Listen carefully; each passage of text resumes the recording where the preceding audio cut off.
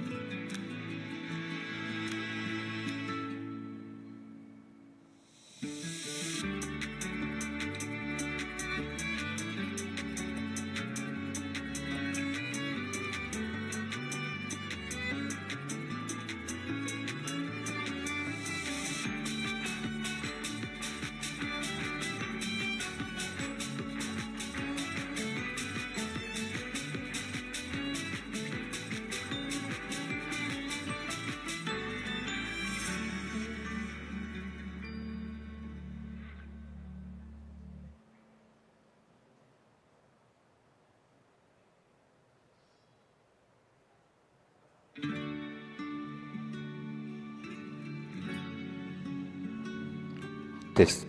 بسم الله. تيست. هي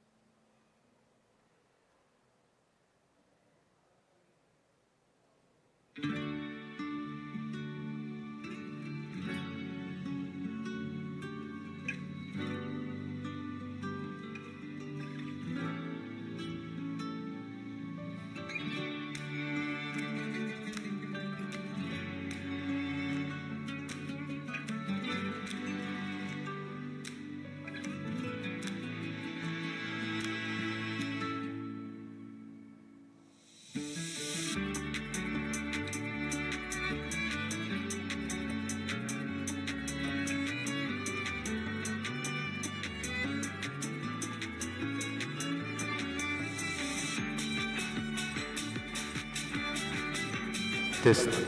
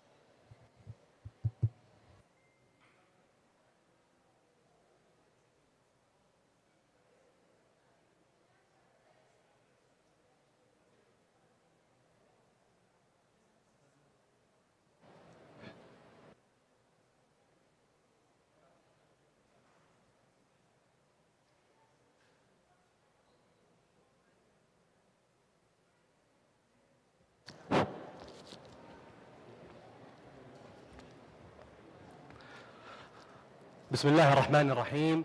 سعادة الحضور، شركاء مسك الأعزاء، الزملاء والزميلات، السلام عليكم ورحمة الله وبركاته. محدثكم صالح المقبل، خريج زمالة مسك في النسخة الماضية. أتشرف بتقديم حفل مسابقة زمالة مسك السنوية في نسختها السادسة. نيابة عن مؤسسة مسك، يسعدني أن أرحب بكم في ملتقى المدينة لنشهد ثمرة مجهود الزملاء والزميلات في الأشهر الماضية ونحتفل بتخريجهم. منذ 6 سنوات أطلقت مؤسسة مسك برنامجا طموحا يهدف لصقل مهارات الشباب السعودي ذوي الكفاءة والتطلعات العالية. يسعى برنامج الزمالة لتمكين هؤلاء الشباب من تحقيق أهدافهم والسعي لطموحاتهم من خلال تطوير مهاراتهم القيادية ليكونوا قادة التغيير الإيجابي في مستقبل المملكة.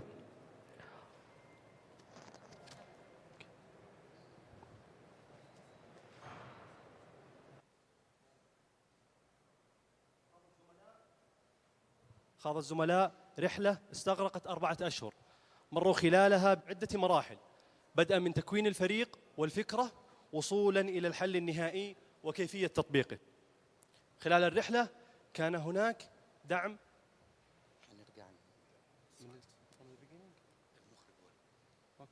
Okay, good. Again.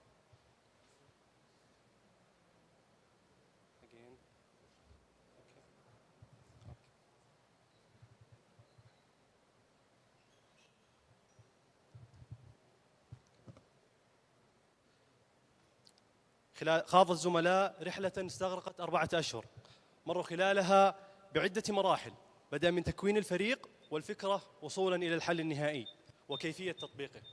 خلال الرحلة كان هناك دعم لا محدود من شركاء مسك الأعزاء بتوفير جميع الأدوات واللي ممكن يحتاجها الزملاء في تطوير حلولهم والإبداع فيها. أما الآن لنبدأ مسابقة زمالة مسك السنوية. Before we start, in behalf of Misk, we would like to thank our judges for today, Dr. Nidal Al-Bash, Head of Public Sector Innovation of AWS, Mr. Mohammed Bushnak, Managing Partner at Payne & Company, Mr. Brad Waston, Partner at EY, Mr. Khalid Al-Auhali, Customer Engineering Manager at Google Cloud, Dr. Saoud Al-Fadl, CEO of Academy 32 at CAXT, Mr. Asim Salah, Senior Program Associate at UNDP. Now, without further ado, let us start with the first team presenting today. Team number 1, Bushra Al-Qadhi, Rahaf Alim, Shahad Al-Salim, Lamar Tukur, Salim Al-Nawaf, Sara Al-Qahtani, Jude Abu Bakr. And their challenge is how to develop technological tools supporting related Saudi entities to strategically plan and distribute health manpower in an optimal manner. Team 1, 5 minutes, good luck.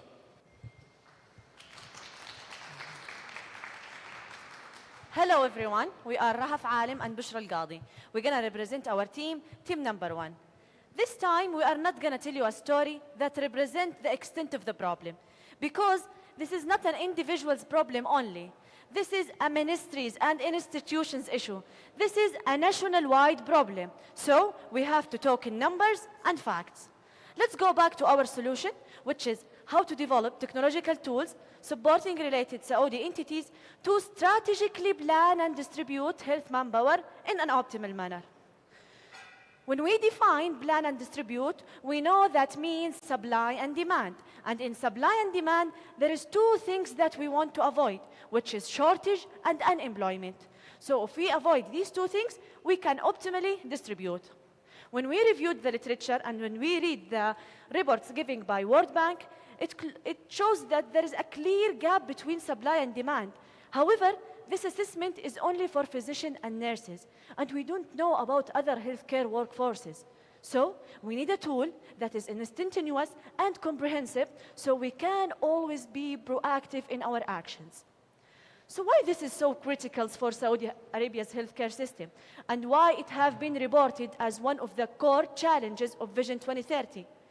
Because there is continuous increase in demand. Our population is expected to rise to 40 million, and there is increased number of elderly. Also, there is increased burden of non-communicable diseases, such as diabetes mellitus, expected to be doubled.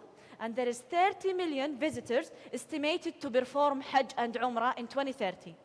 So, if you are not going to consider this demand in the planning of healthcare workforce, this will affect the quality of care, healthcare delivery, accessibility, and equity. Also, it would enforce financial pressure to recruit manpower reactively instead of proactively.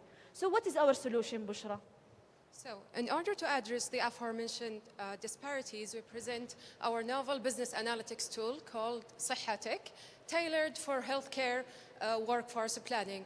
It offers real-time insights and predictive analytics in order to improve the access to healthcare services, reduce unemployment, and also optimize the utilization of financial resources.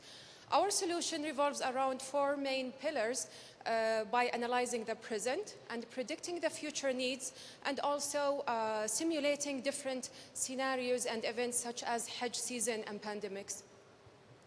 This is an initial design of our system. It provides a comprehensive view of the current situation and also employs machine learning models to predict future trends and needs. Data can be filtered using different factors such as date, occupation, sector, gender, etc. Also, it shows main KPIs that in an easy and understandable way. Also, it identifies alerts and key insights for decision makers to take proactive measures based on that. It offers 3 different views. The first one is to show long-term projection of a trends, while the second one are heat maps to show short-term needs and the trends. And the final one is the simulation model that simulates different scenarios to take the appropriate action based on that. In today's rapidly evolving healthcare landscape, it's important to have a sustainable, robust sustainability plan.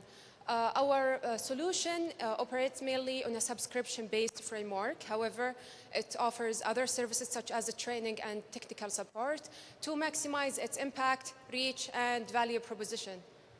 For our market plan, it involves several key steps as a roadmap to achieve our marketing goals.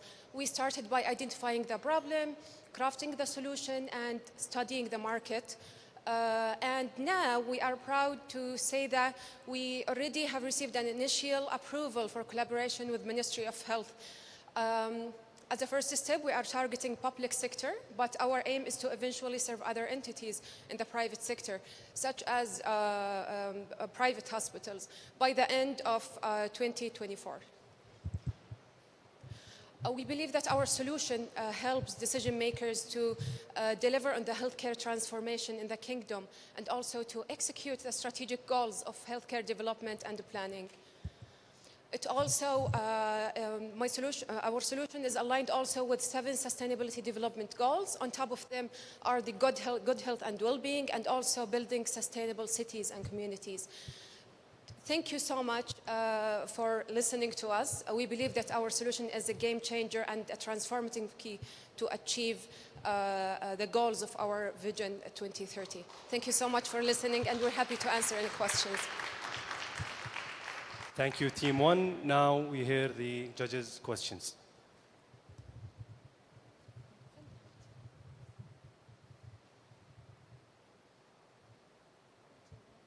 If there's any question about the presentation, you can ask, please. Good afternoon. Thank you very much for your presentation. As you went through the development of the product, what would you see as the competitors to your solution? So basically, no similar solution has been developed yet in Saudi Arabia. So we believe that our solution is novel. However, there are similar solutions applied already in international, in other companies, in other countries internationally. So we believe our solution will have a significant impact due to that. Could you show the other team members who are willing to answer? Can you show the slides, please? Yeah.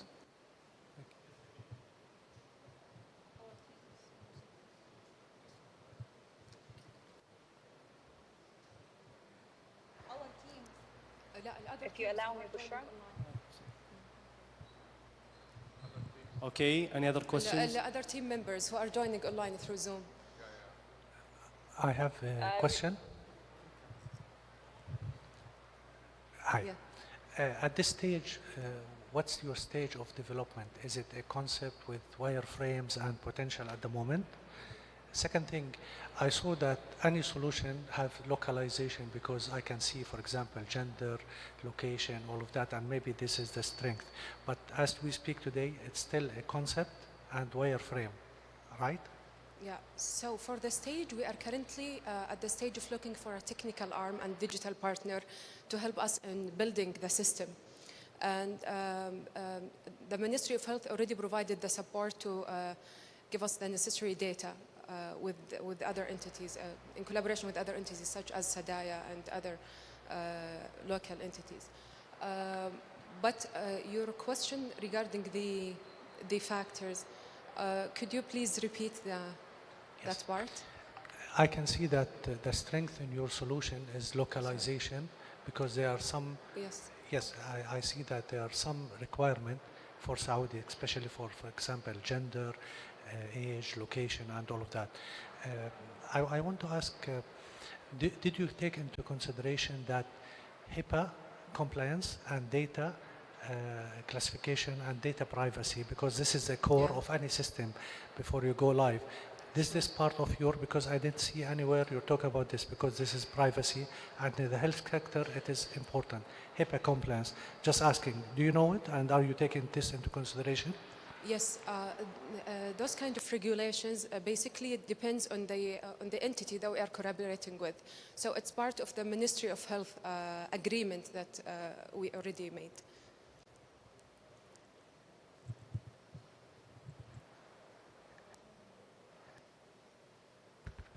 Hello? Okay, so I have two questions. First question is, who's going to be the sole owner of this application? Is this going to be owned and operated by a company that you're going to own and then be cooperated or co-owned with Ministry of Health? Or this is going to be like a project transfer to the Ministry of Health and managed? So the first question is, who's going to be the owner?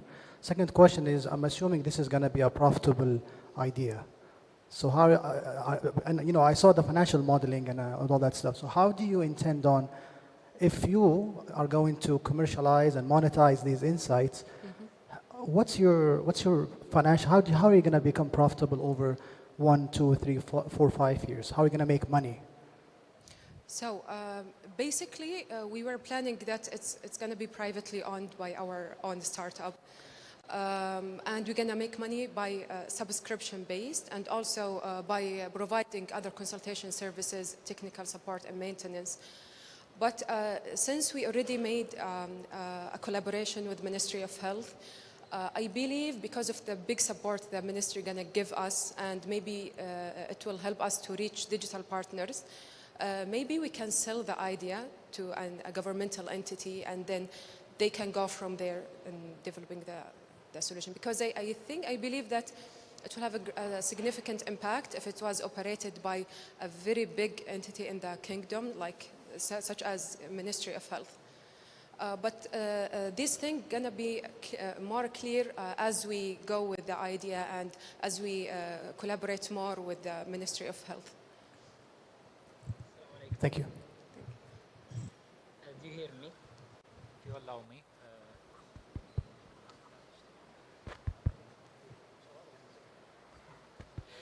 Assalamu alaikum. Just I would like to ask regarding the future forecast for the demand for each area. How it will help like Ministry of Health and other entity to plan ahead about the need and clustering for each occupation, the gender and so on. Okay.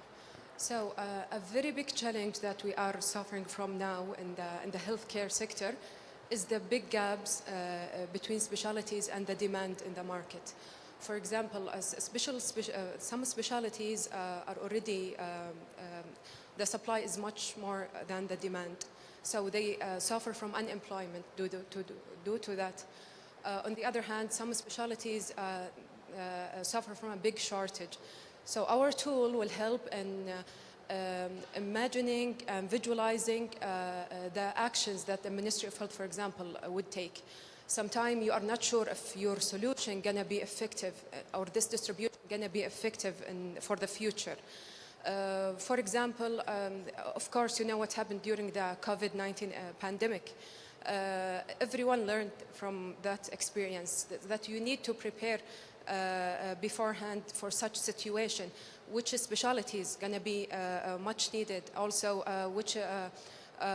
also they can advise universities to prepare students and professionals in those specialties to be ready whenever such circumstances happen. Hopefully I answered your question. It was exactly what I need to link it with the Ministry of Education to forecast the demand for the specialty where we have a huge gap depending on the area, if we need in the north or the south or in any other area to increase the number of intake for each year. Thanks. Exactly. Thank you. Thank you, Team 2. Good luck. Sorry to interrupt. I would like to answer. Now, moving on to Team 2. محمد توفيق، سارة المطوع، رانيا الغامدي، نورة العتيبي، رقية آل الشيخ، غيدة الظاهري، ديمس ديري. And their challenge is, how can we use technology to raise the efficiency and capacity of elderly healthcare services? Team 2, 5 minutes. Good luck.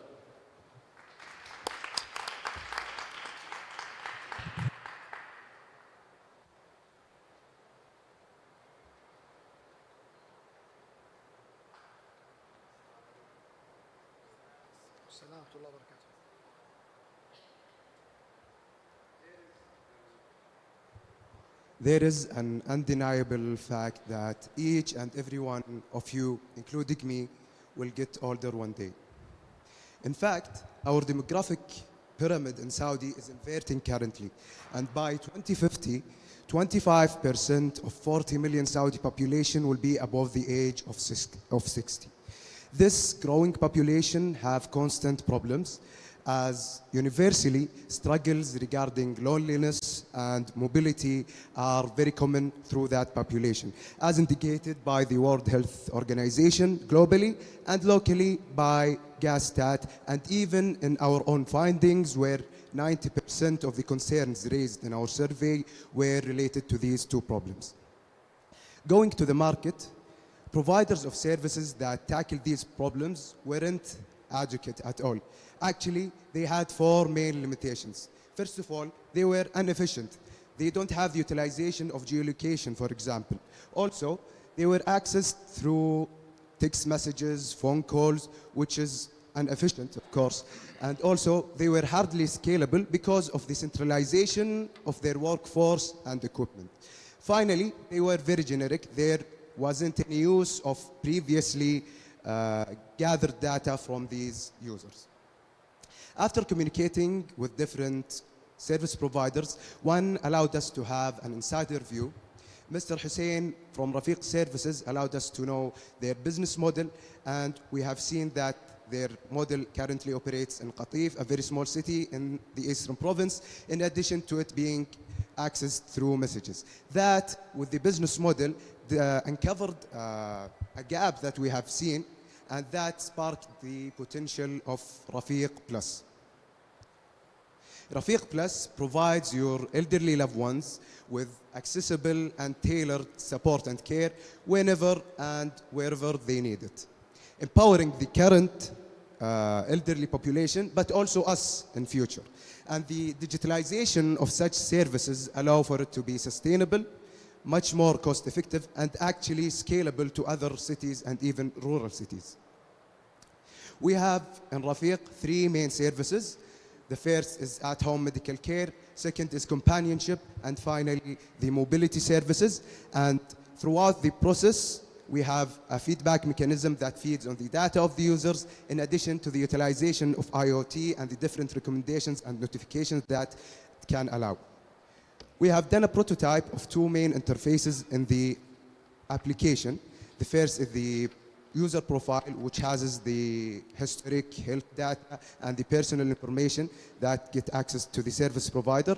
Also, the service requesting interface. But then, currently, 60 years old aren't all tech savvy, nor know how to use certain applications. And that's why we have dedicated a main interface that contributes to that by having an AI chatbot that with a singular conversation in Arabic dialogue with an elderly person converts that to a system request. We anticipate that Rafiq Plus will have huge socioeconomic impact, especially regarding sustainable communities. To finally have Rafiq achieved and have it on the App Store, first we are handling the legal and logistics of the health industry with the Directory of At-Home Healthcare of the Ministry of Health, also with the help of Alzheimer Association. For the implementation, we got 2 implementation offers from an established local IT consultants company, Clear Vision, and the CEO is in the audience. Also, an international IT company, and both actually agreed on cost deduction upon investment. For the third part, we have also onboarded 2 co-investors, whom are AMD Holdings and Tone Company. So it's a matter of time until, inshallah, we have Rafiq Plus on the App Store. Finally, we are contributing to good health and the well-being of elderly people. Also, economically, we are opening a lot of opportunities. And finally, we are contributing to the peace and justice of strong institutions by the inclusivity of our technology. Rafiq Plus brought to you by Team Rafiq, and let's make the future better for us. Thank you so much. Thank you, Team Rafiq. Now, hearing the questions of the judges.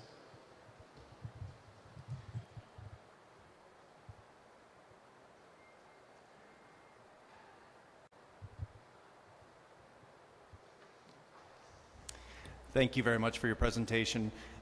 The part I didn't see in your presentation is the business plan.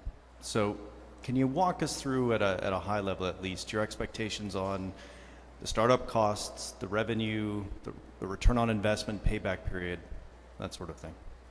Of course, that's a valid question. For the costs, let's start with the costs. First of all, we have the development of the application. We got the 2 codes of these 2 partners, and then we added to that the marketing and also the legal matters, let's say, value. And then we got almost the range for our establishment is from 180,000 to 230,000. But then for the revenue streams, like how could an investor actually benefit from that? The services, first of all, we have 3 services. All of them have huge revenue. First of all, let's start with the at-home medical service. At-home medical service, we will take a percentage upon each serviced hour. So the personal or the service provider will actually get, let's say, if it was 80 riyals, they will be having 50 riyals, and we will be having 30 riyals. In addition to that, for the mobile or for the mobility services, we will be actually integrating the different services in different countries. And for that, we will be taking a commission upon actually giving them the user. So the idea here, we'll try to unify the access to these mobility service providers through our application, such as an Uber for mobility disability services. The second thing which is the companionship. For the companionship service, we think of it as a subscription based. It will have actually, we will open for volunteers, and these volunteers will have to be connected with the National Volunteering Association. Their volunteering and their efforts will be counted. And in addition to that, the idea of the companionship service here is to actually create communities that are sufficient to each other. So one of the actual revenue streams here is, for example, recommending a place for the companionship to happen, such as a certain cafe or a certain library, for example, or even we could offer them certain discounts for it to be actually attractable. And that's also another revenue stream. But in my anticipation, the main revenue stream will be upon the commission from the mobility providers and also from the at-home healthcare. Thank you. Assalamu alaikum. Thank you for your presentation. I have a question I couldn't find an answer during the presentation or the file. You are working with a special unique group of people. They have different needs, different user experience. Have you taken that into consideration, and what is their need? Sometimes they don't have the ability to request a service or something. If they have someone to request it for them, they could do the service instead of ordering it. 100%. And there are three things that could answer that. First of all, going back to this interface here, this is just, let's say, an imagination of it. However, how we anticipate it is to actually have a very realistic face here upon AI movement of faces that is very familiar to the elderly themselves. It will be just like talking to a human being, and then they will transfer that conversation and the back and forth into a certain service. The second part is that actually through the application, it's either the elderly who can order the service or even the current caregiver who can also do that. And the third answer to that is actually, this is just a prototype. We will be experimenting with our targeted audience to actually further develop it so it can reach the utmost level of adherence with their needs on the UI UX side. And one thing to mention that like it's imaginary, like here it's in English, but at the end it will be in Arabic, for example, and we will try to choose common words that are very relative and actually close to the targeted market. It's just one point. It's about if you are working with people with disability of Alzheimer. Sometimes it is a high risk for them to order if they don't remember, or kind of service where you have to take that in consideration. Managing the risk is very important for the service. Of course, for that, I think there's a misconception. The help of Alzheimer Association is in regards to the health matters in terms of the regulatory side of it. But in our targeted audience, we are targeting, let's say, fully conscious elderly population.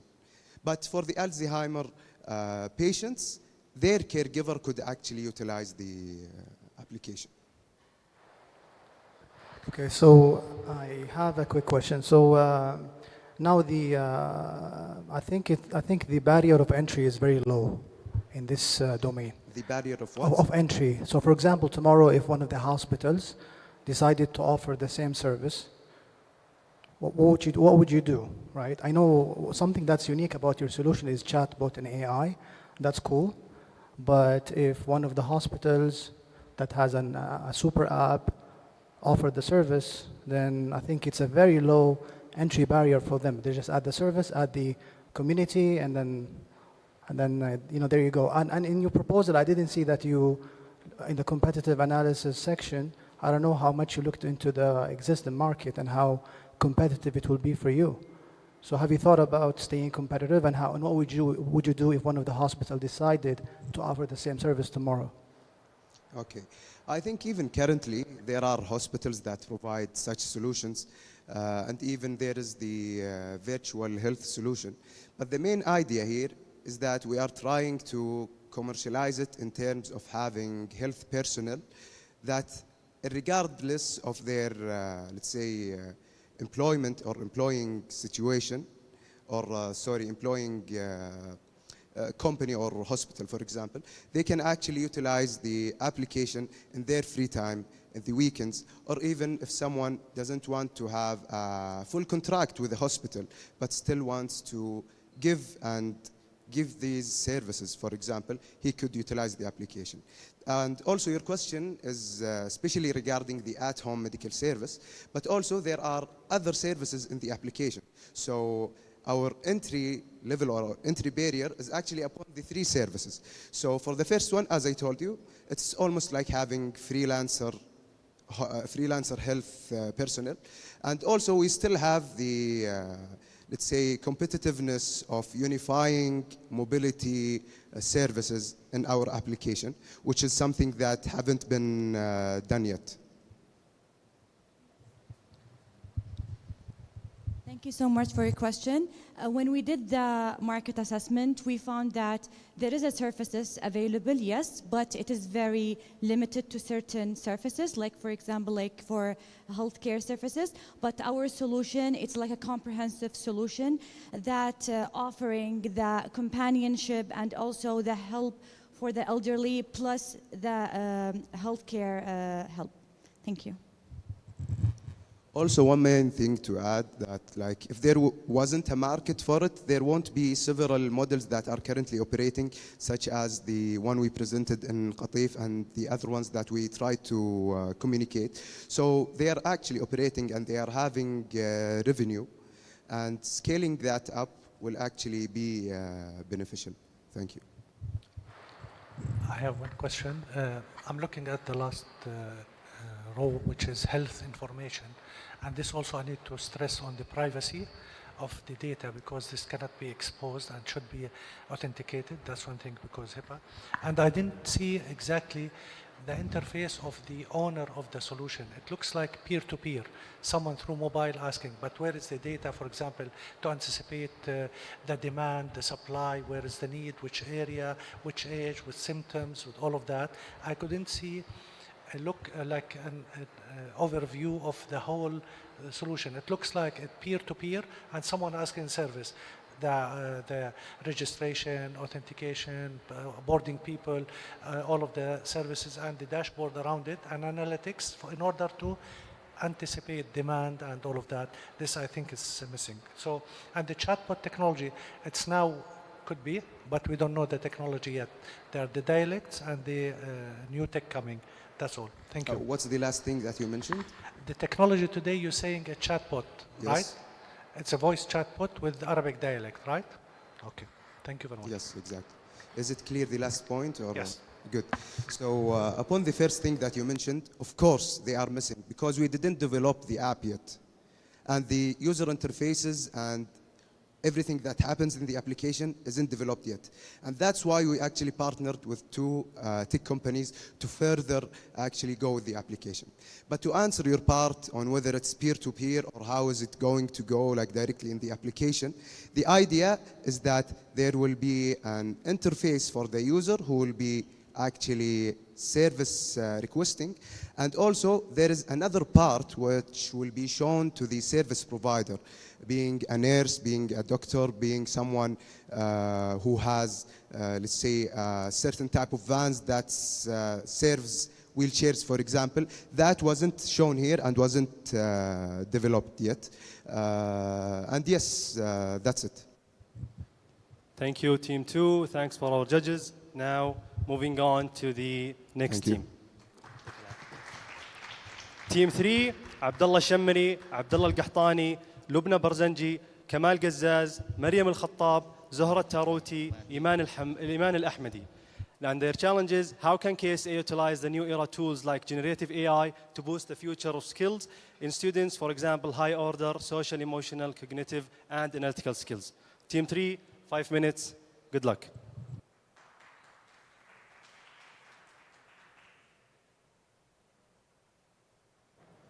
Assalamu alaikum. My name is Maryam Al-Khattab, and I want to take you back in time for a moment.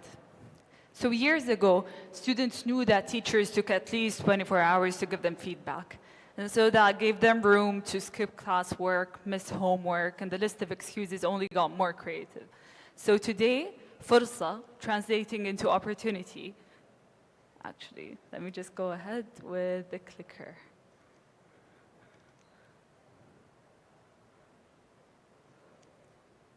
The clicker? Can we? Okay, perfect. So today, Fursa, translating into opportunity, introduces to you teacher Noura, representing the past, present, and future of education. Teacher Noura leverages AI to introduce sweeping changes into the educational scheme for middle school students in Saudi. Teacher Noura takes 5 seconds rather than 24 hours to provide students with the feedback. Our diverse team at Fursa aims to empower students to excel through using advanced AI and machine learning to empower students. Our advisory board also helps the Fursa team redefine education and a sustainable future in Saudi. So I do have a question for our audience. How many of you here use AI in our daily or your daily tasks? So the answer should actually be everyone. So how it goes is Teacher Noura is a solution that utilizes technology, especially AI, to improve student skills and educational outcomes across Saudi. Actually, there's a study that shows that in general, students notice a 62% improvement rate in their test scores when they use AI adaptive programs. And then we want to jump into our core values and the core values that Teacher Noura uses in her pivotal role in education. So the core values that Teacher Noura represents are a personalized experience for students, empowerment and academic success, and also continuous improvement. And now I give the floor to my colleague, Kamil Gazzaz, to explain what magic goes under Teacher Noura's hood.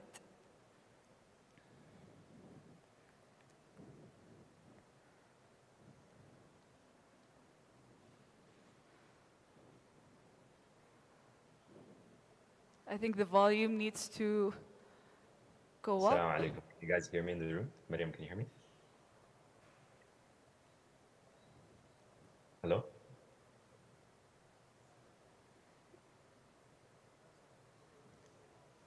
Kamil, we can hear you. Okay, Yeah. you can hear me.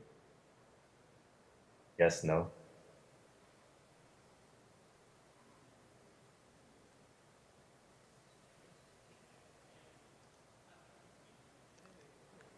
Okay, you can speak, but you also need control of the screen. I do have control of the screen. Can you hear me though?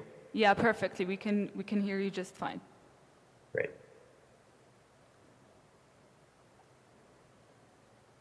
Let's go to this next slide. Great. So we're using a technique called retrieval augmented generation. And this means taking a generative AI model and focusing it to retrieve only specific information from a knowledge base that we create instead of all of the training data that it's used to train on the internet. So how do we do that? On this slide, you can see a pipeline, an outline of our backend. And if we follow our pipeline from left to right, you'll see that our backend takes two inputs. The first is the lesson PDF, and the second is the completed exam with the teacher's feedback. So starting with the lesson PDF, we run that through an embedding model, which essentially gives it a mathematical representation, which we'll store in a vector store. And you can think of this as Teacher Noura's knowledge base.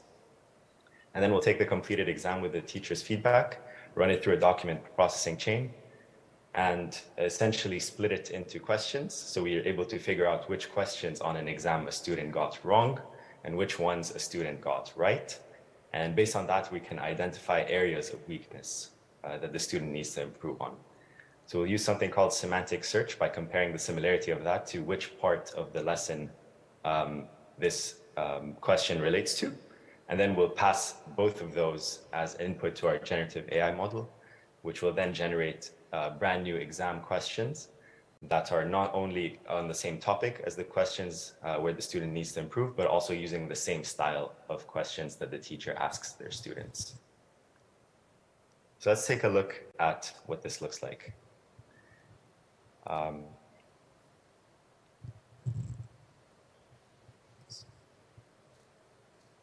So here you have a mock-up of our landing page.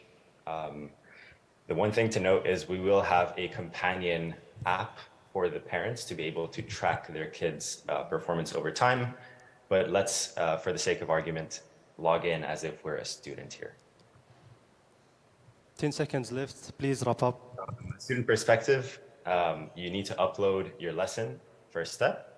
And once you're able to do that, you can then upload your exam really quick. Teacher Noura will work her magic, and you'll go into a practice session real quick. And then based on that practice session, Teacher Noura will give you personalized feedback.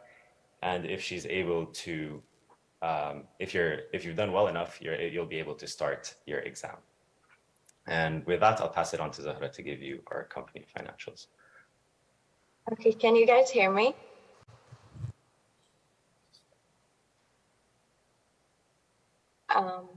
Mariam, can you hear me?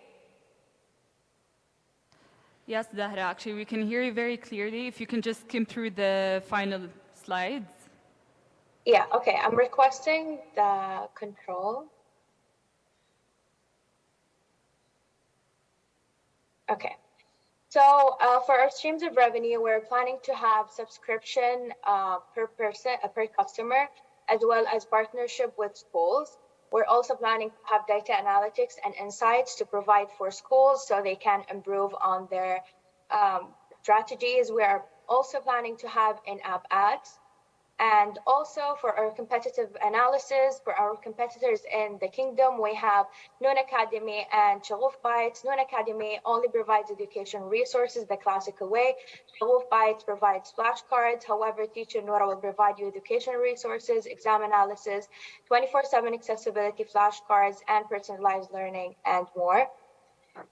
For our go-to-market plan, we plan to partnership with Madrasati, a platform in the future where we can access the target audience directly. We also plan to have like workshops with schools where we can access more of the target audience and talk about the success stories. We are also planning to use social media influencers and social media campaigns where we can attract attention of middle school students.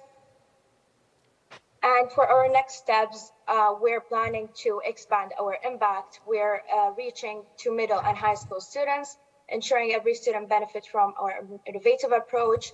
We're not only focusing on academic skills, we're focusing on academic and social skills, where we will have a well-rounded individual. Parents will also be actively engaged in real-time updates and detailed progress reports to bridge the gap between home and school for a supportive learning environment.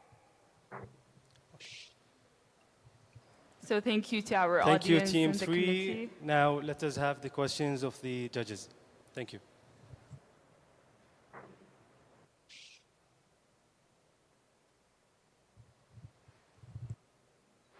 Assalamu alaikum. As I understood, you're gonna extract data from PDFs and then generate questions, right?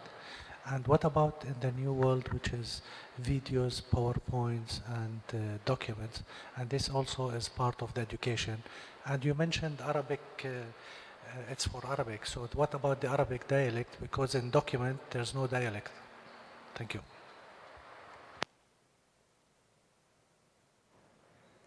Our online colleagues, does anyone have an answer or should they go ahead? I think I can take this. Thanks, Mayor. So essentially, the good thing about the technique that we're using, embedding, is you can actually embed anything. So you can transcribe any video and then be able to embed that. Same thing for basically any form of content. So whether it's a presentation, a PDF, or a video, or even an audio, you can embed that and do similarity search, which is the technique that we're using here. In terms of the dialects, there will be linguistic challenges. It's obviously not a one size fits all. Like in the models are getting better and better, and we hope that we'll be able to fine tune them to work for at least most of the dialects in Saudi.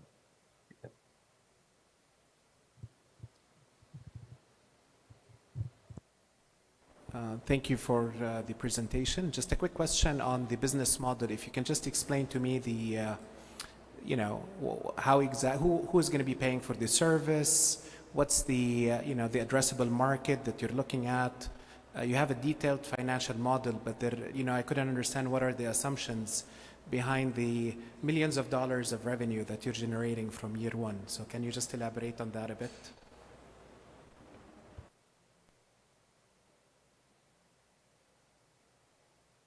So I can take this question. So we're planning to go for like 30% for development of our revenue, where we will have research planning and the AI model licensing, and also have all the infrastructure there. We're also planning to use 30% for the operationals, for employees' salaries and AI model updates.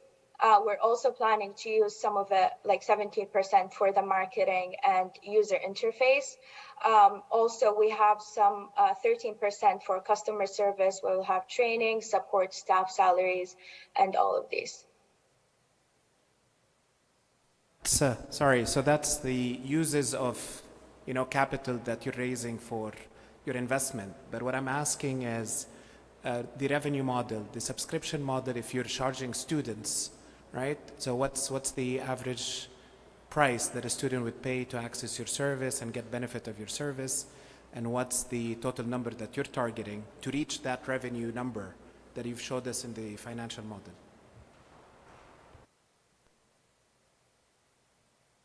So our subscription for now is 35 riyals, and that would be for the beginning. And then we're also planning to have it as, like, for example, we're in a partnership with schools where we'll have like special offers for schools where we can gain more numbers and then have more revenue.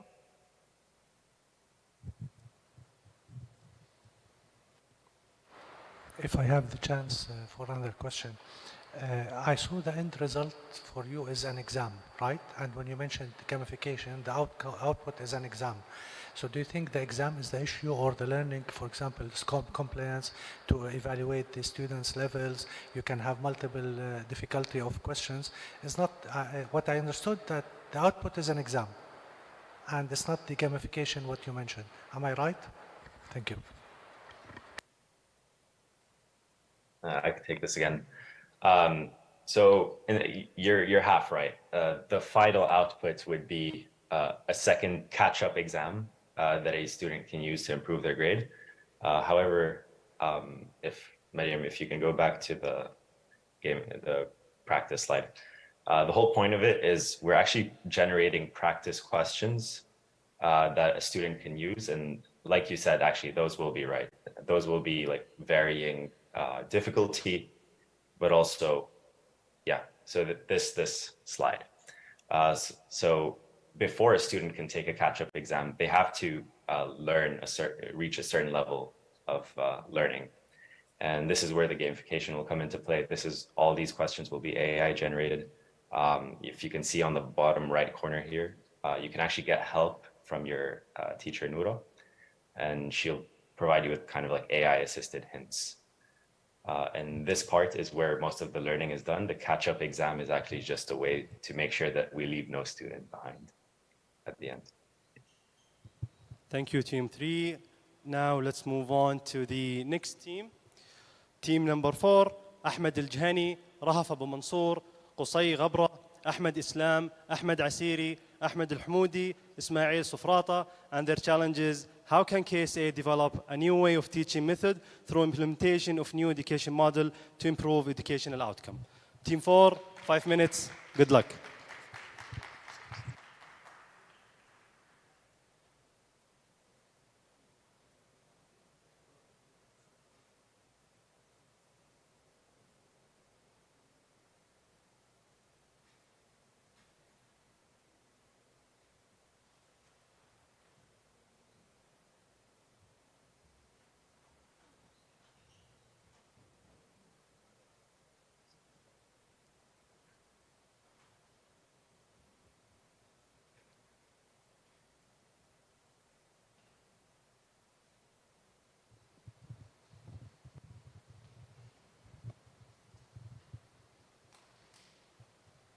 Misk.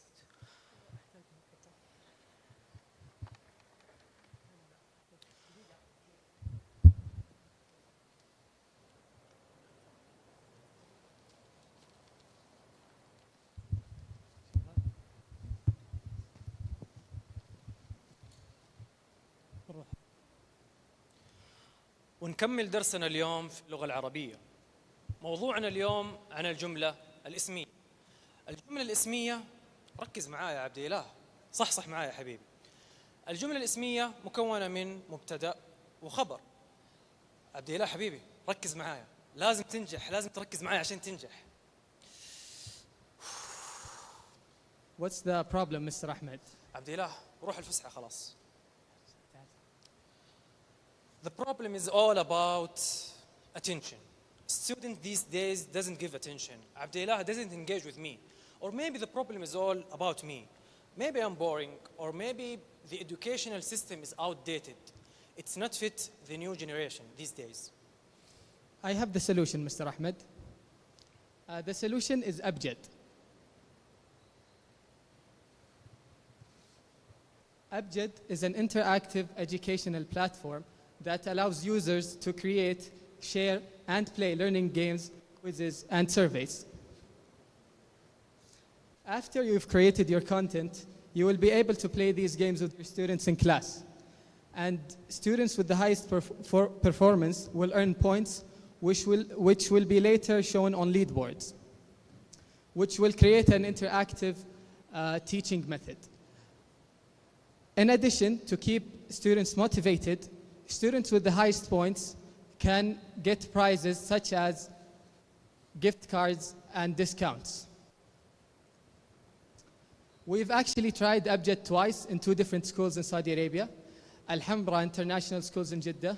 The results were satisfying. 76% of the girls said that they would use Abjad if it was implemented. The second time we tried it at Al Bassam International Schools. We tried Abjad by teaching the Arabic classes for 1 week. And after the 1 week was over, we gave a pop quiz. The test, the pilot was given to 2 out of 4 grade 7 classes. After we done the pilot, we gave a pop quiz to all 4 classes to see the difference in the scores. As we can see here, classes that used the platform got an average of 85%, compared to 55% with classes that didn't use the platform. Also, we can see a difference in the mode, the highest grade, and the lowest grade. After we finished the pilot, we asked the teacher about what he thought. He said that this is the most effective way of teaching. I have never seen students more engaged. We asked also Abdullah, a grade 7 student, and he said, we had so much fun. I wish we could learn like this forever.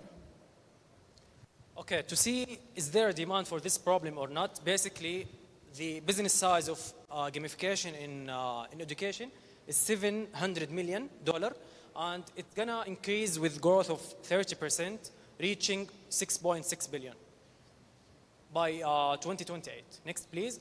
Regarding our business model, basically it's focusing on Abdullah, or our target market. We are targeting middle school students, and why all stakeholders should interest in our solution, basically because it is integrated with system, which is education system in Saudi Arabia. It's also personalized based on Saudi culture, and also it has collaborative dashboard with the parents, where basically in every mobile device, in application apps, also the online website, and finally we will provide devices in the school so the students can use our platform. Next, please. From where we will get the money, basically from school subscriptions and from e-commerce stores. For example, if students get 100 score, he will exchange this point with e-commerce stores. Our key partners, moving to the sustainability. Basically, we will sustain based on innovation. We will add more features, and if we want to scale more, we will start with Arabic as subject. We will then go to other subjects. We will start with private school, then government school. Yes, go. Abjad contributes to SDG by improving the quality of education and reducing inequalities. These are our advisory board. They're high position from prestigious institutions. يعطيكم العافية، وحاب أعلن معاكم الفائز في مسابقة اللغة العربية عبد الله. Thank you, Team 4. Now hearing the questions of the judges.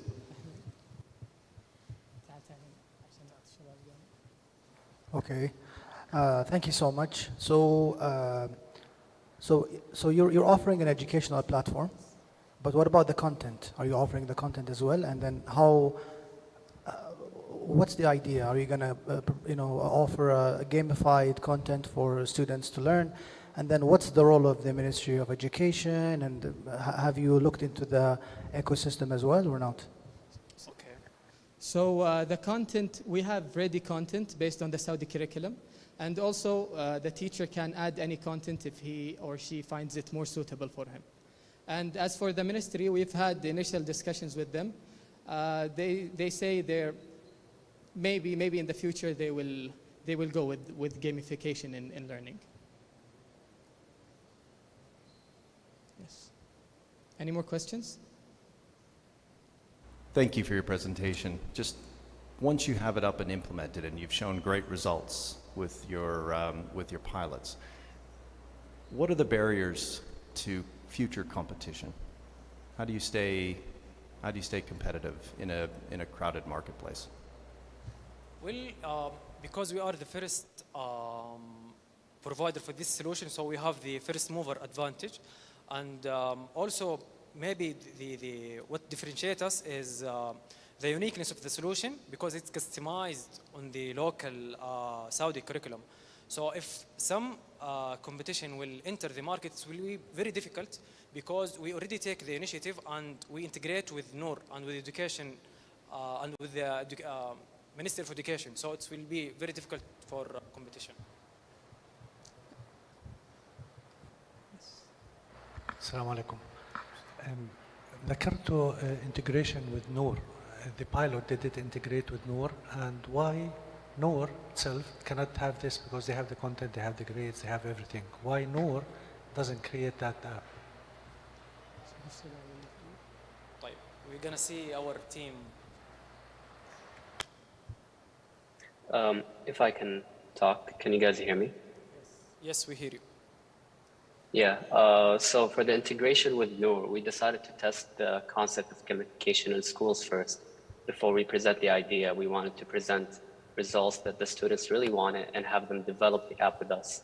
We know that Noor is a very delicate website that includes a lot of private information, and to add that as a feature would require a lot of convincing, and that's why we wanted to do the pilot data. As for why Noor doesn't already have this feature, our advantage is for content creation and gamifying that content.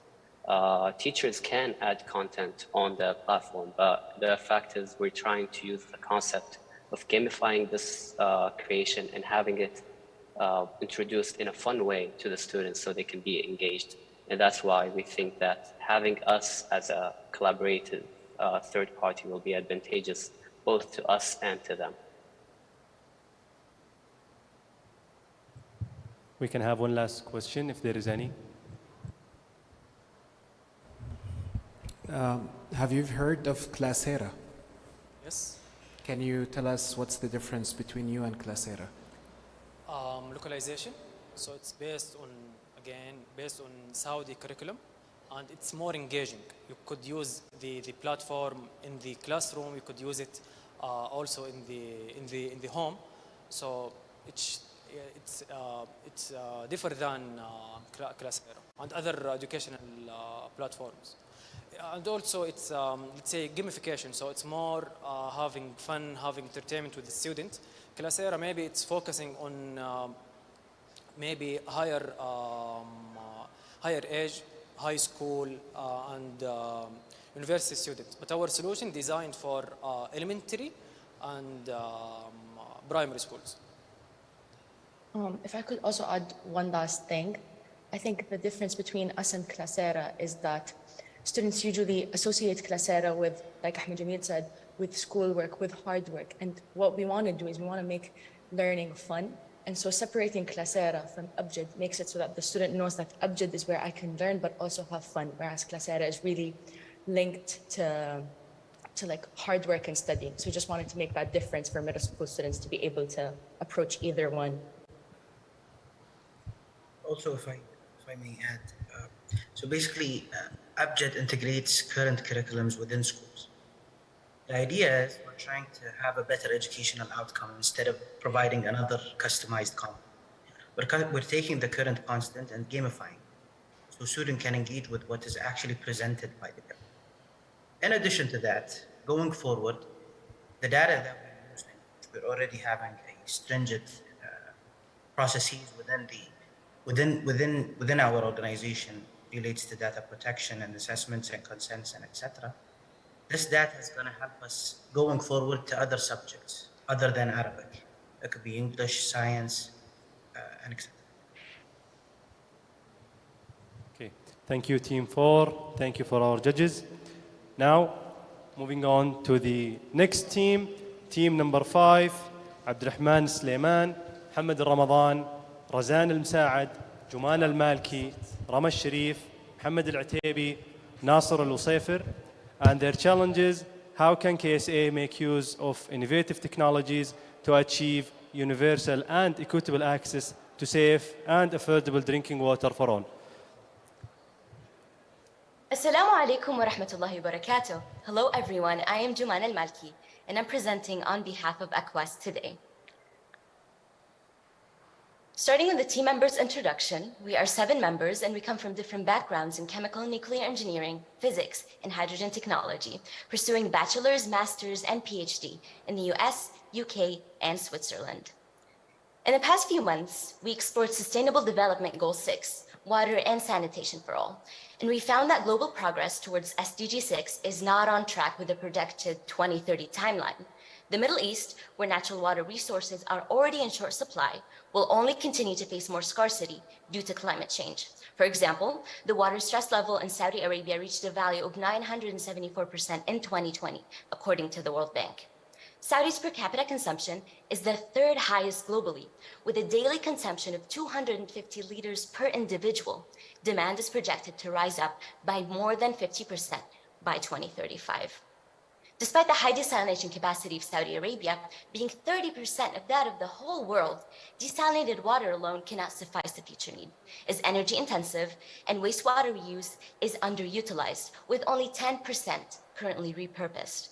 And above all, we noticed that there was a lack of communication between the different sectors in the water supply chain. And as we looked for a solution, we kept in mind to combine prompt action and innovation. And we're largely inspired by the recent message of the United World Water Conference 2023, specifically highlighting the importance of partnerships and cooperation for water. As a solution, we present to you Aquest, an Internet of Things software for nationwide smart water communication and management. With a network of devices and sensors, able to exchange information on the state of natural resources, water production, consumption, wastewater reuse, and characterization, Aquest hopes to bring together ministries and companies, such as the Ministry of Environment, Water, and Agriculture, the National Center of Meteorology, the Saudi Irrigation Organization, the National Water Company, Aqua Power, Birain and Nova, and involve them in the data collection process. This software will serve as a national platform that collects, analyzes, and visualizes data, compares it to the best international practices, and displays it on the user interface. The value in our proposition lies in its set of comprehensive and actionable data, with data from natural resources up to wastewater characterization, displayed along with the best international practices and benchmarks. It harnesses of things, innovative and scalable technology.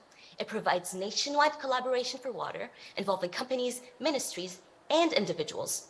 And it provides real-time data collection and analysis. Now I hand the mic to my colleague, Abdurrahman Sulaiman.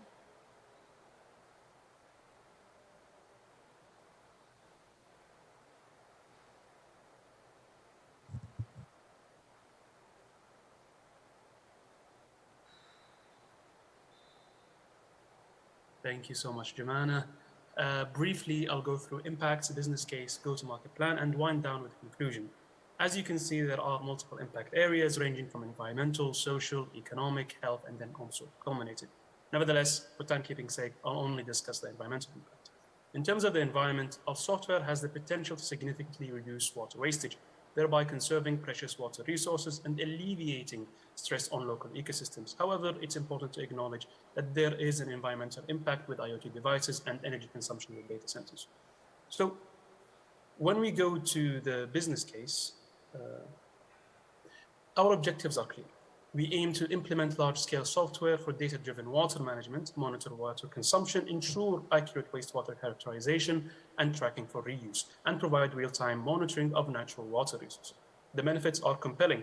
Our software promotes effective water management, increases wastewater treatment and reuse, and reduces excess water consumption, a major issue in the Middle East and Saudi specifically, and contributes to the preservation of natural water resources.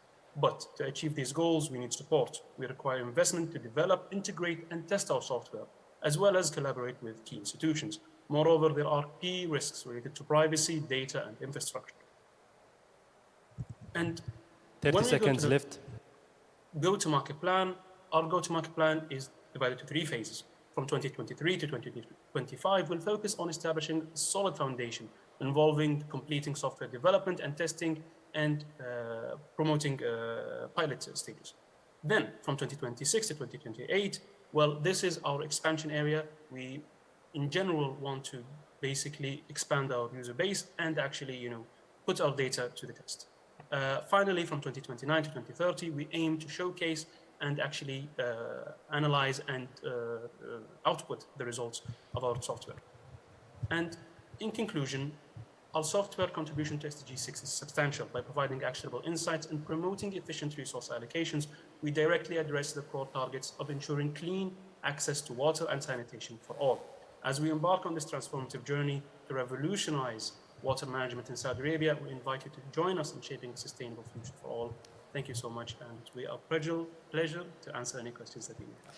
Thank you, Team 5. Now let's hear the questions of the judges.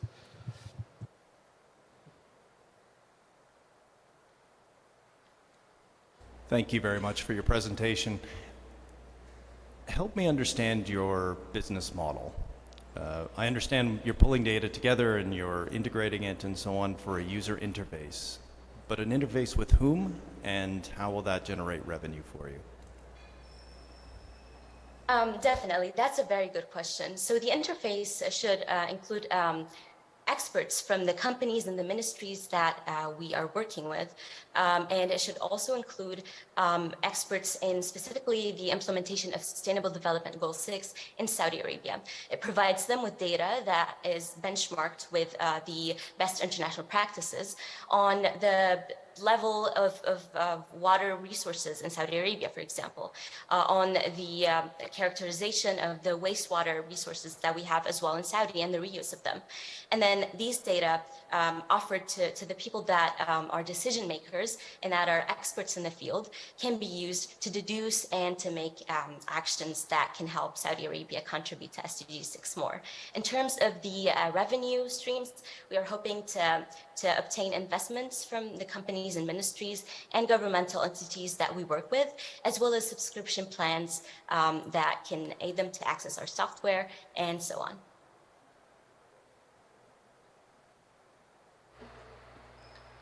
I have a question.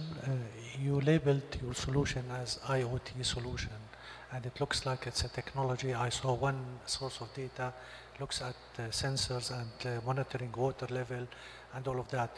But I wanted to know who's your targeted, or let's say your main stakeholder, because some of them is around sustainability, one of them about weather, some of them about waste, some of them like municipalities. Who's the exact stakeholder that can benefit? Because you said takes informed decision. Correct me if I'm wrong. Thank you. Yes, absolutely. So our data are in very wide arrays. They start from, as you said, weather data up to wastewater characterization. And the common factor between all of these is water in Saudi Arabia specifically. If I were to say it in a more poetic way, our stakeholder is the country as a whole. We care about humidity levels in Saudi Arabia, making sure that the environment is where it should be at, making sure that the resources are sustainable in Saudi Arabia, and also making sure that the water in terms of technology is also distributed well to individuals, is characterized well and is treated well. So if I were to say it in a poetic way, the stakeholder is the country as a whole, but in a more concrete way, the stakeholders are the companies that we work with. We take their data, we help we help specifically look at the issues in terms of the sector that they work with specifically, and share that with everyone in the water sector for them to be able to contribute, for them to know of the problems that not only occur in their own sector, but in other sectors as well. And I see Abdurrahman also wants to contribute. You can go ahead. Yes, if I just may add to what Jaman is saying, the water problem in Saudi Arabia is a complex one. So a company might have some partial part of the data. So for example, let's say Aqua Power, they have say the capacity to say, how much water is being desalinated. But then there are other stakeholders that also have other partial data. So there is an incentive for, let's say, the different players to provide the data to a objective, let's say here, company that can anonymize and actually provide an output that ensures, that this data is secure and the data is protected, and that no one knows, that this data comes from this person or from this company. So it's a platform that provides a good output without the risk of, competitiveness issues from the other side.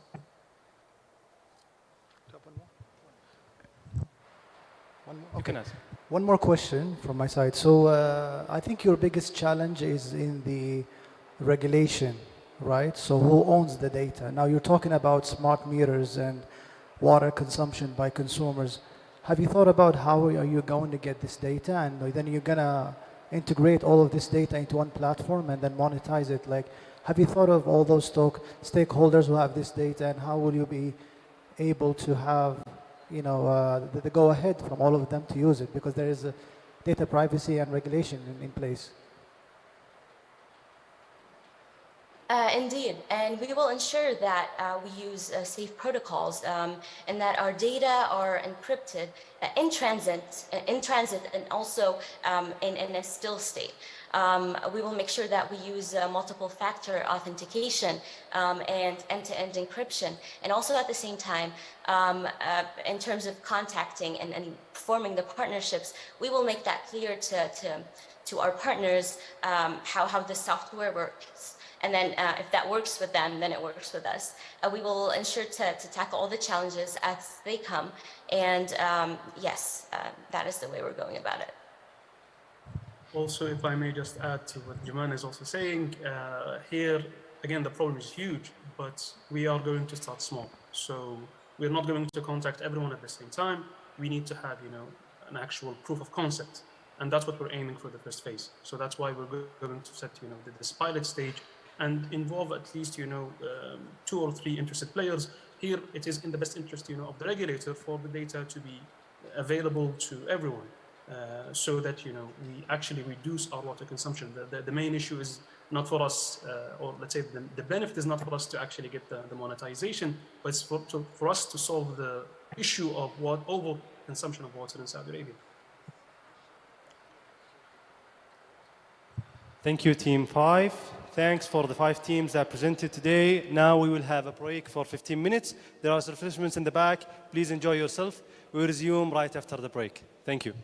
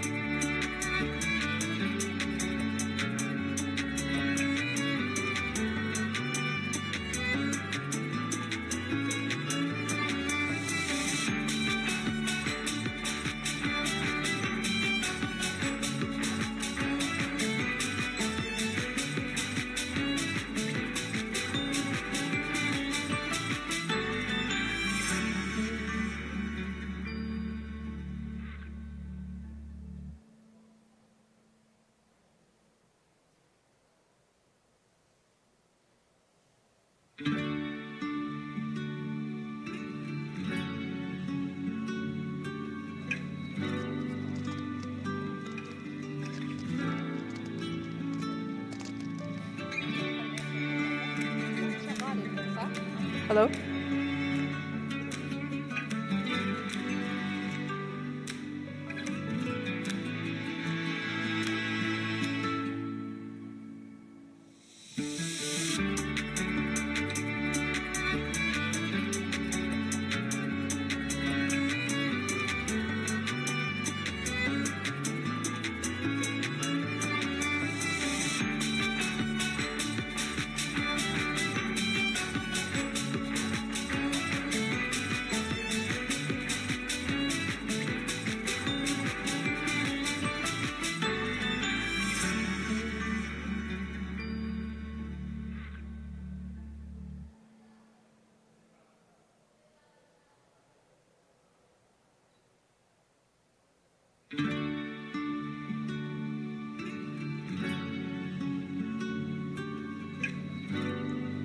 Test.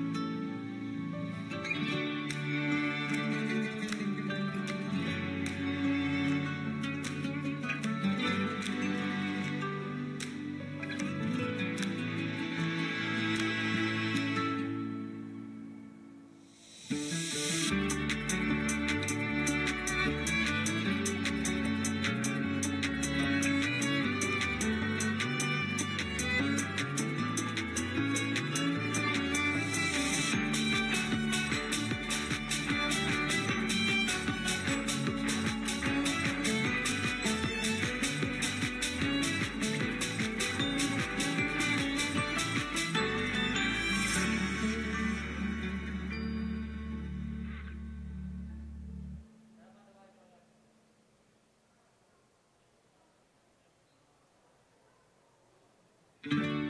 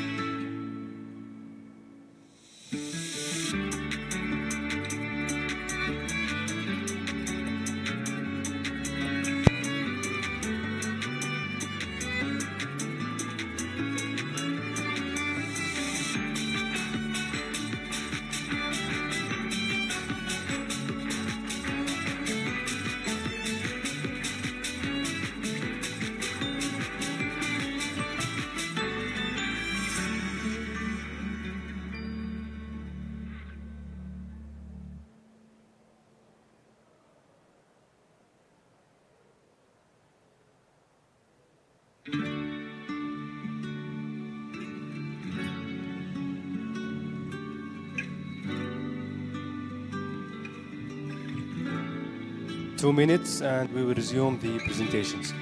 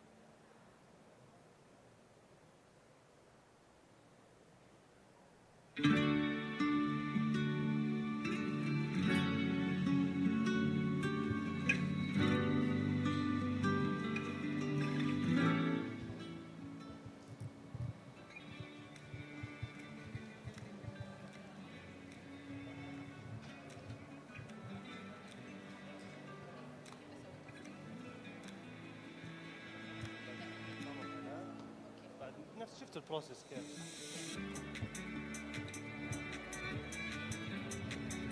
Hello, test.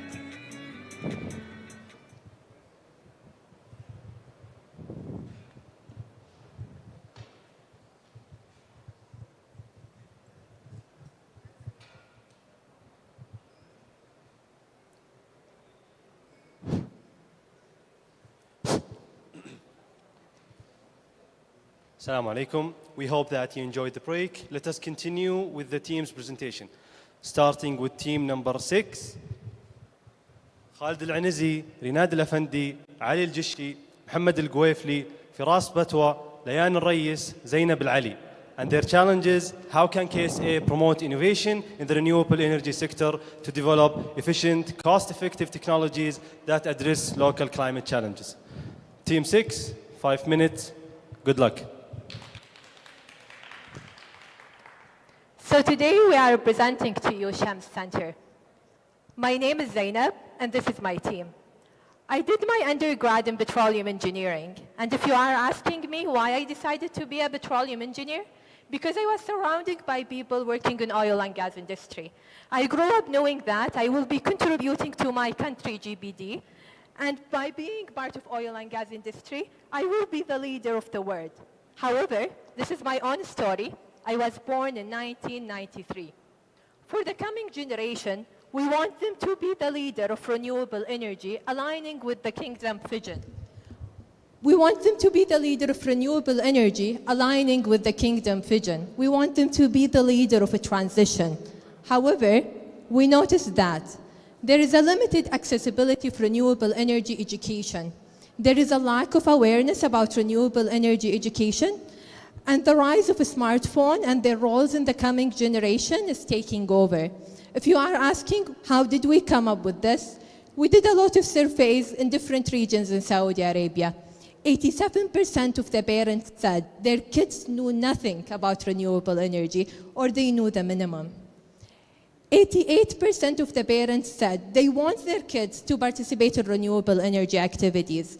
And 96% of the parents think we don't have enough edutainment center in Saudi Arabia. For that, we created Shams Center, the first hybrid renewable energy center dedicated to young minds. This center will provide 5 main services. First, we will provide workshops for kids of all ages. During these workshops, our trained teachers will provide kids with explanations about renewable energy and allow kids to play with kits and models that we provide. Second, we will organize hackathons. During these hackathons, high school students will be put to the test, where they tackle the world's biggest challenges regarding renewable energy. This will foster their sense of innovation. Third, we will organize competitions, both locally and internationally. One such competition is the hydrogen-powered car race, organized by our partner, Horizon Educational. Fourth, we will provide training for online experiences throughout the world. These online experiences will help kids access our services, and we will train teachers, distribute kits to allow them to play with what we provide. Finally, we will allow kids to showcase their ideas. Young children will be able to show their parents what they learned, and older children will be able to take this one step further by presenting their ideas in venture cafes. moving to our business case, if we are talking about the edutainment market, the current edutainment market size is around 5.6 billion and expected to be around 16.7 billion in 2028, with an increase of 16.7% per year. More than having a big opportunity on the market, especially in Saudi Arabia, we secured a partnership for the first time in Saudi Arabia, but not only in Saudi Arabia, for the first time in the Middle East. We secured a partnership with Kidwind, as showing in the letter received from Kidwind, where they are providing us a free training, a free workshop, discounted renewable energy kit, and they are our partner in regional and international competition. We secured partnership from Horizon Education, where they are renewable energy kit provider. They are providing it with discounted price that you cannot find it online. We've secured a partnership with Venture Cafe, where students will be presenting their ideas, showing in the email, with Venture Cafe in Tokyo, and receive feedback from real investors and professionals. More than that, we are working with the World Bank to be part of the World Bank Youth Summit in 2024, as showing in the letter received from them. With our market entry plan, in our first year, we are running rental-free strategy, where we are doing a collaboration with workshop, ISRA, and the schools. In our second year, we are securing a venue and we are expanding the team. And in our third year, we are fully functional with our platform. For our cash flow, we are making revenue out of workshop, training, running our own session and hackathon, being part of regional competition, and selling our own kits. Within our first year, we have a positive cash flow because we are rental-free strategy. Second year is negative because we are securing revenue and we are expanding the team. In our third year, we are back to positive cash flow with a fully functional platform. Shams Center is contributing to Saudi Arabia SDG by promoting innovation in renewable energy and securing partnership for the first time, and to provide accessible and equal education. Today, we are asking you to be part of Shams Center, to help the coming generation to be the leader, not only of oil and gas, but to be the leader of a transition and the leader of renewable energy. Thank you so much for listening. Thank you, Team 6. Now hearing the questions of the judges.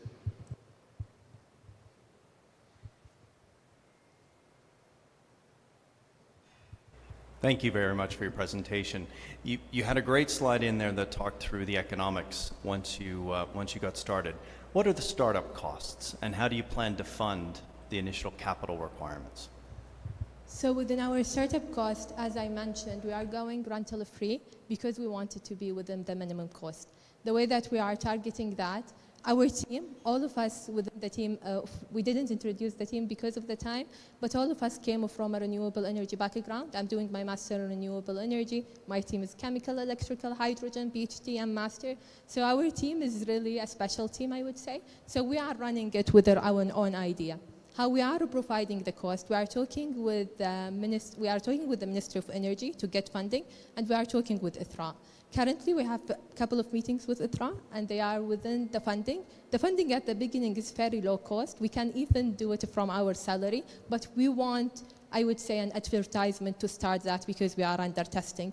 It's around $20,000 within our cost at the beginning, assuming we are serving 15 students per workshop. Within our calculation in our report, we have a detailed cash flow within that report, but this is how we are starting within our startup costs. Thank you so much for the presentation. I saw the stuff you gave us, really look nice. So your idea is that you're going to be making these tools to help in the education journey throughout your workshops and sessions for the students.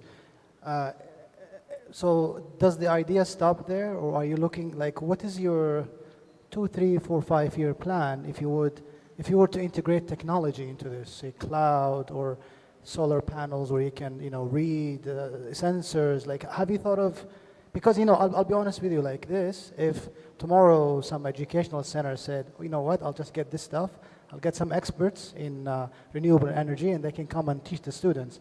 But what's your plan to modernize and stay competitive and maybe add on top of this? Have you thought of a long-term strategy here or not yet? That's a fantastic question. And one question that we kept asking ourselves throughout the process is this solution scalable? And so one idea to expand our project would be to create pop-up workshops in different cities around the kingdom. And by doing so, we can increase our market size. Secondly, as I mentioned, we will provide online experiences. And the reason why we preferred an in-person start was because we wanted to hit the ground running. But eventually, as we develop, we might add an app or add other online experiences for students all around the globe. And then third, about the barrier of entry. It's very easy for someone to replicate what we currently have, but we have the advantage of being the first in the market. After that, we are constantly looking for ways to develop. And eventually, we want to organize site visits and actual real-life hands-on experiences for students, which I think aren't readily available, and no one can readily provide that for students. Assalamu alaikum. Thank you for your presentation. For the toolkit, sometimes it's very challenging. It is an easy market. Someone could copy or do something similar and enter. If you are investing in designing a similar program, how you are clustering you or taking an advantage rather than other entry to the market or other one who will enter to the same market or the same service? This is the first question. So to clarify your question, you're saying other people can provide the training kits. What is our specialty? So what we have with our partners isn't just a training kit. It's not just a game for the children. We provide a whole experience. We want children to get into our center at a young age and kind of continue in that process as they grow older. And to that end, we don't just provide testing kits. We provide experiences, workshops where they can learn about renewable energy. We provide competitions where they can kind of apply their ideas. And we want this to be a fun experience. So one thing that we have that's unique is we want to facilitate entry to international competitions. By doing so, we can give kids exposure not only to in-kingdom facilities, but we can give them exposure to innovations and different technologies outside. So it's not just games, it's more than that, it's an experience. Okay, the other point is about, for the business model, you are focusing on the customer directly, not on the, like, for the entity, like an initiative. Because I look at it, it is a great initiative to partner with like ITHRA, Mishkat, and the Ministry of Energy. But you don't deal directly with the student because I think the business model is comparing with a national initiative rather than a toolkit to be sold separately. So yeah, thank you so much for your comment. But yes, that's true. But at the same time, we are doing those partnerships and we are willing to welcome them. And that's why we started with ITHRA. Currently, we have a real talk and starting our workshop as a real workshop within ITHRA Energy Club they are holding. And then they are welcoming us to do our workshop just with aligning with their safety and instruction to run those. But I would say yes, because we are looking for a revenue. We are not like non-profitable 100%. Yes, if I may ask, what's your competitive advantage comparing to Mohiba? Because the same concept, Mohiba is doing that and even send the students abroad to participate in the competition outside? Thank you. So going back to what our challenge is how to promote innovation in the renewable energy sector specifically. So Mohiba and there's other different programs that provide access to international competitions. They kind of neglect that aspect of where the kingdom is heading, which is 2030, 2050 and beyond. We want children to be able to learn about renewable energy so we can foster that passion in them and they can go on to be leaders in this field. So our competitive advantage is that we provide competitions in that specific field and help students in pursuing their passion in that field. Okay. If I may add something, because we did our survey and we used Mawhiba within that question. It was a long survey, we just saw part of it. The thing is, within Mawhiba, only certain students can access Mawhiba if they got accepted. And my school, none of them were part of Mawhiba. I wasn't part of Mawhiba. So this is a big issue within Saudi Arabia. If you are not a part of Mawhiba, you don't know about renewable energy. If you are not in international school, you are not part of renewable energy. That is why we are providing an accessible for everyone. I want everyone to be included. If you want to learn something, we are here for you. Okay, thank you, Team 6. Now, moving on. One more question. Yeah, one more I have one question. Okay, let's have one question. Okay. If I look at this, it looks like DIY. Is this package you built it or you bought it and you assembled it, the package first? Is it yours? No, we have partners with organizations all around the globe, and these partners are very advanced in providing kits that are age appropriate. So they have different kits for different age levels. They have for children at 2, 4, 5 years of age and beyond for high school students. Because, for example, I send my kids to summer camps, and summer camps they do, for example, build robotics, learn hour of code, learn of that. So I feel that your value is not only competitions and hackathons. You need to take it to the real world and solving real world problems through that. This is education, but what's beyond that? They learn. It's not competition and hackathons. It should be beyond, which is the real world, right? Absolutely. So the reason why we have hackathons and competitions is to give them access to the real world through making their own innovations. Beyond that, we will also organize site visits so they can see the real world. We want to create a whole complete experience for the children. Just one more thing to add regarding the partnership within our kit. The kit that we are providing, we are doing a partnership with KidWind and Horizon Education. Those are the biggest renewable energy line kits in the world. They are in Australia and in US, and they never entered the Middle East market, and they only focus on renewable energy innovation. They are providing those kits with a discounted price for us, and it is way less than what you can get online. So this is where we are doing our partnership. Thank you, Team 6. Moving on to the next team. Team 7, محمد الجبران، مضاوي الحربي، منصور المرزوقي، عبد العزيز الغانم، غيث خوجة، ريان اليماني، سارة العباد. And their challenge is, how can KSA successfully integrate large-scale renewable energy sources into existing power grids while ensuring grid stability, reliability, and resilience? Team 7, 5 minutes. Good luck. طيب بسم الله الرحمن الرحيم. Can I move the slides? Yes, we can see.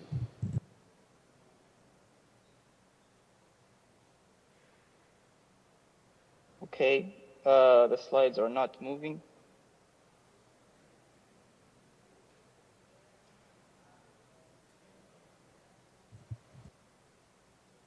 Okay, there we go, wonderful. طيب بسم الله الرحمن الرحيم. With the 2030 vision, Saudi is aiming to produce 50% of its energy output from renewable energies.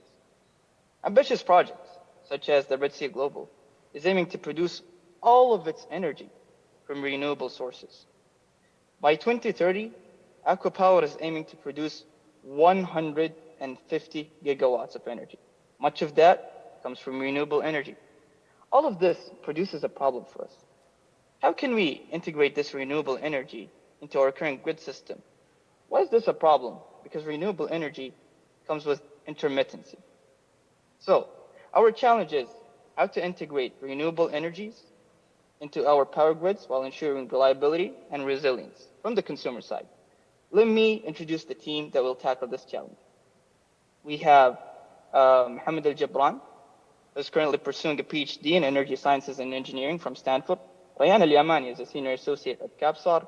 Abdulaziz is a Chemical Engineering Master's graduate. Mansour and Sarah are pursuing their bachelor's degree in Chemical Engineering. Madawi, our leader, is currently pursuing bachelor's degree in Electrical Engineering. And I'm a fresh graduate with a background in computer science. So let's jump right into the problem. When we were thinking about making a solution for this problem at first, either from the production side or the consumer side, we noticed that there's a scarcity in data. And we know that we have a lot of data available from smart meters, but to obtain that data is a months-long process, and it's a hindered process. So we knew if we offered accessibility to that data, it would be a game changer. So our solution is a platform that we built. Based on smart meter data, we offer information about electricity consumption in Saudi and also give insights and analytics into household consumption patterns. We also integrated AI into our solution. So we did not want you to only have data that is pre-selected and graphs that are built. We want to empower you for you to reach the data that you need within seconds. You can ask a question such as, show me the electricity usage pattern for apartments in Riyadh, and it can answer that within seconds, and even give you a CSV format. How does this contribute to the SDGs? Well, in terms of economic growth, this can offer revenue through subscribing to our platform. In terms of innovation for the industry, this offers critical information at just a click of a button, not a month-long process. This also contributes to responsible consumption. Household owners can use our platform to make their energy consumption more efficient. Ultimately, this leads to an affordable and clean energy SDG. Why? Because we are giving the necessary data to seamlessly integrate renewable energies into our electrical grid.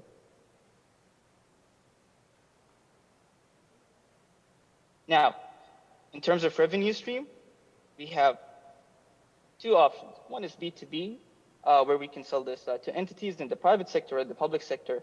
They can subscribe, or they can be non-subscribers and pay per data entry. Or this can be B2C, where we sell to consumers via subscription. Now, data is key. Data can help us integrate renewable energies into our grid. It can help us make more informed decisions. It can help us optimize our grid management. And I want to show you the remarkable results of our AI when we demoed it to people in the energy ecosystem. Someone with an environmental background asked, which renewable energy is more suitable to integrate while ensuring reliability? It said, well, wind energy. A household owner asked, how can I save up money with my current electricity usage? It says, well, based on your household electricity data, you can do X, Y, Z and save up to 2,000, 3,000 per year. Someone from a regulatory standpoint asked, we want to make consumption more predictable and stable. Well, it said based on the data analyzed, increasing electricity usage between 10 a.m. and 4 p.m. can significantly contribute to making household consumption more predictable and stable. Now, you might ask, well, how do you build this solution? Where do you get your data from? There's so many policy walls to fulfill this solution. Well, we worked on this directly with the data owners and the policymakers in the energy ecosystem. We built this idea with Yahya Khoja, the General Director of AI and Business Development in the Ministry of Energy. 10 This is the seconds policy left. arm.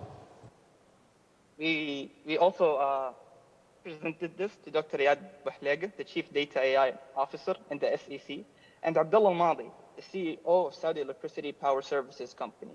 Now, when we presented this idea to them, they welcomed it, and they opened the door for collaboration based on signing an NDA. We also collaborated with Salim from Sudaya to do the best practices for AI. And we want to thank our legendary advisor, Ahmed Bushnag and Ahmed Al-Badawi. Yesterday, we had to go through a hindered process to get your data. Today, we offer you a bullet train.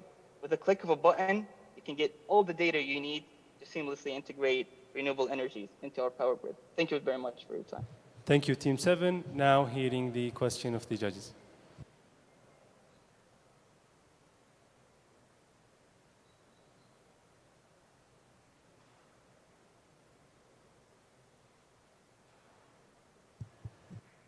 Okay, thank you so much for the great presentation.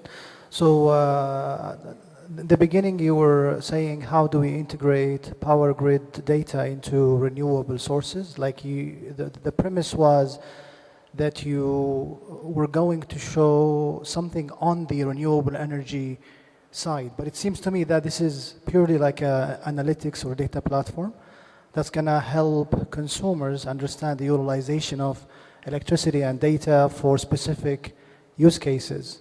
So how does this tie into renewable energy, and help me understand the idea better, please? Yeah, that's a wonderful question and a great question. And I can give you an example for that. And this will help mainly in making informed decisions about integrating renewable energies. Let's say, for example, you ask our Gen AI, where can we find a lot of power outages and disruptions in power and consumption? It says, well, for example, you can find that in this village.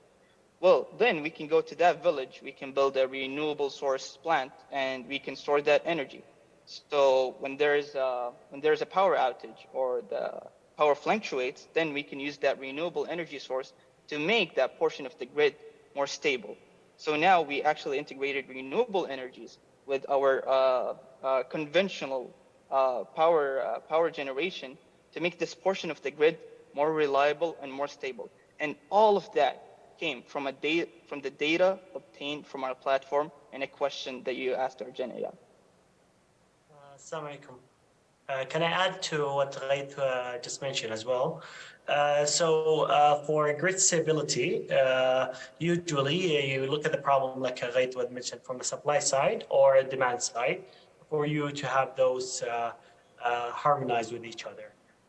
So we work on the demand side.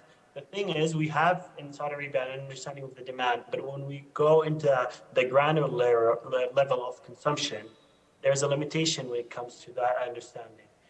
Now, through this platform, we want to give it or provide an opportunity for policymakers, for private sector, even for consumer to have a greater idea of that and that demand, yet contributing to the stability of the grid, or therefore contributing to the stability of the grid. Thank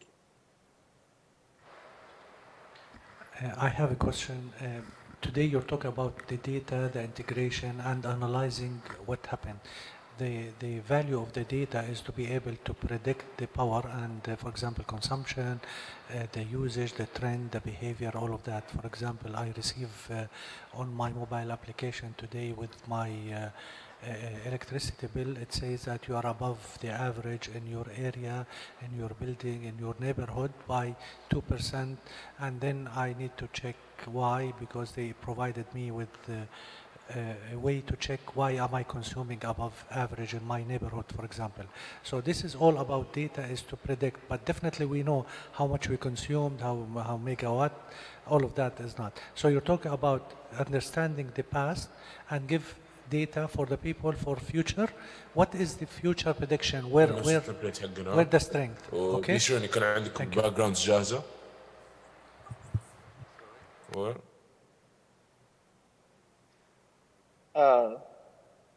So Saad, can you mute yourself? Perfect. Okay, Saad, can you mute yourself, please? All right, wonderful. Sorry, can you continue with your question? Yes, the data is to analyze what happened, right? Where is the potential of prediction, for example, if I link it, let's say, for the weather, for the sandstorm, for anything, in order to predict the ahmal, predict the usage, and where is the average of the house. This is the benefit of the data, to give valuable information for informed decisions, right? I didn't see this for prediction. You're analyzing the past. That's what I could tell. Correct me if I'm wrong. Rayan, do you want to take this? Sure. So there are two dimensions, like what Light was saying. There's the dimension for consumers, like you're saying, to understand their own consumption, right? So from a standpoint, that's that's proven to help consumers mitigate their consumption, because they're always monitoring their consumption. So there's one side of that, but the other side and the main part is where we provide this to policymakers. So for policymakers to ensure a grid stability, they need to have a very clear understanding of the load curves on a granular level when it comes to neighborhoods, even household level. And for that, we hope that this platform enable investment decisions, policy decisions, to make those renewable investments accordingly. Okay, thank you, Team 7. Moving on to Team 8. ولاء الحواج، سارة العنزي، أروان الرميح، جود العيسى، سارة الفارس، الجوهر الرشيد، أروى كارم. And their challenge is, how can KSA predict the future of work, global trend of work models that will be shifted over the future? Team 8, 5 minutes, good luck. Assalamu alaikum. My name is Arwa Karim, and today I would like to introduce to you my team, Works Empowered.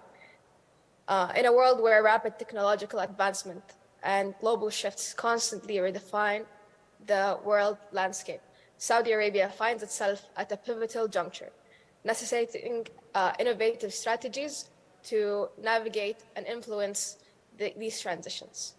The synchronization of education, skills, and work has never been more crucial, presenting a need to accurately forecast and proactively shape the future of work in the kingdom. That's why we're introducing Works Empowered, a transformative AI-powered forecasting platform designed to navigate and shape the future work landscape in Saudi Arabia, aligning with the Saudi Arabia vision of 2030. By synthesizing AI and data analytics, we provide targeted, sector-specific insights, aiding in strategic decision-making and fostering a future-ready workforce. Our platform is not merely predictive, but proactively empowers stakeholders, ensuring that the kingdom is not just prepared for, but strategically positioned to leverage the forthcoming shifts in the global and local work environments. In terms of benchmarking, we're harnessing the powers of existing technologies and knowledge from platforms and consultants like IBM Watson Talent and McKinsey. Our platform stands distinct by offering specialized, adaptable, and predictive insights tailored to the unique socioeconomic context of various sectors within Saudi Arabia. We're deploying on the high level algorithms and data analytics to deliver sharp predictive insights, skill mappings, and forward-looking strategies with a focus on addressing the differentiated needs across diverse sectors and regions within the kingdom. Specifically, we're employing a technologically robust approach where we're leveraging a geographic information system, or GIS tools, for detailed employment mapping across regions and sectors in Saudi Arabia, where our design integrates advanced machine learning algorithms to correlate historical employment data with diverse economic and global market variables.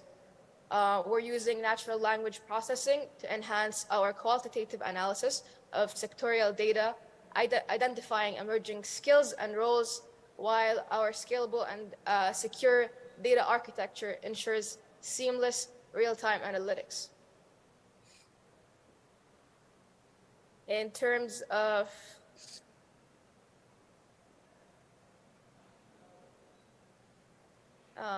sorry, can you move the slides?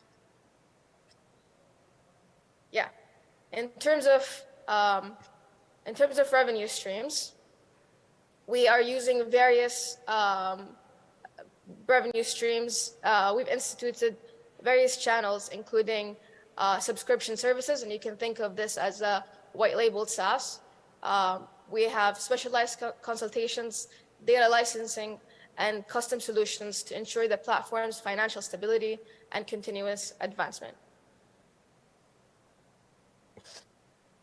In terms of our impact assessment, we are positioned to catalyze significant impacts, intending to elevate employment rates, ensure educational strategies are attuned to future skill requirements, and elevate the adaptability of businesses and policy frameworks.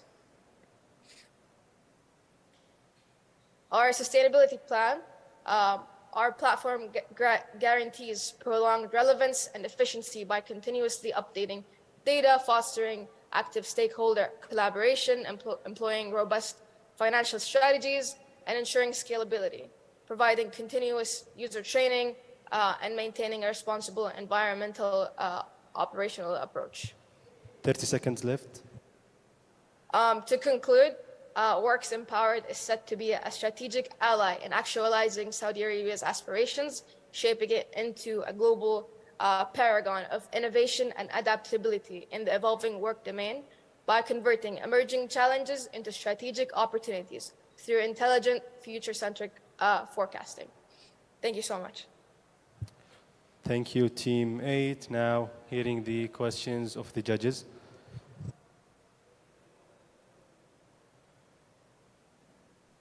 Thank you very much for your presentation. Help me understand the startup costs for your endeavor and what the return on investment might be. Sure. Our startup costs mainly include the integration of data and aggregating of data and data points. That's the main initial and the development of the SaaS platform. That's our main cost. We don't really have any other initial costs to start with, so that's what we need to start with. In terms of return on investment, since we don't have that much of initial costs, we're able to break even estimately within the third year, having deployed this successfully across different corporations and even governments.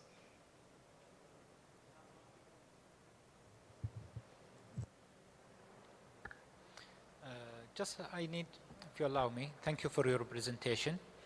I need just to clarify some information. This is only targeted for the government employee. The target is not only the government employee, but it would actually be, we would have diverse targets ranging from policymakers, from decision makers, from people in governmental entities and organizations. So one main characteristic of this project is its diversity and its adaptability to different sectors and different regions. Okay. Thanks. It wasn't that clear here. Thank you. I have a question. This looks at, let's say, supply and demand. There's like people want to move, relocate, all of these things, and they apply and the demand shortage. What about the direction of, let's say, the skills needed, the growth, the needed, let's say, education, how it will feed the education system?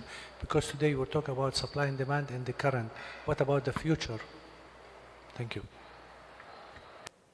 Well, this is exactly what our project aims to address. It is the future. So supply demand obviously is crucial to the feasibility of this project, but it also, with the features of this project, it is also capable of skills mapping. It's capable of regional mapping. It's capable of understanding different factors other than just supply and demand in numbers, if that makes sense.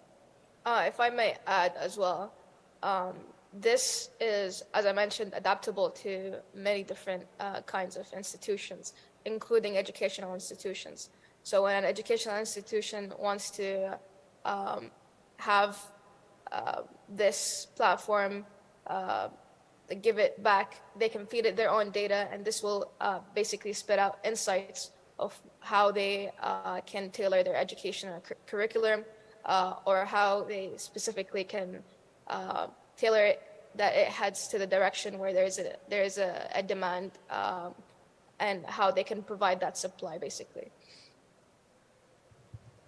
Okay, we can have one last question, if any.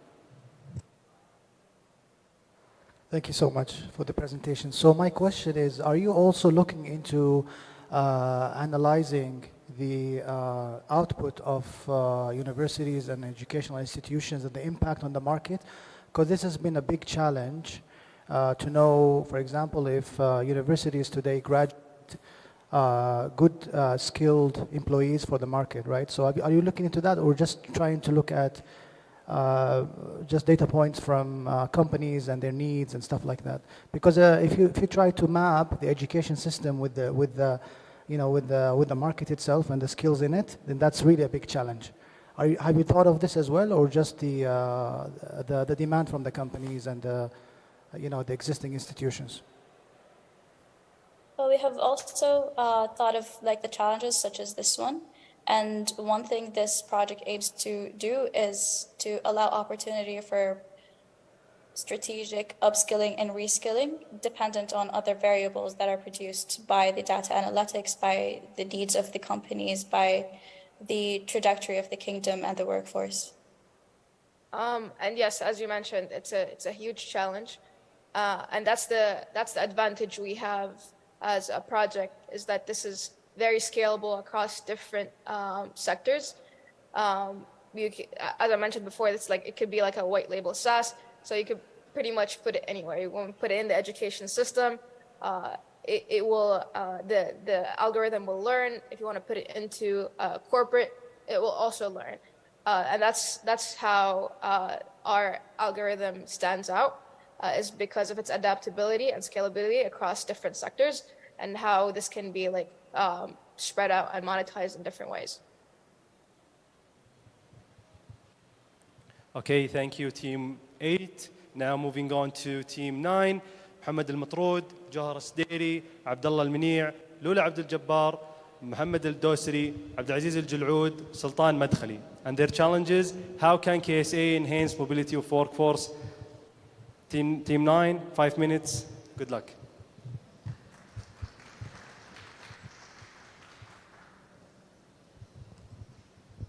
Welcome, esteemed guests and distinguished judges. The past few months, my team and I have been working on a transformative project that aims to enhance the mobility of the workforce in the government sector in Saudi Arabia. It aims to align with SDG number 8, which is promoting decent work and economic growth. Through extensive research that we've done and carried out by communicating with employees within different ministries, we have found out that one of the challenges they face when they would like to relocate or transition from one region in Saudi Arabia to another, or from one department to the next, the process is very lengthy, takes a long time, and it's very complex as well. Because in order for you as a public sector employee to move from one location to the next, you need to have someone to take your place. So you need to find someone with the same experience and qualifications as you in order to be accepted. And we have discovered that more than 100,000 public sector employees are left unsatisfied with the current job that they're in. So the current strategies to relocate as an employee in order to find your replacement is you must communicate using email, Twitter announcements, or WhatsApp announcements. That's it. Judges and guests, can I kindly ask you to scan the barcode on the top left-hand side? So the enhancement strategy that we have worked on is a platform which digitalizes the transfer project under current regulation using a subgraph matching algorithm. So once you log on to the application, it's going to take you to a page which is directly linked to Nafad. So you just insert your ID number and your password as well, and then you send in a request which could either be internal or external. Internal meaning that you get to move from one ministry, you get to move from departments in the same ministry, or external, you move from one ministry to another. It simply eases the process, and you can also add the places that you would like to move to, whether it's Riyadh, Jeddah, or anything like that.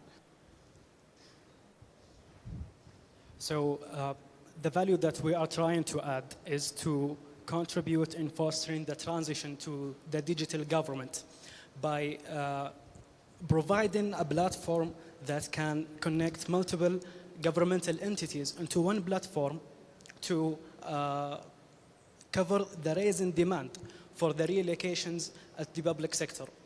Also, our platform is working on bridging the gap between the employees themselves. So you can find your match within our platform, and also the government entity can control the process. So in our platform, we have two main revenue streams. The first one is the governmental payments, in which government take the full package that we are providing. The second stream is by the fees that the user pay after the confirmation of the relocation process. And now, regarding our partnerships, we have successful meetings with the Ministry of Human Resources and Social Developments, in which we are controlling the factors, the risk factors in our platform, so we can maintain with the regulations set by the ministry. And also the platform will be linked with NAFAD, so we can have a secured access to the data of the employees working in the public sector. And also our partnership with the mentors in the HCDP is by keeping the alignment between our platform and the digital government and the objectives of the Vision 2030. Current applications can be seen in the Ministry of Education with the FARIS system, and also the internal exchanging employees system within Aramco. And in our platform, we are trying to overcome the limitations in these existing applications of the employees transformation platforms. 30 seconds left. Yeah.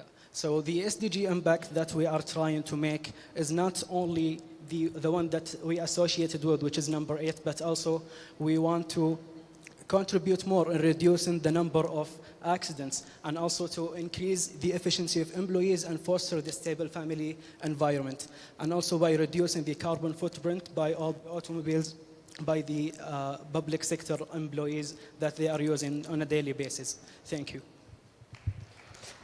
Thank you, Team 9. Now hearing the questions of the judges.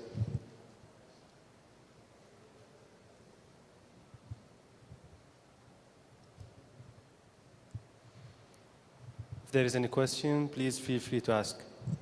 Yes. Just for my information, if you can shed some lights on the current policy of the relocation of the staff and how your solution will enhance that policy. So the Ministry for Human Resources and Social Development has a set of regulations that is really complicated and takes much time to be approved. But what we are trying to do is to translate these regulations and make them as an algorithms. So the regulations are happening right now is that you have to submit a request. It's a paperwork, and then it will be an approval after an approval, and it will be a lengthy process. And at the end, it will be months and even years to have this tax to be done. So this is what we are trying to do, is to decrease the time it takes and also make it more efficient to submit a request of just a transformation or a transformation from a certain location to another.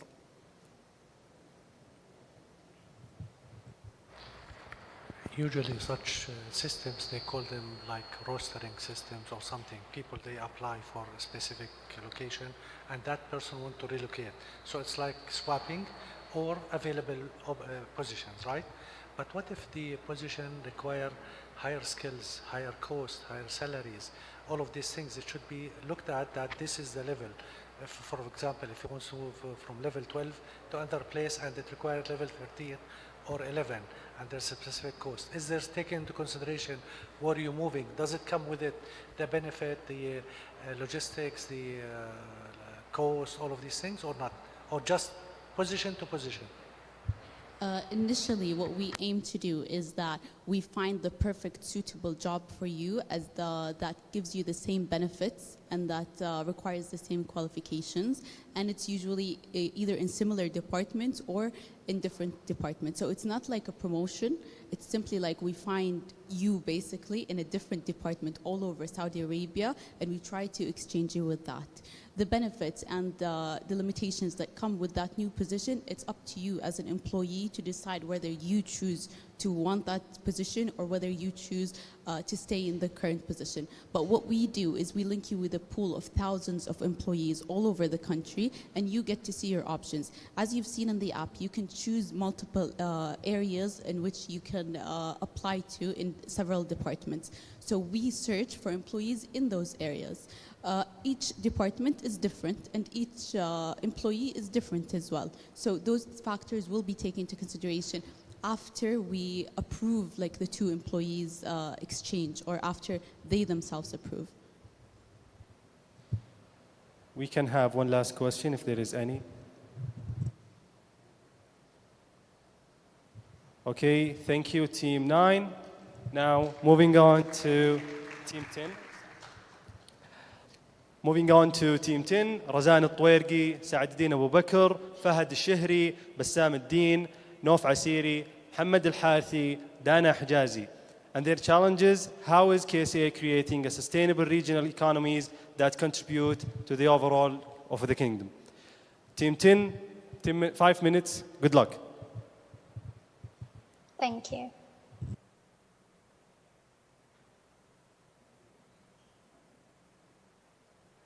So hi, this is Razan Al-Tuwergi and Nov Asiri. On behalf of our amazing team, we're presenting our vision and contribution to the SDG number 12. Our challenge was to help build a sustainable regional economy. And when we speak sustainability, we speak about managing your resources efficiently.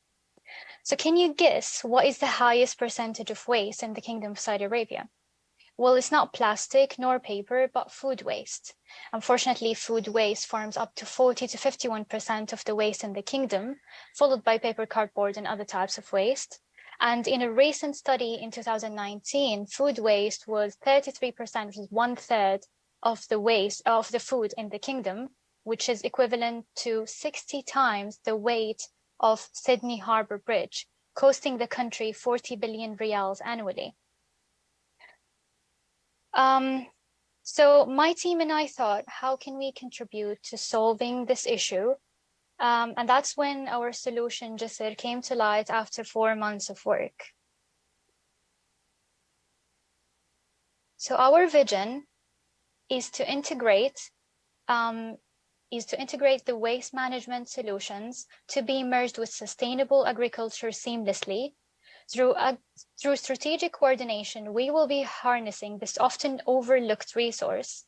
And as we pioneer this endeavor in Asir, we are laying the foundation for a nationwide transformation.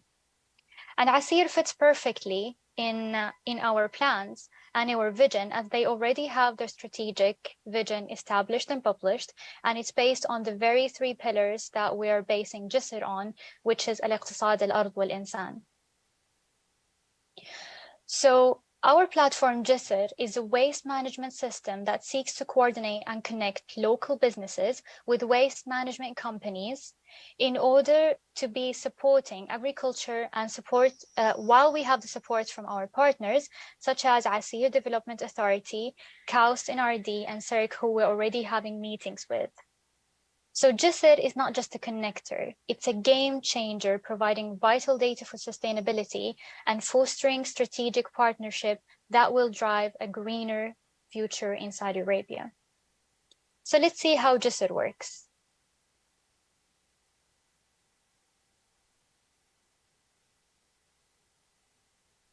So the main feature in our app is, as a business, you sign up and then you have a profile.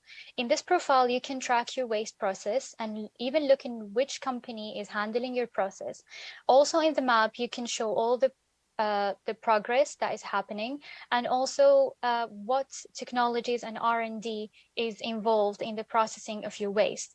They will also, any company signs up to our platform, they will also be part of our incentive system that will support businesses and governments. So there's kind of like a starring system that shows how much of your waste is being managed efficiently, and this is part of incentivizing businesses, government, municipality to have to show their level of contribution to the greener Saudi initiatives. So finally, let's check our market go-to plan.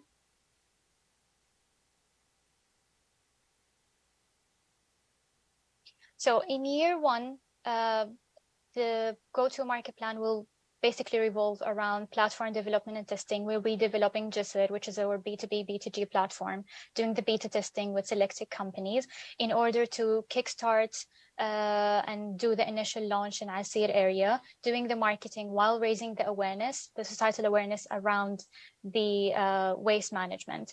In year two, our focus will be on analyzing our data from year one, enhancing the platform features, addressing industry-specific needs in order to achieve expansion and diversification.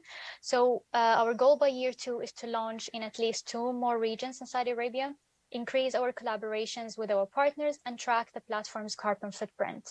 By year three, our goal is to ensure a nationwide tailored coverage. And when we say tailored, we mean because each region in 13 regions, Saudi has a different type of waste that needs to be handled differently. So for example, in Riyadh, CO2 emissions is the priority. It's different in the eastern region. So the priority of waste will be, our management of the waste will be tailored to each region specifically, which we aim to lay a groundwork for global expansion. Thank you, Team 10. Now hearing the questions of the judges. Actually, we still have Nof. Time is up. Yeah, please Okay. wrap up if you can. Okay, Nof, can you wrap up quickly? Okay. So basically, we just wanted to show you guys that our platform had the potential to revolutionize the waste management system in Saudi Arabia, driving economic and environmental progress at the same time. We partner with businesses to help them achieve their sustainability goals, and we're proud of the positive impact that we're going to be making on both the environment and the economy. So by connecting waste management companies and businesses, we aim to make an enormous impact environmentally, economically, and socially in Saudi Arabia. But also we are aiming to align ourselves with the our objective is to align ourselves with the Saudi Green Initiative and hit their targets as well as the Sustainable Development Goals. And these are our estimated percentage contributions to both their targets. Okay, thank you, team. Moving to the questions part.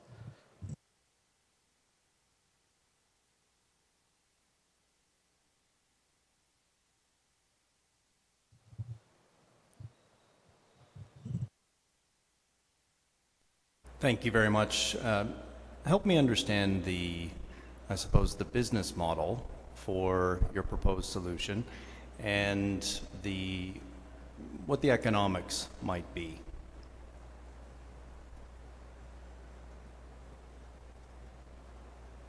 So basically our entire platform is basically we're trying to connect local businesses with waste management companies. And the way in which we're getting our revenue streams is 3 ways. So providing kind of advertising channels for any companies who want to advertise on our platform. The second is through subscription. Businesses will subscribe to our platform and then we'll kind of, based on the type of waste that they're handling the most, we're gonna tailor fit their needs with a waste management company. And then also we're gonna have subscription for both waste management companies and businesses. And then the third way is actually we're commercializing kind of our data. So the data that we gather on the waste types, how much waste is produced, how much waste we've collected, how much waste is being processed, that in itself is being sold to other people that need it. For example, government, for example, policymakers, decision makers, anybody that really needs that data will be selling it to them. So those are the 3 ways in which we're making revenue.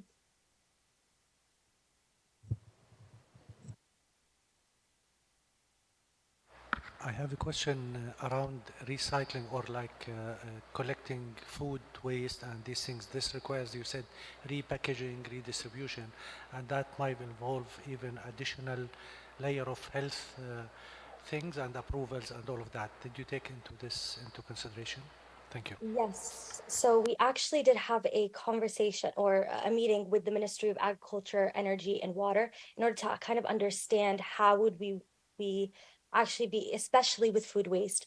We realized that food waste, it's organic waste that can really be processed into compost. So I think the timeline or the time frame, Saad, you can back me up on this, is 6 months just to make sure that that waste can be used as compost for farms. So we took that into account. Now that's why we have waste management companies like Circ, for example. We had a meeting with them as well. They are kind of our supporting partners in this. They are the ones who are able to fully kind of process that waste. What we are is we are the connectors, we are the coordinators between the businesses and between the waste management companies. We collect that waste and then we give it to waste management companies that fit the needs of that local business. And that waste management company will process it according to the guidelines or the regulations that are set by the government in itself. So I hope that answers your question. Thank you. Okay, if there is no further questions, we can conclude. Thank you, Team 10. Now, due to technicality issues that happened during the Q&A session for Team 1, we will have to redo the Q&A session. Team 1, please.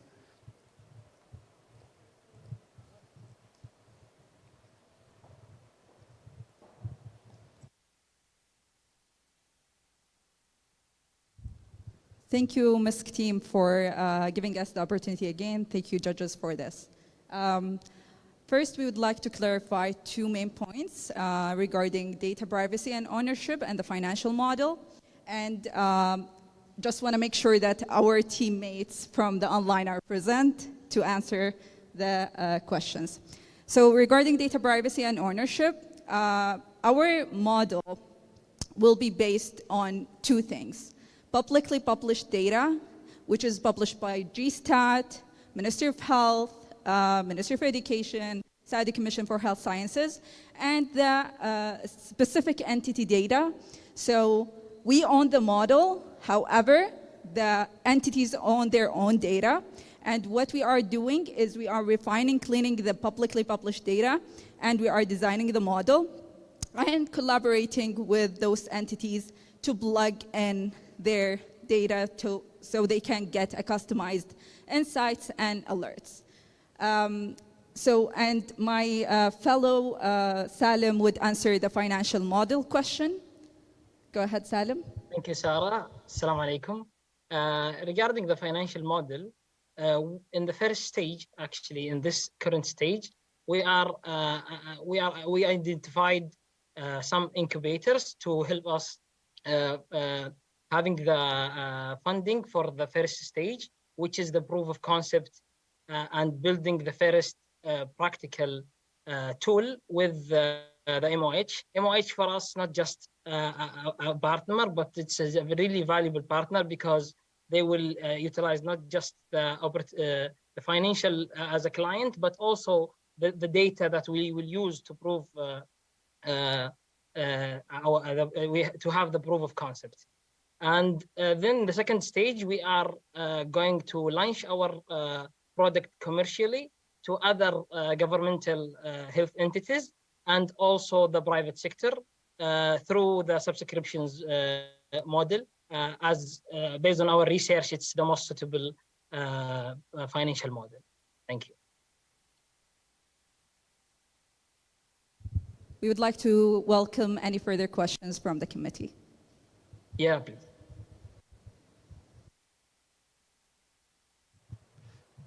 If there are any question, please ask or not. Thank you so much for your time. Okay, thank you, Team 1.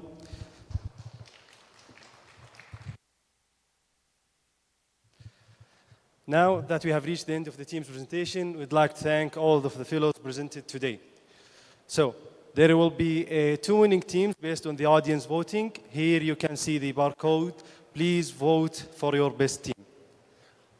شكرا لحضوركم. حاليا انتهينا من استعراض الزملاء والزميلات في حلولهم. نستكمل في المساء إن شاء الله فقرات البرنامج واللي راح تتضمن رحلة لبرنامج زمالة مسك، فقرة حوارية باستضافة الدكتور إبراهيم المعجل، دكتور أنس الفارس، وأخيرا الإعلان عن الفائزين.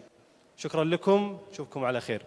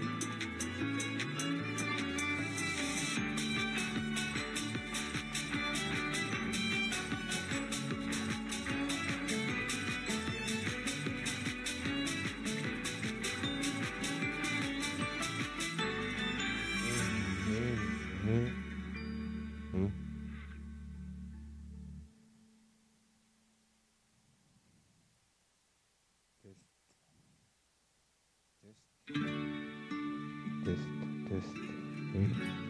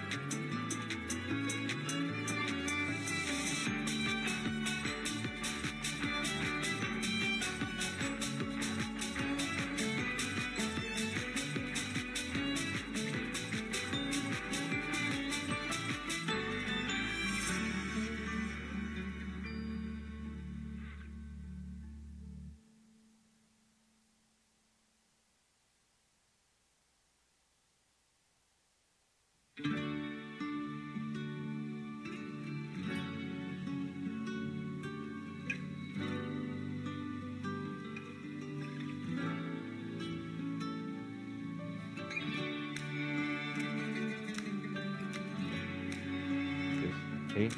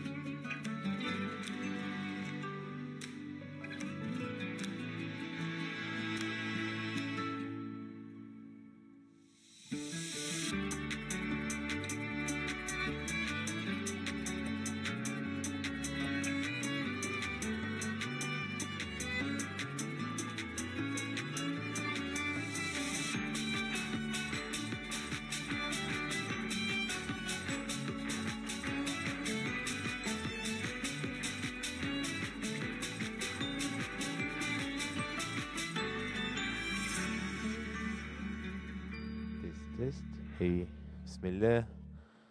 تست تست. هي هي هي هي هي.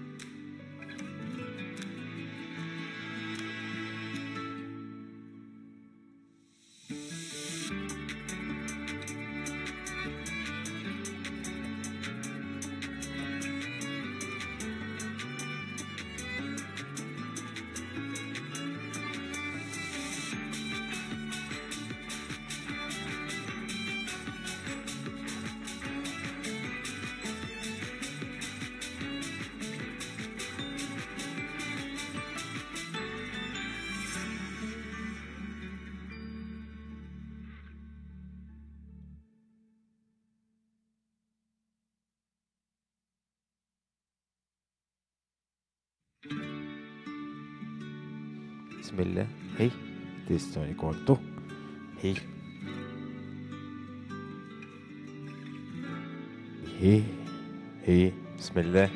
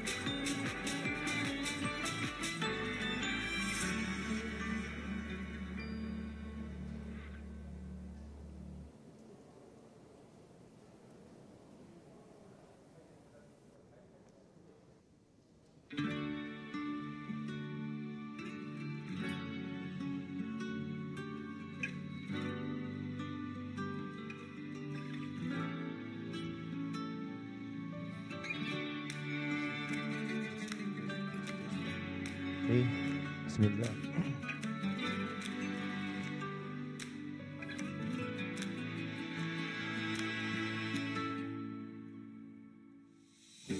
هي بسم الله.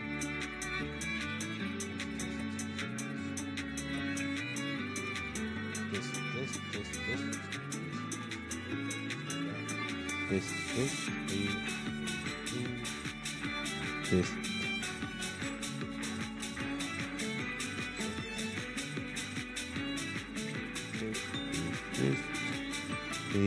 بسم الله الرحمن الرحيم.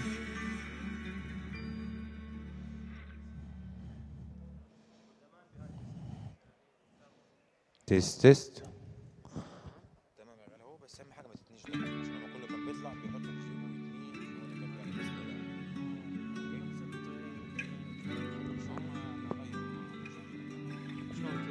ما اعرف ما اعرف. جي على اليمين.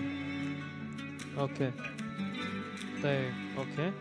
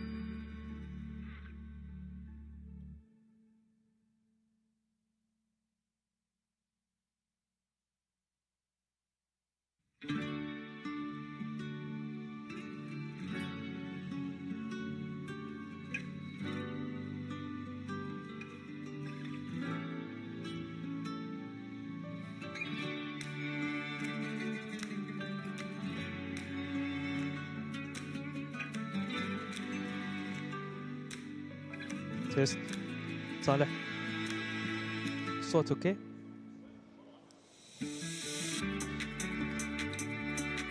اهلا وسهلا جميعا، حياكم الله في برنامج زمالة مسك.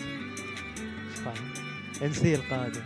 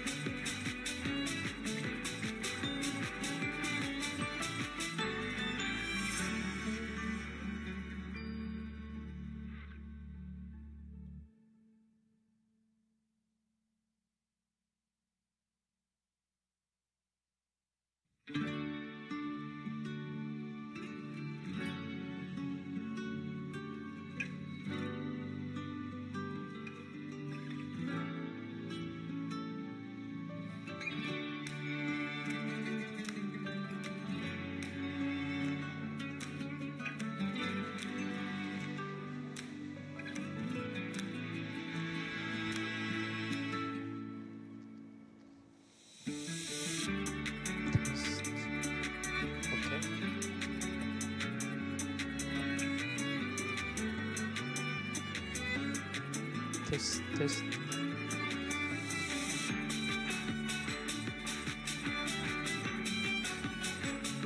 أهلا وسهلا، حياكم الله جميعا في برنامج زمالة مسك.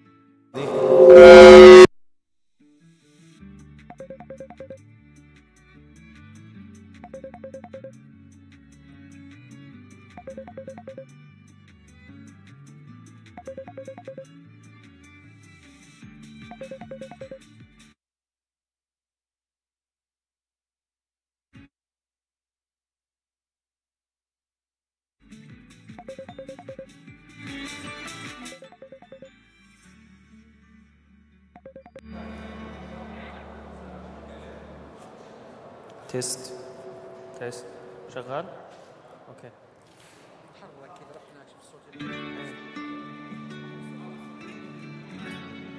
اي تمام كذا يعني طبيعي. اي هو يلقط الصوت. اي واضح واصل تمام. يعني الى الان شغال تمام. امور طيبه. زين. ها اعلي الصوت كذا واضح اكثر. ها صالح كذا تمام.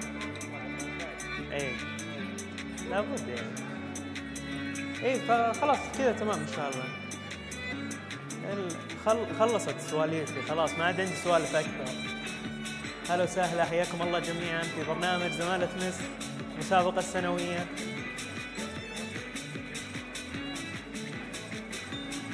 اوكي شغال تمام الدوري ان شاء الله. نجرب الشكل كذا صح؟ بس ده هيكون من ورا. ده يكون من ورا. اي انا بس بجرب ادخله في الجيب. هو ممكن هنلبسه من تحت هنا واخليه ميوت وانا اتحكم منه. وصلت؟ تخليه ميوت وتتحكم منه. اتحكم منه من عندي. ما تخليش هو ميوت يبقى بفتحه على طول. خليه بس ما يبانش باين السلك. اي يعني ده يكون من جوه. انا ما في سلك. بقوله في الصور بقوله في الصور كده. اي فهمت عليك. بس خلينا نشوف ثواني يعني لو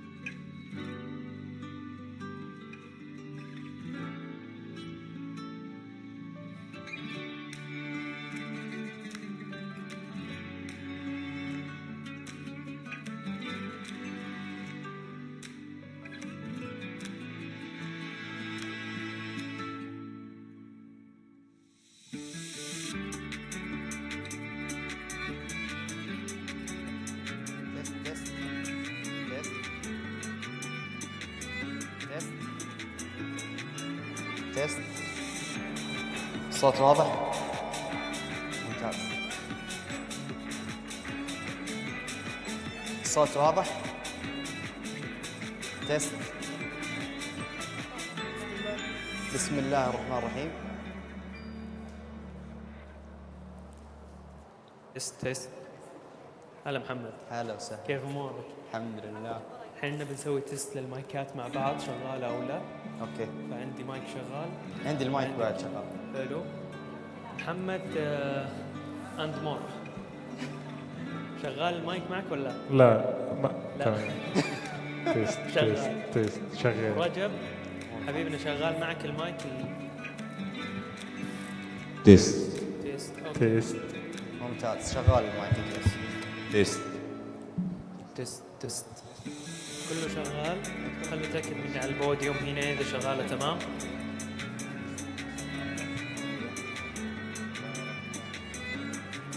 تيست شباب. تيست. ايوه يا احمد.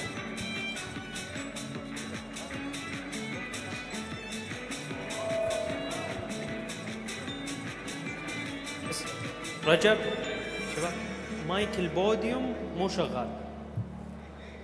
المايك هنا مو شغال حق البوديوم. ما اسمع. تكلم بالمايك. اتكلم. الان شغال تمام. كل الاثنين ممتاز بيرفكت.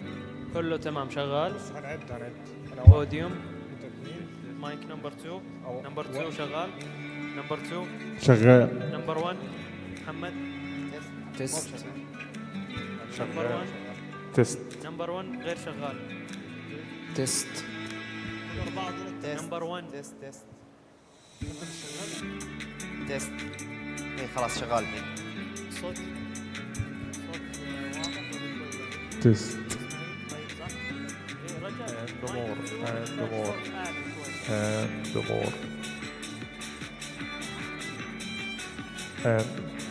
بسم الله الرحمن الرحيم. رجب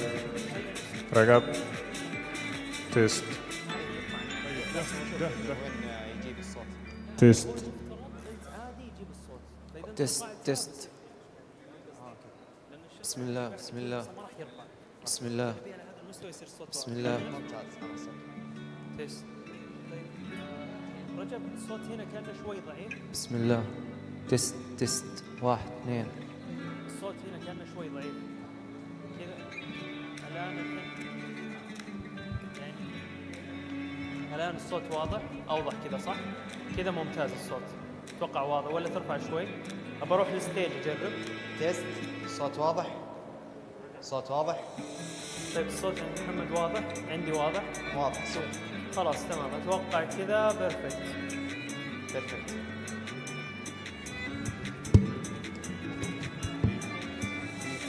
طيب الان هذه شغاله بس الهاند مايك عندك يا محمد. الهاند مايك شغال تمام. عند رجب في واحد غير شغال. بشوف اللي معك هل هي شغاله او لا. ضمت 4 شغالين. 4 شغاله. وفي 2 كمان. اوكي تمام. يعني لا يكون هذا واحد شغال واحد لا والصوت يرقد من واحد مثلا. شوف بص هنبتدي ايه؟ اعطيك واحد. اوكي تمام. تيست.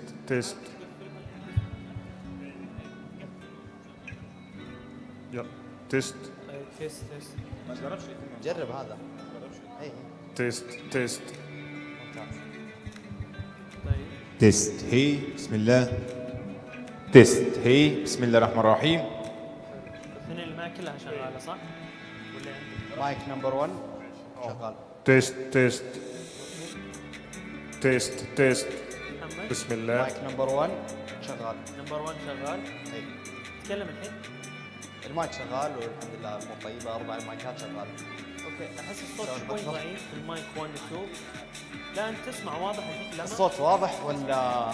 ايه لما صوتي واضح اسمعني. مو مره نرفع الصوت شوي صح؟ ايه المايك 1 و 2 ارفع الصوت اكثر.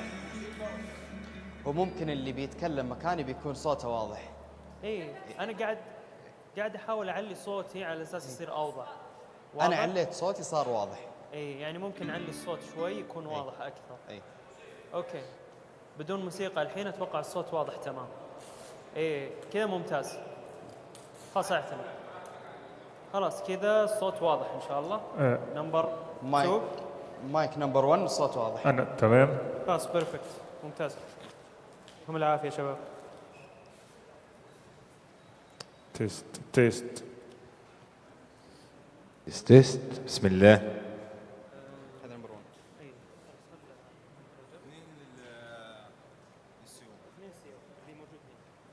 قفل ولا خلاص ولا خليك؟ تيست. بسم الله.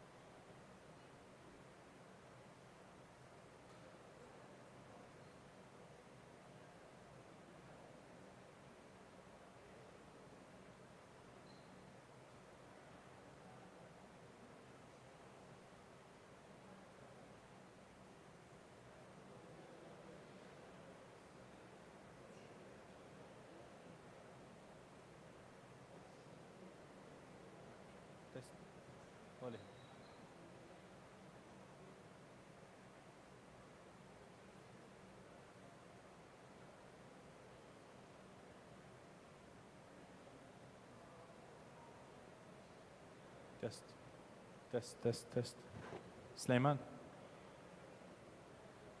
سليمان ونورة أو ريما. ريما وين؟ ريما. صالح تبي تشرب شيء عشان نعمل ريهرسل. الله يتقبل. طيب نمشي على الأجندة عبد الرحمن. نمشي على الأجندة. مين ماسك الشاشة والأشياء؟ نبغى نمشي على الأجندة كامل، الفيديو، الكلمة، كله. ايوه نبغى نمشي على الأجندة كاملة.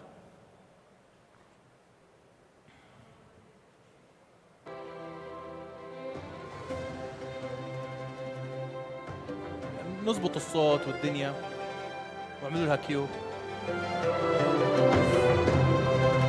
الإضاءة خضراء بس في أزرق.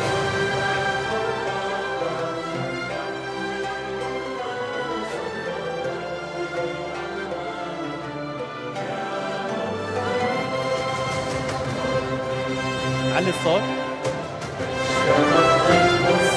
ممتاز. علي عيد وعلي الصوت عشان نظبط الصوت ونمشي معاه. والإنارة كلها خضراء لو سمحتوا. لو سمحت شكرا.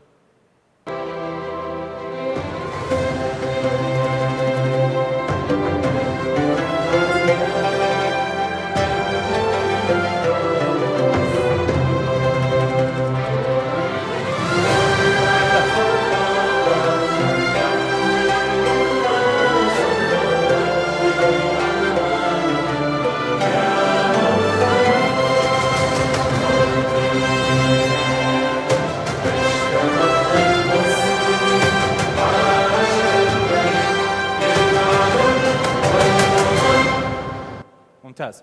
الكيو حق البدء بتاخذوه من حناكي بيدير كل الأجندة، فبيقول لكم يلا الآن نبدأ السلام الملكي، لأنه أول شيء سلام ملكي الأمسي صالح أو ريما ما حيقدمون سلام ملكي. السلام الملكي بيبدأ من نفسه خلاص، وبتاخذوا الكيو من عبد الرحمن. فعبد الرحمن حيقول لكم سلام ملكي بعد ما يوصلوا أصحاب المعالي والسعادة ويقعدون أماكنهم.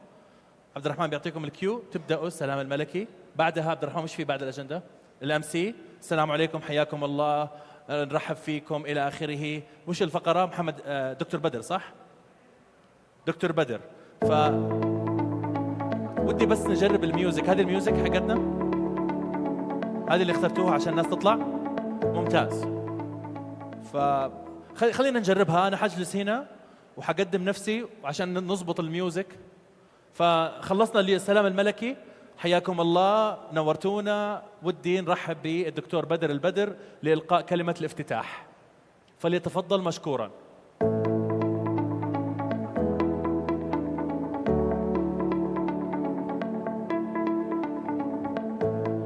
ممتاز. ايش؟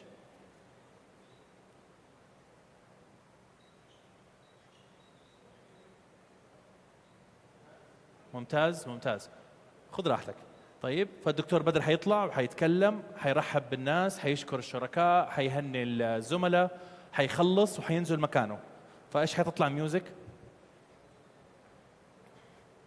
في ميوزك بينها فواصل؟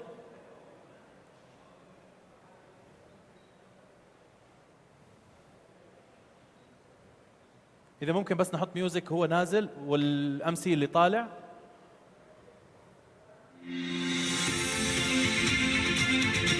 هذه حقة السليبريشن، هذه حقة إعلان الفائزين. احنا نبغى الترانزيشن نفس اللي حطيتوها حق الدكتور بدر، نفسها نكررها.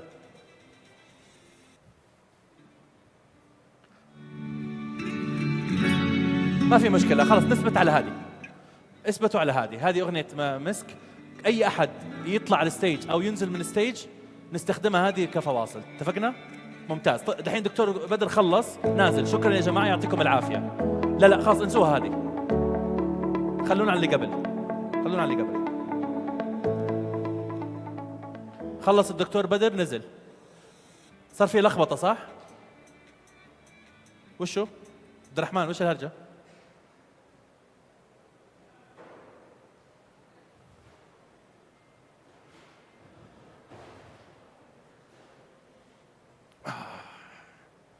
وش الهرجه يا عبد الرحمن؟ مستخدمين تو ميوزك يعني؟ خلص. طيب الحين بقدم الدكتور بدر طالع على الستيج.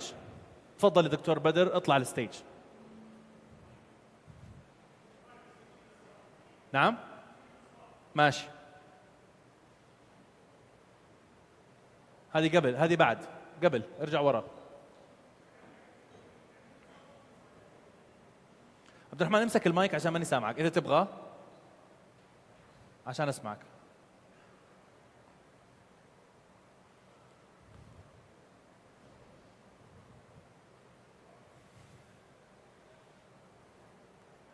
نعيد؟ اوكي ممتاز. تفضل يا دكتور بدر لو سمحت القي كلمة الافتتاح. دكتور بدر بيطلع الستيج الحين. ممتاز. ممتاز. خلاص. اول ما يوصل الستيج نوقف نعطي له كذا لحظة لحظتين يطالع في الناس ويستوعب الوضع ويبدأ يتكلم. حيتكلم الدكتور بدر، حيرحب بالناس، حيشكر الناس، حيهني الزملاء في لاختتامهم البرنامج، وحيقول لكم يعطيكم العافية وشكرا. خلص دكتور بدر. يا شباب انتم معايا؟ ممتاز، لانه نزلت وما طلعت ميوزك، فلو نعيدها عشان نضبطها بس.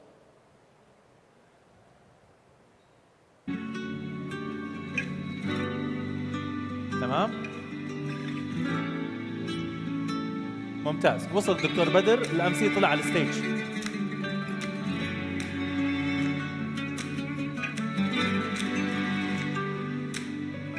شكرا دكتور بدر على الكلمة، مشكورا. والآن يعني بس اسمحوا للأمسي شوية فرصة بس إنه يقدم الشخص، يعني لما نقول فلان الفلاني يطلع محمد الزيد. طبعا محمد الزيد بس للملحوظة، محمد الزيد صارت له وعكة صحية، حطلع أنا أتكلم عنه، فالأمسي حيطلع عبد الرحمن نيابة عن محمد لأنه صارت له وعكة صحية وإلى آخره. خلاص؟ فحطلع أنا، خلوا صورته عادي ما في مشكلة.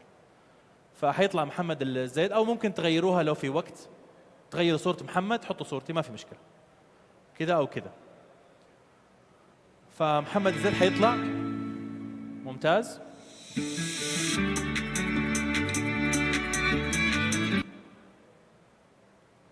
تمام؟ اوكي. فمحمد زيد الآن بيتكلم عن البرنامج. ماني شايف برزنتيشن.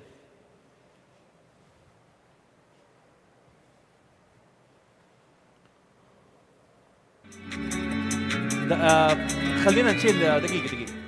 الدايركتور فيها سبيلينج ميستيك، خلاص شيلوا محمد زيد، حطوا صورتي واسمي. دايركتور غلط.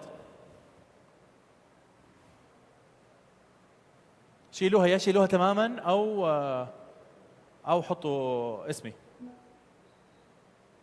هناك اذا في وقت خاص شيلوها تماما، ما تطلعوا صورة احد، شيلوها تماما، امسحوها.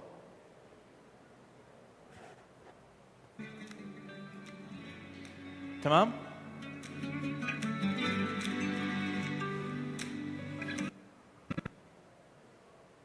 ايه بس ما في وقت، لو نعجل شوية.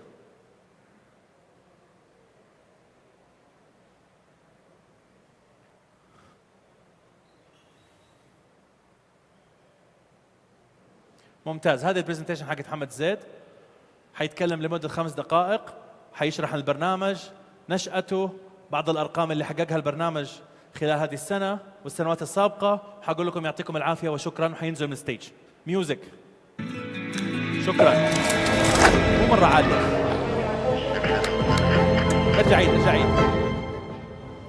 ارجع عيد.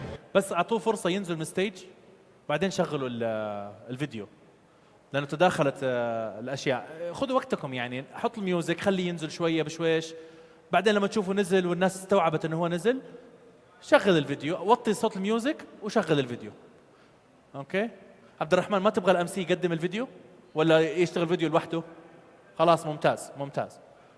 خلاص خلي هذه موجودة كذا، ينزل الزيد، ميوزك شغالة، تختفي شوية الميوزك، مو شوية، تختفي تماما الميوزك، بعدين يبدأ الفيديو. تفضلوا الفيديو. نيكست. ممتاز. نزل محمد الزيد، ممتاز. طبعا لا مو كده،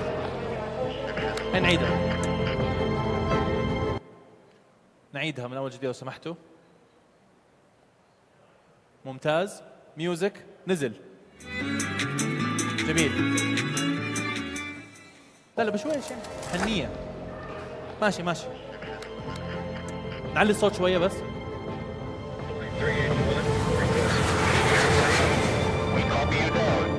لأننا نعيش بين شعب جبار عظيم يضعون هدف ويحققونه بكل سهولة. لا أعتقد توجد أي تحديات أمام الشعب السعودي العظيم. شعب عظيم قادنا للمجد، قائدنا العظيم. في رؤية الإلهام أبصرنا الطريق المستقيم. شعب عظيم، نحن من بالفكر نورنا الدروب. نمضي إلى أهدافنا بالعزم والسعي الدؤوب. منذ انطلاق طموحنا في رحلة التأثير، والكل يحمل في يديه شعلة التغيير.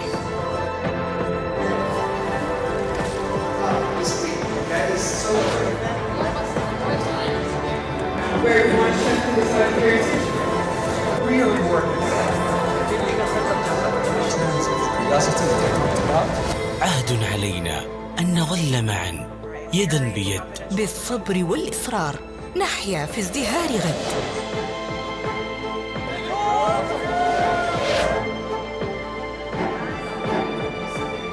ما أجمل الأيام ما بين التجارب والصعاب، حيث النجاح إن شبابنا العربي قادر على النجاح، بل قادر أيضا على تغيير واقع المجتمع بأكمله. فالشباب هم صناع المستقبل، يتم إلهامهم في تقديم ما هو مأمول منهم، وهو إن شاء الله بناء الإنسان وإعمار المكان أينما كان. بشائر تروى لأحلام الشباب، حيث التنافس دائما في رفعة الأوطان، والغاية الأسمى لدينا خدمة الإنسان. اليوم شفت مستقبل المملكة العربية السعودية في شبابها وشاباتها، والصراحة أفتخر في كل واحد ووحدة فيهم.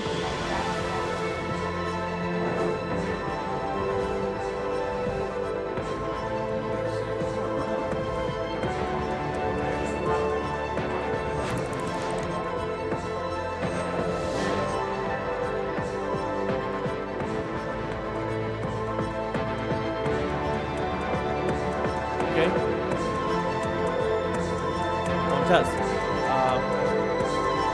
شباب الإضاءة، شكرا. بس شباب الإضاءة، الصف الأول النور الأزرق صاقع في الوجه، ماني قادر أشوف الشاشة، فإذا ممكن نرفعها سنة بس إذا ممكن، أو بأي شكل من الأشكال نظبطه. انصح كيفك هنا؟ كويسة؟ الحمد لله. بس الإضاءة الزرقاء لما تلف قاعد تصقع بعيون الصف الأول، بس نرفعه شوية بطريقة.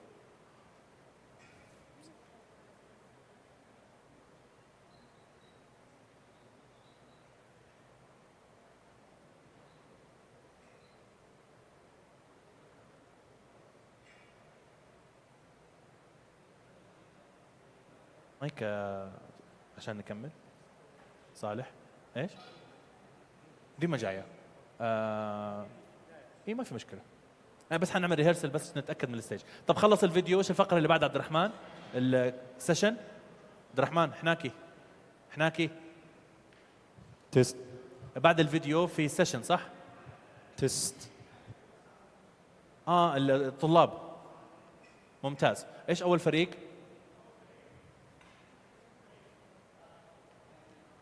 صالح تطلع تقدم اول فريق. اعطوه الترتيب بس، لو تاخذ الترتيب منهم. مين الفرق؟ عبد الرحمن بس تفهم صالح مين الفرق وش ترتيبها وش الوضع، مين بيطلع اول. خليه يكتبها في الملاحظات. عبد الرحمن، وعطوا لو سمحت مين اللي فاز وتاكد انها صحيحه عشان ما تسوي زي ستيف هارفي. تاكد انها صحيحه. طب مين فريق رقم واحد؟ مين الفريق اللي حيتكلم اول واحد؟ اوكي ممتاز. صحتك حيطلعوا يتكلموا. ممتاز. نيكست. ممتاز. طبعا هو لما ينزلوا يطلعوا نفس الطريقه، بس انا بشوف الترتيب صحيح ولا لا.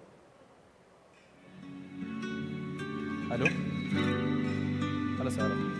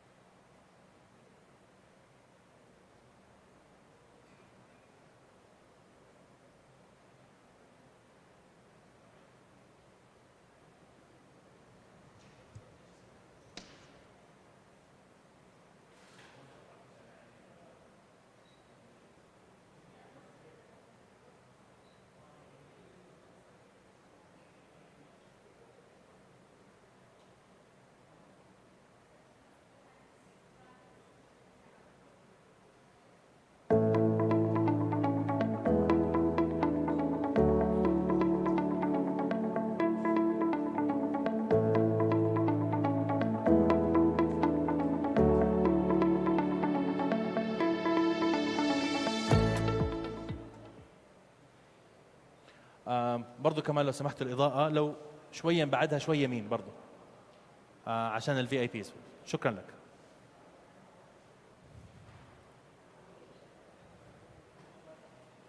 ايش هي؟ انا ليش؟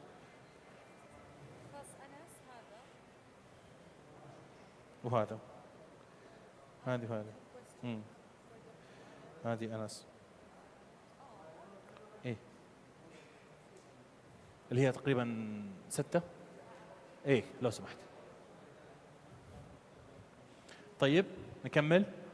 خلصنا فريق رقم 5. بعدها حيطلع الام سي على الستيج. الدكتور يبغى يستخدم البوديوم. الإضاءة شكلها مزعج صراحة، مو حلو. أتفق. I agree. خلينا نجيب أحد من سيتي ونتفاهم معاه. حناكي I need your support. إذا ممكن أحد يكلم أحد من السيتي هاب. هذه إضاءة الغرفة هذه قفلوها، والمطبخ هنا يعني عشان ما نشوف شبك وسكاكين وملاعق. وحتى هذه الأشياء لو تتقفل كلها برضو يكون ممتاز. إيه. صالح نسوي تيست أحسن بكثير. إيه. أنا بس كنت بجرب هذا عشان مايك الدكتور. بس أنت خلاص كمل. إيه مايك حقك.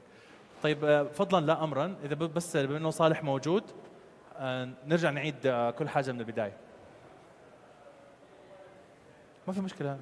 إيه بس عشان نتأكد إنه ريهرسل بس. فأنت سوي نفسك ريمة يعني حي الناس وكذا، مو كل شيء. بس أهلا وسهلا حياكم الله بس كذا كلام بس. نبدأ من البداية لو سمحتوا.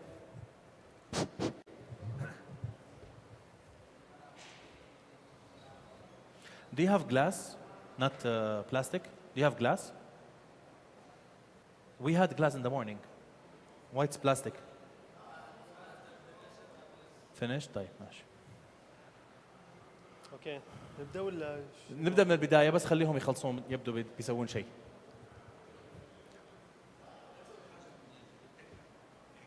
ايه بقول حياكم الله رجعنا لك بس خلاص.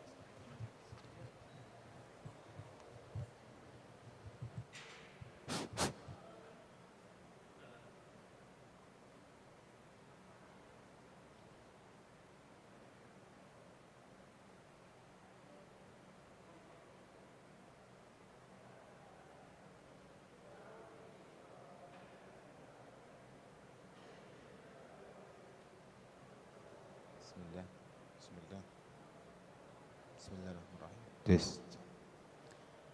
بسم الله. تيست. هي بسم الله. تيست تيست. هي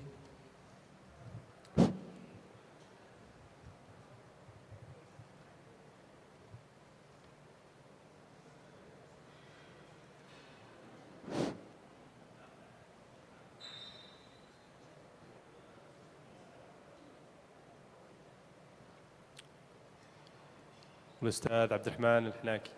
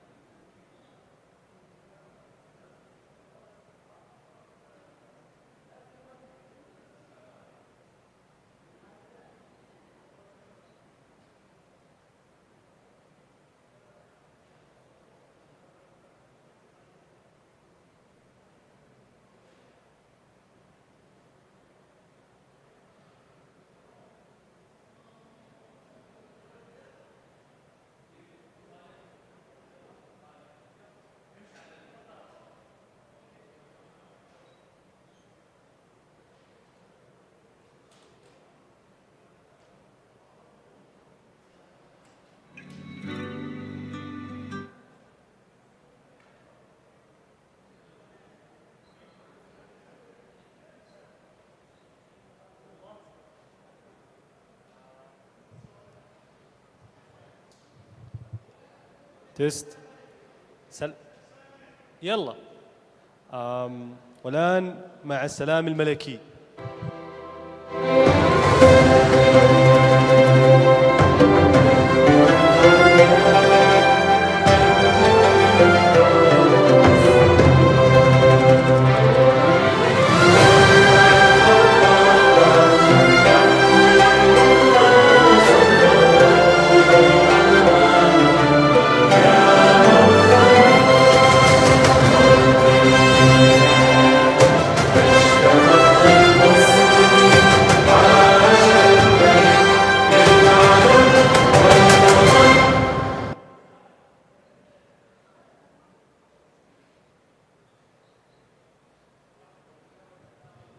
حياكم الله في البارت الثاني أو الفقرة الثانية من حفلنا لليلة.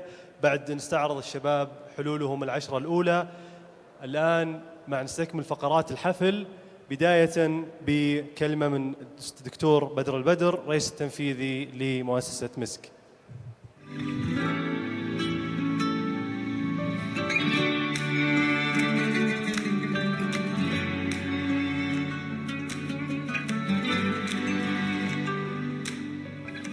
يعطيكم العافية، حياكم الله وشكرا لحضوركم.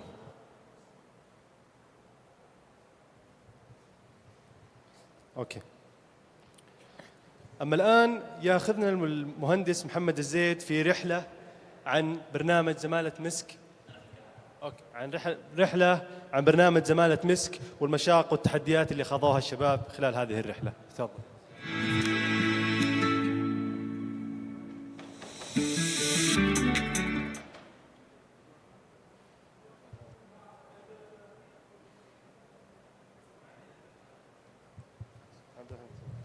طيب حأشرح عن البرنامج وأشكرهم ويعطيكم العافية وما قصرتوا.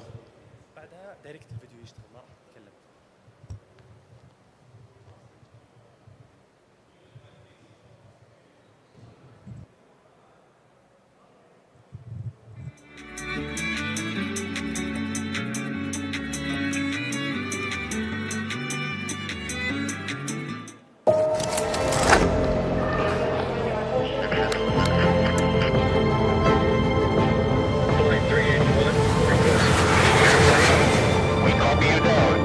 لأننا نعيش بين شعب جبار عظيم يضعون هدف ويحققونه بكل سهولة، لا أعتقد توجد أي تحديات أمام الشعب السعودي العظيم.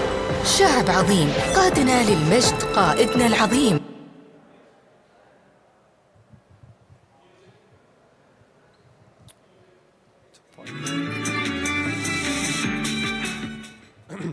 بعد عرضهم المطول في فترة الأولى، نستقبل الآن الفرق الخمس المتأهلة من المرحلة السابقة. يستفتح معنا أول العروض فريق صحتك تيم، فليتفضل. صحتك تيم، حياكم الله.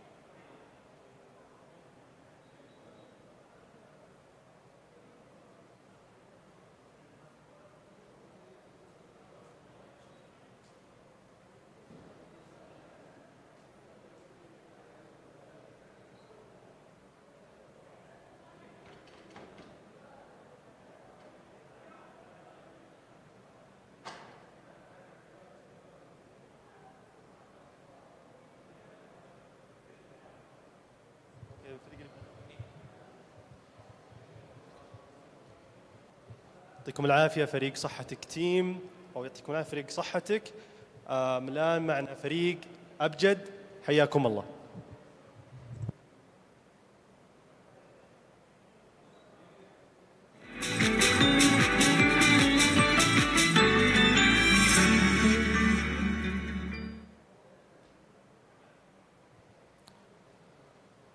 يعطيكم العافية فريق أبجد.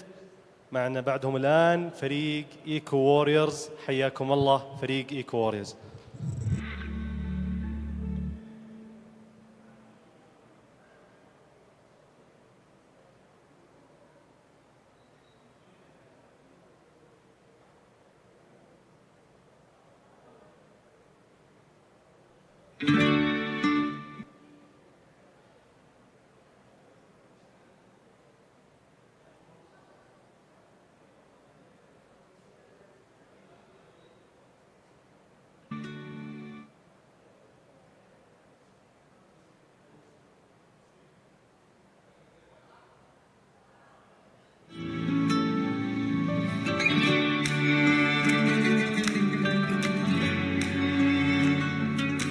يعطيكم العافية فريق جيك ووريرز.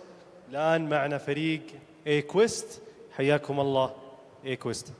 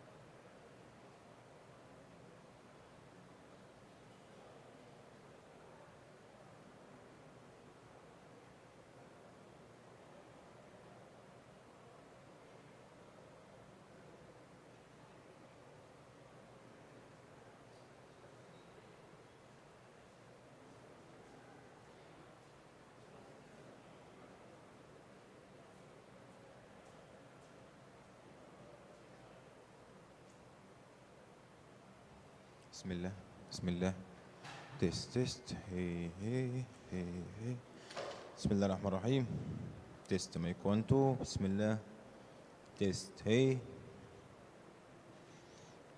تمام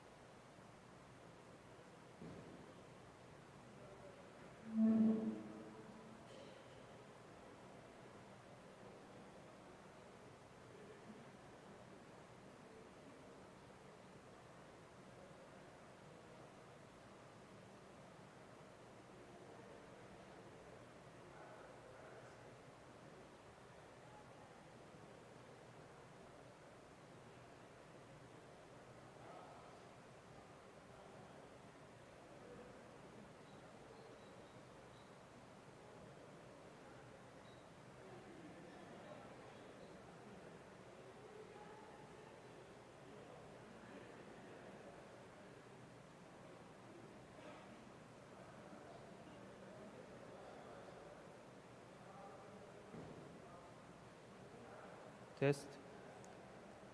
السلام عليكم. السلام. بسم الله. ايه في صوت. خلاص صوت شغال. الصوت واضح. اوكي صالح الصوت واضح عندك تسمعني؟ ممتاز صح؟ وراك. خلاص تمام. خلاص كذا الصوت بيرفكت.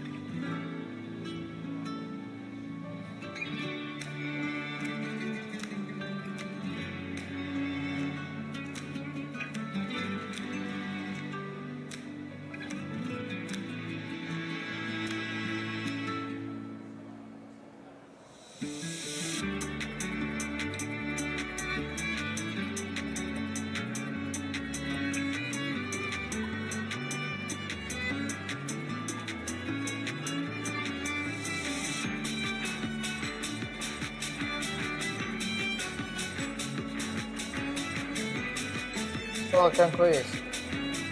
بس ما اتوقع تحت الملك. والله ما اعرف صراحة. يمكن يبغى الناس.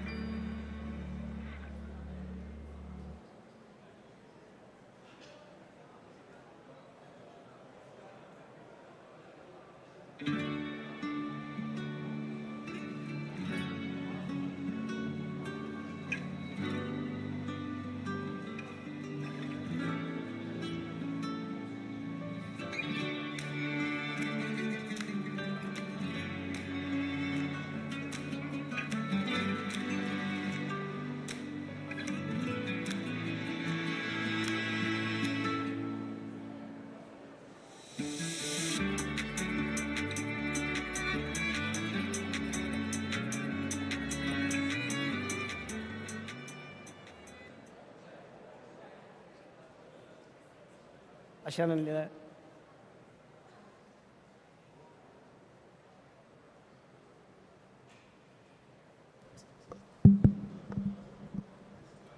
أما الآن مع السلام الملكي.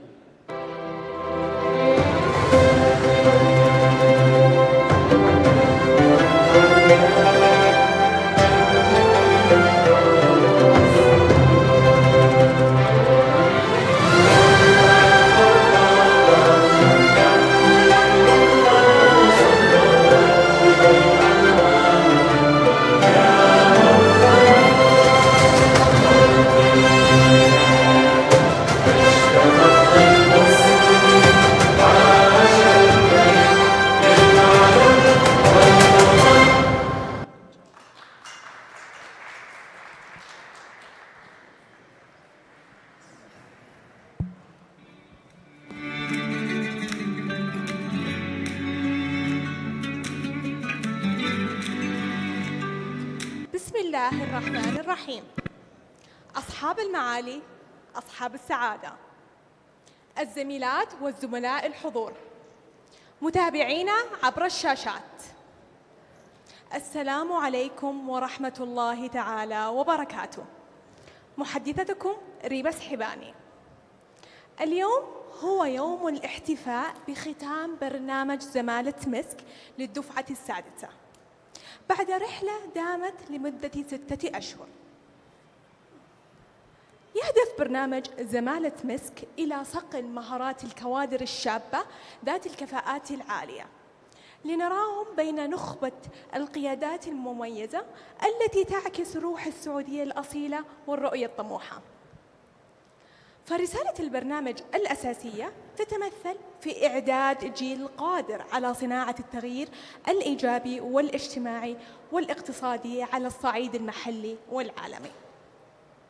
ابتدأنا اليوم بعرض 10 مشاريع نوعية من قبل 70 زميلة وزميل، والتي تصب نحو أهداف التنمية المستدامة، وتم عرضها على لجنة التحكيم لتقييمها وترشيحها للمرحلة الأخيرة. وبإذن الله نواصل حفلنا الكريم بالتعرف على أبرز نقاط وإنجازات برنامج زمالة مسك، وبعدها سنحظى بجلسة حوارية مثرية عن القيادة. ومن ثم سيتم عرض أفضل 5 مشاريع ترشحت للمرحلة الأخيرة، وسيتم الإعلان عن المشاريع الفائزة. ما شاء الله جدولنا اليوم حافل. أما الآن مع كلمة يلقيها الدكتور بدر البدر الرئيس التنفيذي لمؤسسة مسك، فليتفضل مشكورا.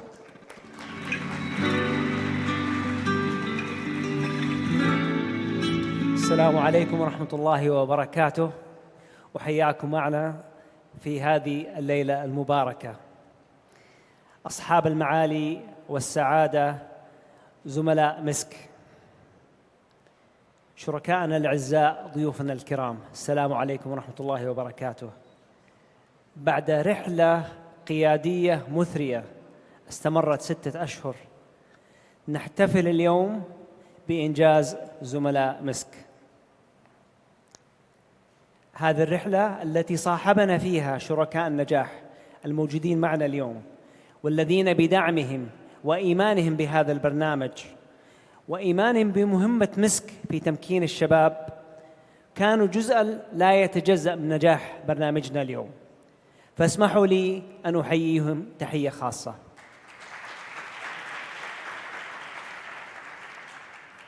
برنامج زمالة مسك أحد برامجنا المهمة والعريقة، فهو من أقدم برامج المؤسسة، إذ بدأ في عام 2017.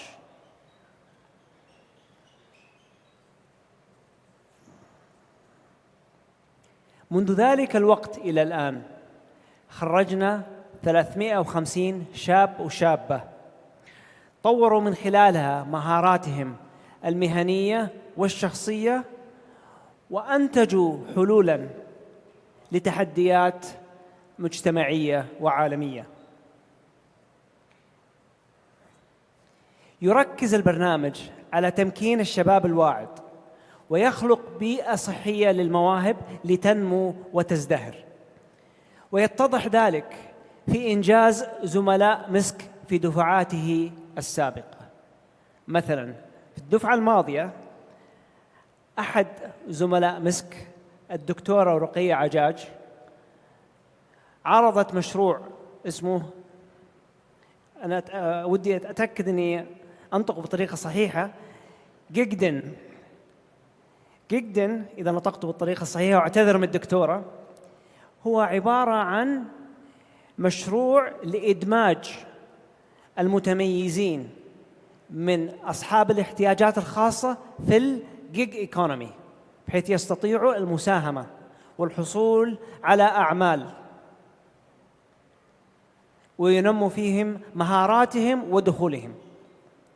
هذا المشروع فاز العام الماضي بالمركز الأول هنا، ولكن ما يميز هذا المشروع أنه أيضاً دخل في برنامج مسرعة الأعمال، برنامج مسك الانطلاق، وأصبح الآن مشروعاً.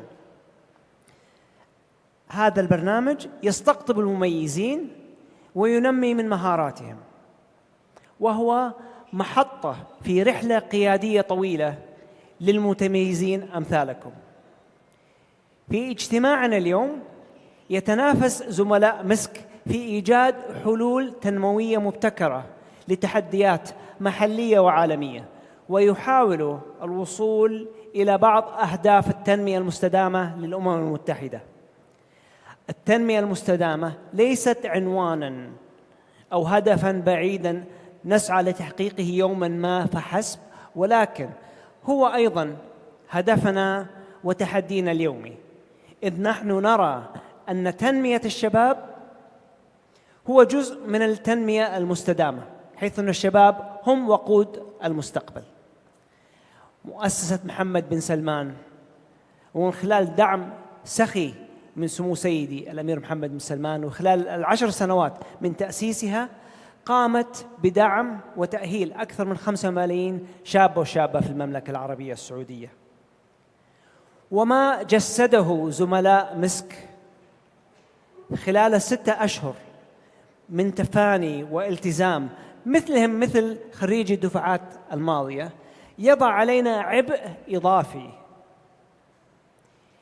في تقديم الأفضل والسعي بنفس سرعتهم وطموحهم.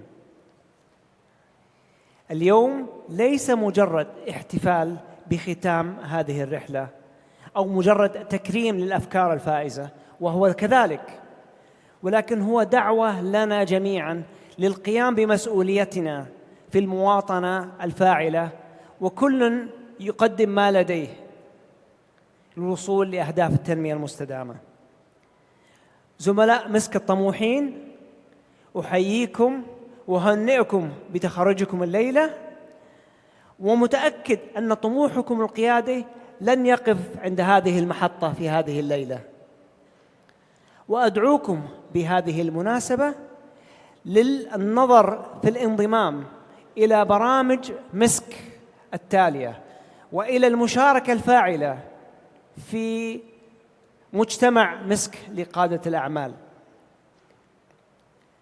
سعيد أن أشارككم هذه الليلة ختام هذه الرحلة الرائعة، وكل حماس للتعرف على مشاريعكم المتميزة والتعرف على المجموعة الفائزة منكم، وبالتوفيق.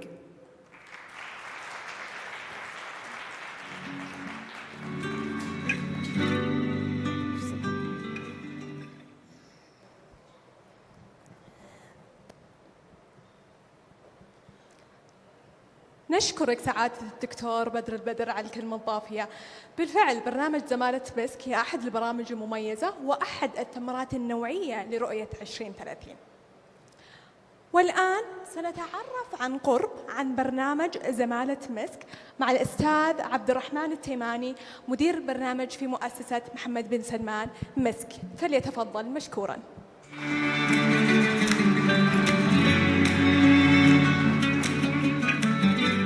بسمك اللهم الرحمن الرحيم، والصلاة والسلام على أشرف الأنبياء والمرسلين، سيدنا ونبينا وقائدنا وقرة أعيننا محمد بن عبد الله وعلى آله وصحبه أجمعين. رب اشرح لي صدري ويسر لي أمري واحلل عقدة من لساني يفقه قولي. اللهم آتنا الحكمة وفصل الخطاب. السلام عليكم ورحمة الله.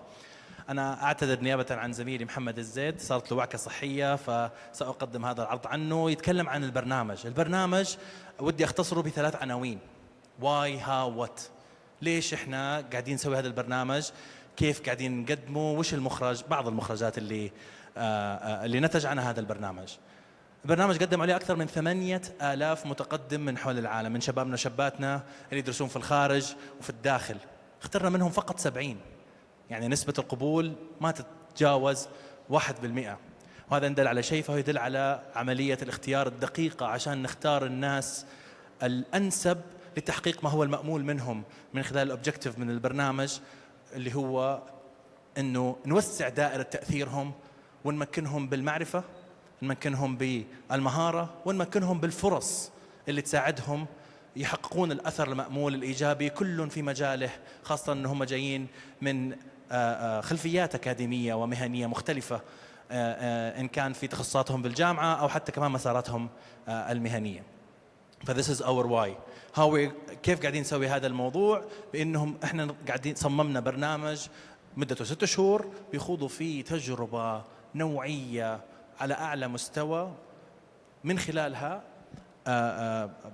راحوا مخيم تدريبي في الولايات المتحدة الأمريكية هذا العام، كانت في واشنطن دي سي. زاروا كثير من الجهات في سيليكون فالي، في سان فرانسيسكو.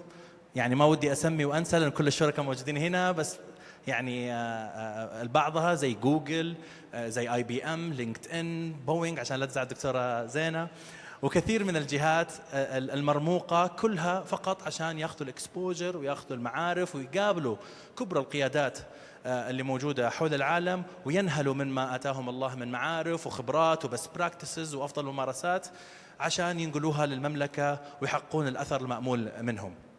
وتخللت الرحلة برضو كمان تجارب تعليمية وتدريبية مختلفة، برنامج برضو كمان بالشراكة مع جامعة طوكيو، برنامج تدريبي في طوكيو، وبرامج تدريبية برضو كمان عن بعد، وغيرها من خلينا نقول العناصر التدريبية أو الأنشطة التدريبية المكثفة، كلها فقط عشان نجعلهم أقرب لما هو للهدف اللي احنا نصبوا إليه، إنه إن شاء الله يحققون الأثر.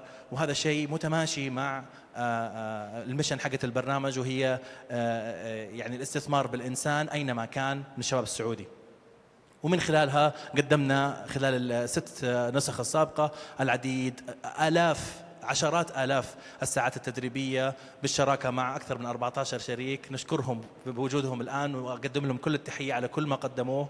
أنا قلت لهم من شوي للجنة التحكيم اللي مثلت جزء من شركائنا هذا العام إنه ما في نشاط إحنا قدمناه في المؤسسة وخاصة في البرنامج هذا إلا وكان معنا وكتفنا بكتفه شريك ساعدنا يا اما بالمعرفه يا اما بالخبرات او اي نوع من انواع الموارد عشان نحقق هدفنا وغايتنا اللي هي بناء الانسان واعمار المكان اينما كان. شكرا لكم.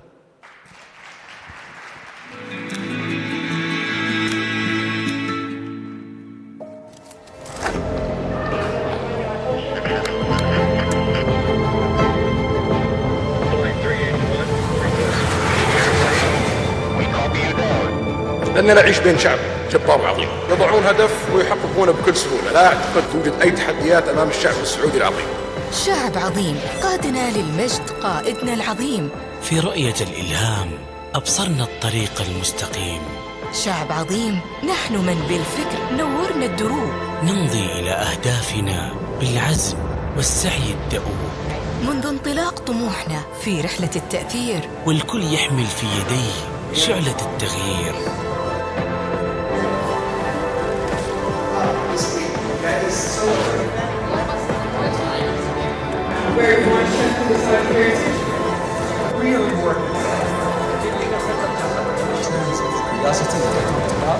عهد علينا أن نظل معا يدا بيد بالصبر والإصرار نحيا في ازدهار غد.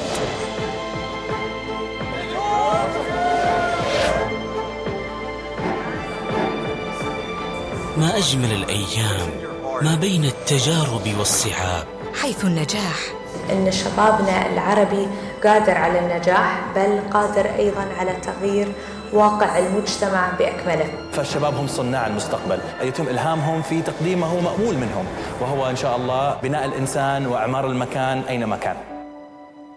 بشائر تروى بأحلام الشباب، حيث التنافس دائما في رفعة الأوطان، والغاية الأسمى لدينا خدمة الإنسان. اليوم شفت مستقبل المملكة العربية السعودية في شبابها وشاباتها، والصراحة أفتخر في كل واحد ووحدة فيهم.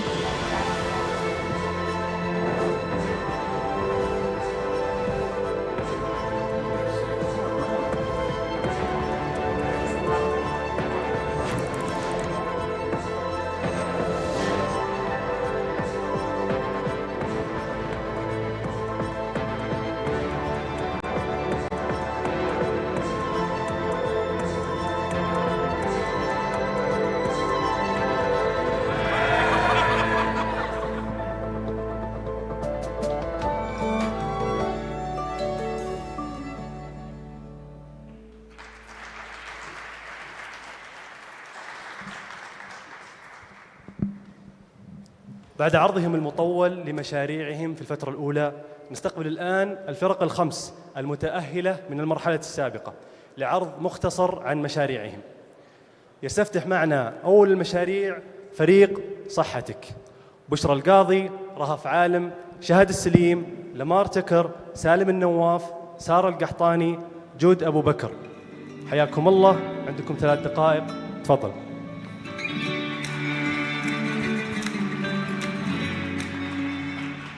Hello everyone, we are Rahaf Alim and Bushra Al-Qadi. We're gonna represent our team, team number 1. This time, we are not gonna tell you a story that represents the extent of the problem, because this is not an individual problem only. This is a national-wide problem. So, we have to talk in numbers and facts. Let's go back to our challenge, which is how to develop technological supporting related Saudi entities to strategically plan and distribute health manpower in an optimal manner. So, when we defined plan and distribute, that means supply and demand. And there is a report given by World Bank shows that there is a clear gap between supply and demand. So we need a tool that is instantaneous and comprehensive, so we can always be proactive in our actions. So why this is so critical for Saudi Arabia's healthcare system, and why it have been reported as one of the core challenge of Vision 2030? Because there is continuous increase in demand. Our population is expected to rise to 40 million, and there is increased number of elderly. Also, there is increased number of burden of non-communicable diseases, such as diabetes mellitus, expected to be doubled. And there is 30 million visitors who expected to do Hajj and Umrah in 2030. So, if you are not going to consider this demand in the planning of healthcare workforce, it would affect the quality of care, healthcare delivery, accessibility, and equity. Also, it would enforce financial pressure to recruit manpower reactively instead of proactively. So what is our solution, Bushra? So in order to solve to address the aforementioned disparities, we present our novel business analytics tool called Sihhatek. It offers real-time insights and predictive analytics in order to improve healthcare services, reduce unemployment, and also optimize the financial resource utilization. Here's an initial design of our system. It provides a comprehensive view of the present situation of the healthcare services and workforce, and also employs machine learning models to predict future needs and trends.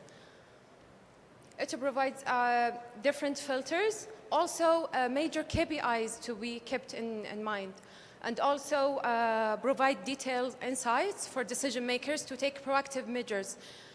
Finally, it also simulates different scenarios and seasons, such as Hajj season and maybe unexpected epidemics, to be prepared well for such circumstances. As you can see, here's heat maps based on regions. So now we are proud that we already received an initial approval to collaborate with Ministry of Health to develop this system. We are targeting currently the public sector, but we aim to eventually serve other entities in the private sector as well. Our solution is aligned with 7 sustainability development goals. On top of them is the good health and well-being. We believe that our solution is a game changer and a transformative key to achieve the goals of Vision 2030. We strive to deliver the best service to the right person at the right time in the right place. Thank you for listening.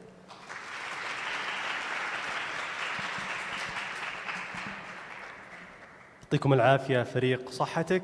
الآن معنا فريق أبجد، أحمد الجهني، رهف أبو منصور، قصي غبرة، أحمد إسلام، أحمد عسيري، أحمد الحمودي، إسماعيل صفراطة. حياكم الله. عندكم 3 دقائق، تفضلوا.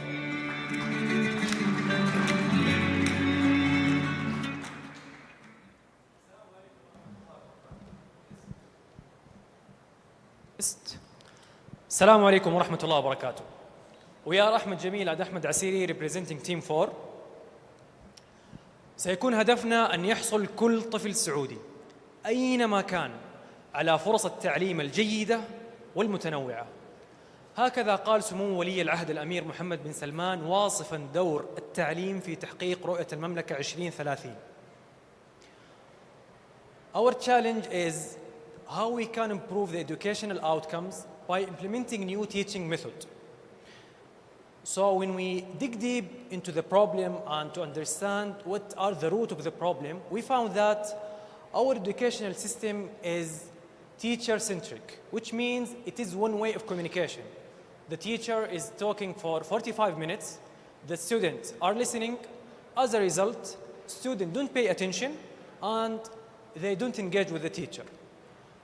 So we come up with our solution, which is Abjad. Abjad is an educational platform that allows the users to create, share, and play educational games. To understand more about our solution, I will leave you with Ahmed. Abjad converts the traditional way of teaching into interactive games, puzzles, and quizzes. Students will earn points based on their performance, which will be later shown on leaderboards to create a competitive yet supportive environment inside the classroom. And to keep the students motivated, prizes will be given to students with high performance, such as discounts and gift cards. We have actually tried Abjad twice in 2 different schools, and the results were satisfying. The first school is Al Hamra International Girls Schools in Jeddah. 76% of the girls said that they would be active users of Abjad if it got implemented. The second school was Al Bassam Schools in Dammam. We tried using Abjad to teach Arabic language in 2 classes out of 4 7th grade classes for 1 week. After we finished, we prepared the pop quiz for students to test the results and see the difference of teaching traditionally and teaching with Abjad. We can see that the classes that used Abjad got an average of 85% compared to 55% in classes that didn't use Abjad. Also, we can see a difference in the mood and in the lowest grade. This is the most effective way of teaching. I have never seen the students more engaged. These were the words of the grade 7 teacher, Mr. Sayyid Abdul Al. We had so much fun. I wish we could learn like this forever. This was Abdullah, a grade 7 student. Thank you.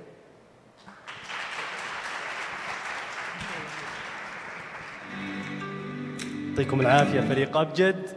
ننتقل الآن لفريق إيكو ووريرز. رزان الطويرقي، سعد الدين أبو بكر، فهد الشهري، بسام الدين، نوف عسيري، محمد الحارثي، دانا حجازي. حياكم الله. عندكم 3 دقائق. تفضل.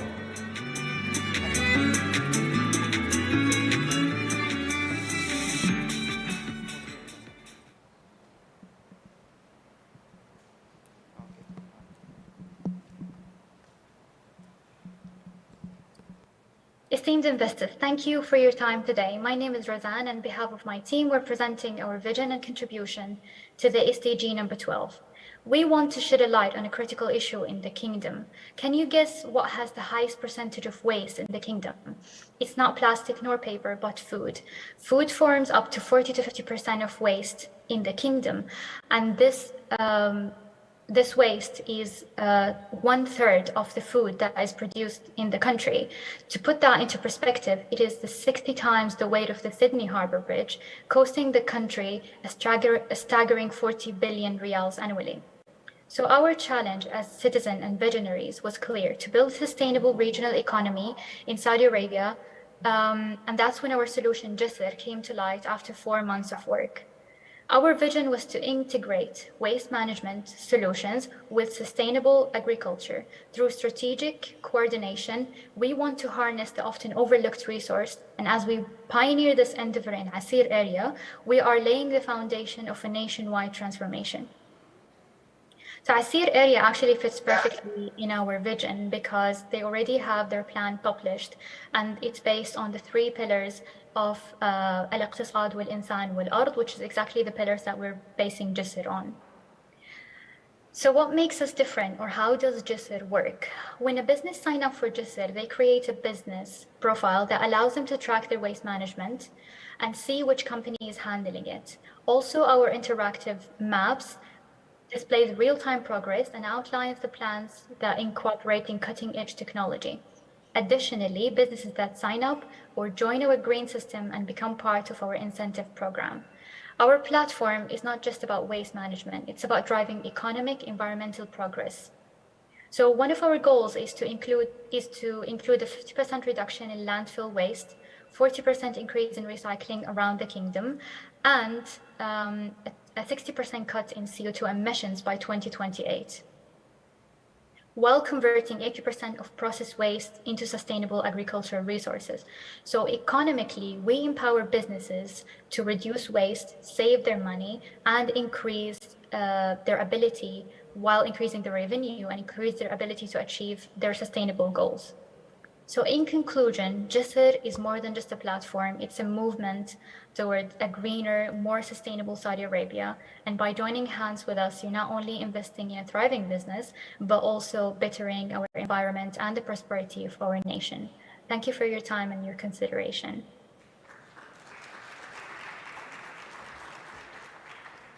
يعطيكم العافية فريق إيكو ووريرز.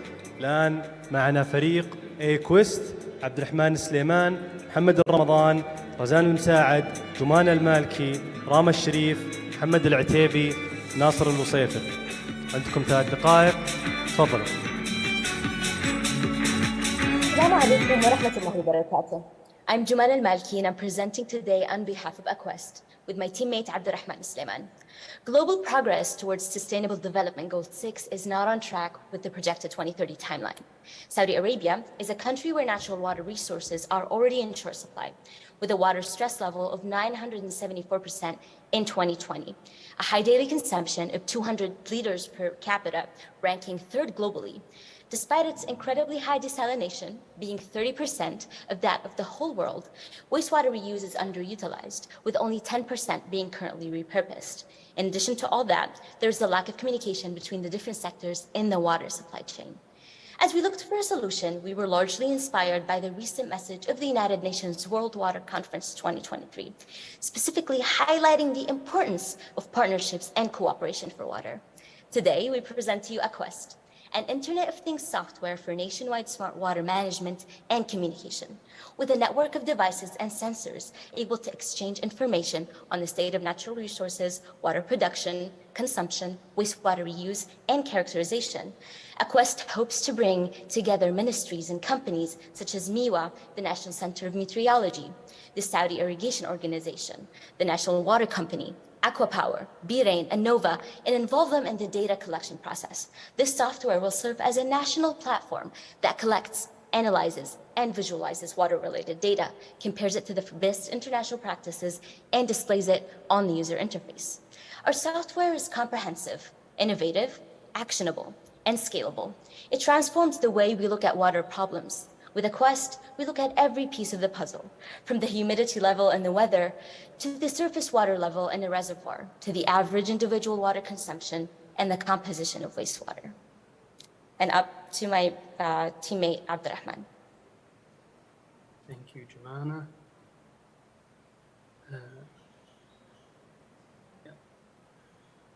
Thank you, Jumana. I'll quickly run through the impacts, business case, go-to-market plan, and wind down the presentation by reiterating what we believe is the real value of our proposal. So our concept of improved water management leads to multiple positive impacts, ranging from environmental, social, economic, health, and cumulative effects in which the sum is bigger than the separate parts. Our objectives are clear. Our objectives are clear. We aim to implement large-scale software for data-driven water management and provide real-time monitoring of natural water resources. The benefits are compelling. The software promotes awareness of effective water management through reducing excessive water consumption and contributing to the preservation of natural water resources. But to achieve these goals, we need support. Moreover, there are risks regarding privacy, security, and infrastructure needs that need to be addressed. From there, we go to our three-phase go-to-market plan, which outlines a strategic roadmap for success. In the initial phase from 2023 to 2025, we'll focus on establishing a solid foundation and providing proof of concept. From 2026 to 2028, we'll scale up and expand our efforts. And finally, from 2029 to 2030, we aim for full integration, impact, and showcase Saudi Arabia's water management progress. In summary, with a Saudi spirit, our software plays a pivotal role in advancing SDG 6 with simplicity, actionable approach, and profound impact. In Saudi Arabia, the water sector has experienced remarkable growth, yet it possesses vast reservoirs of valuable data that remains untapped. This data holds the potential to align with the objectives of all companies in the industry. For example, Aquapower is dedicated to delivering desalinated water reliably and responsibly. From a regulatory standpoint, MIWA is committed to ensuring environmental and natural resource availability, bolstering water security, and improving the quality of water in Saudi Arabia. To conclude, what's missing is a unifying platform that bridges the gap among these diverse stakeholders. Our goal is to serve as that connecting nexus, facilitating secure and equitable access to anonymized data among all stakeholders, thereby fostering growth and prosperity for all. Thank you so much for your attention, and it will be our honor and pleasure to answer your questions.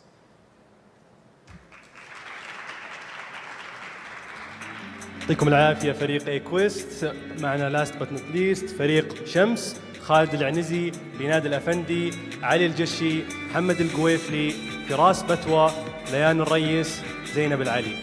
حياكم الله، عندكم 3 دقائق. تفضل.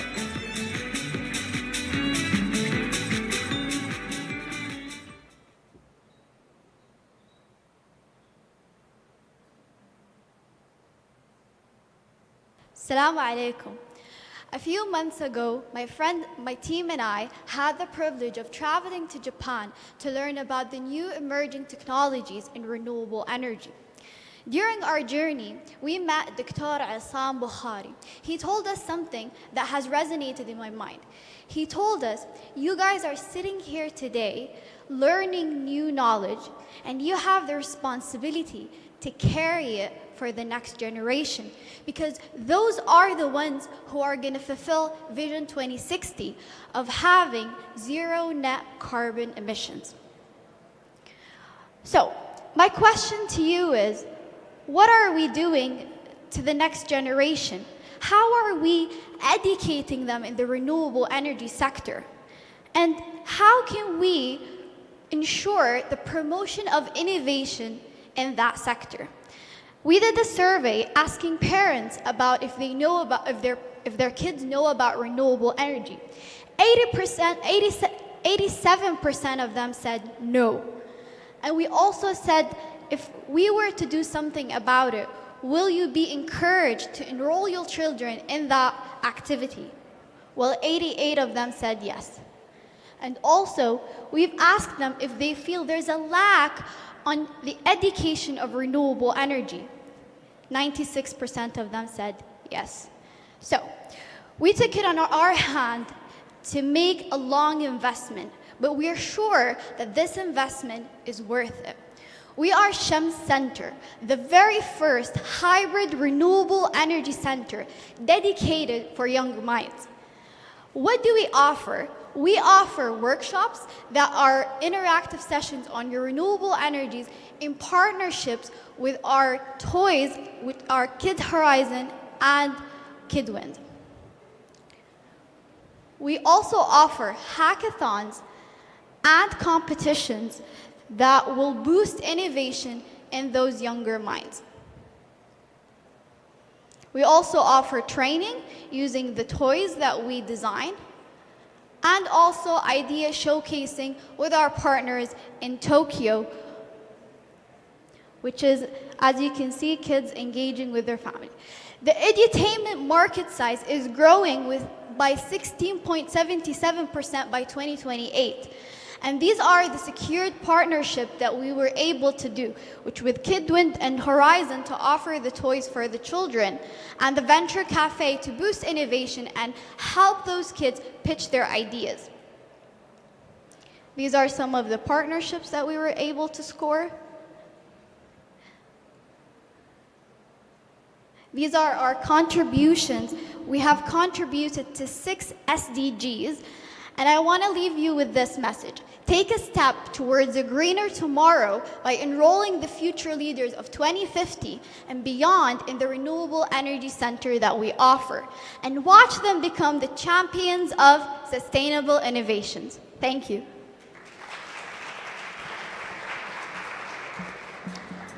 يعطيكم العافية فريق شمس، وشكرا جميع الفرق الخمسة اللي استعرضت حلولهم.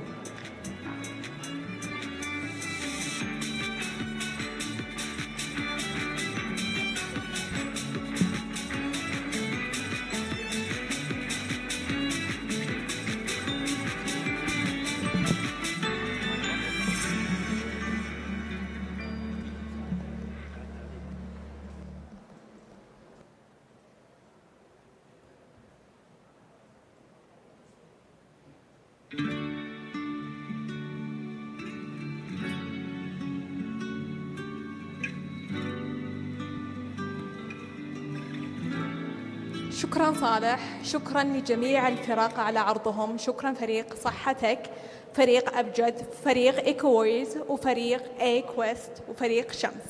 بالفعل إنجازات اليوم هي مستحيلات الأمس، فشكرا لكل من فكر وخطط وأبدع. كانت رحلة استثنائية حافلة بالإنجازات والتحديات لرحلة دامت 6 أشهر، وبإذن الله سيتم الإعلان عن الفائزين اليوم، سيكون هناك فائزين من لجنة التحكيم والفائزين من تصويت الجمهور. والآن سنحظى بجلسة حوارية ممتعة عن القيادة بعنوان تنمية مستقبل القادة السعوديين. يديرها مدير المشروع في مؤسسة محمد بن سلمان مسك أستاذ محمد التيماني، مع ضيوفنا الكرام دكتور إبراهيم المعجل الشريك والمؤسس لخوارزمي فنتشر، ودكتور أنس الفارس الرئيس التنفيذي لشركة أنتماتكس. فليتفضلوا مشكورين.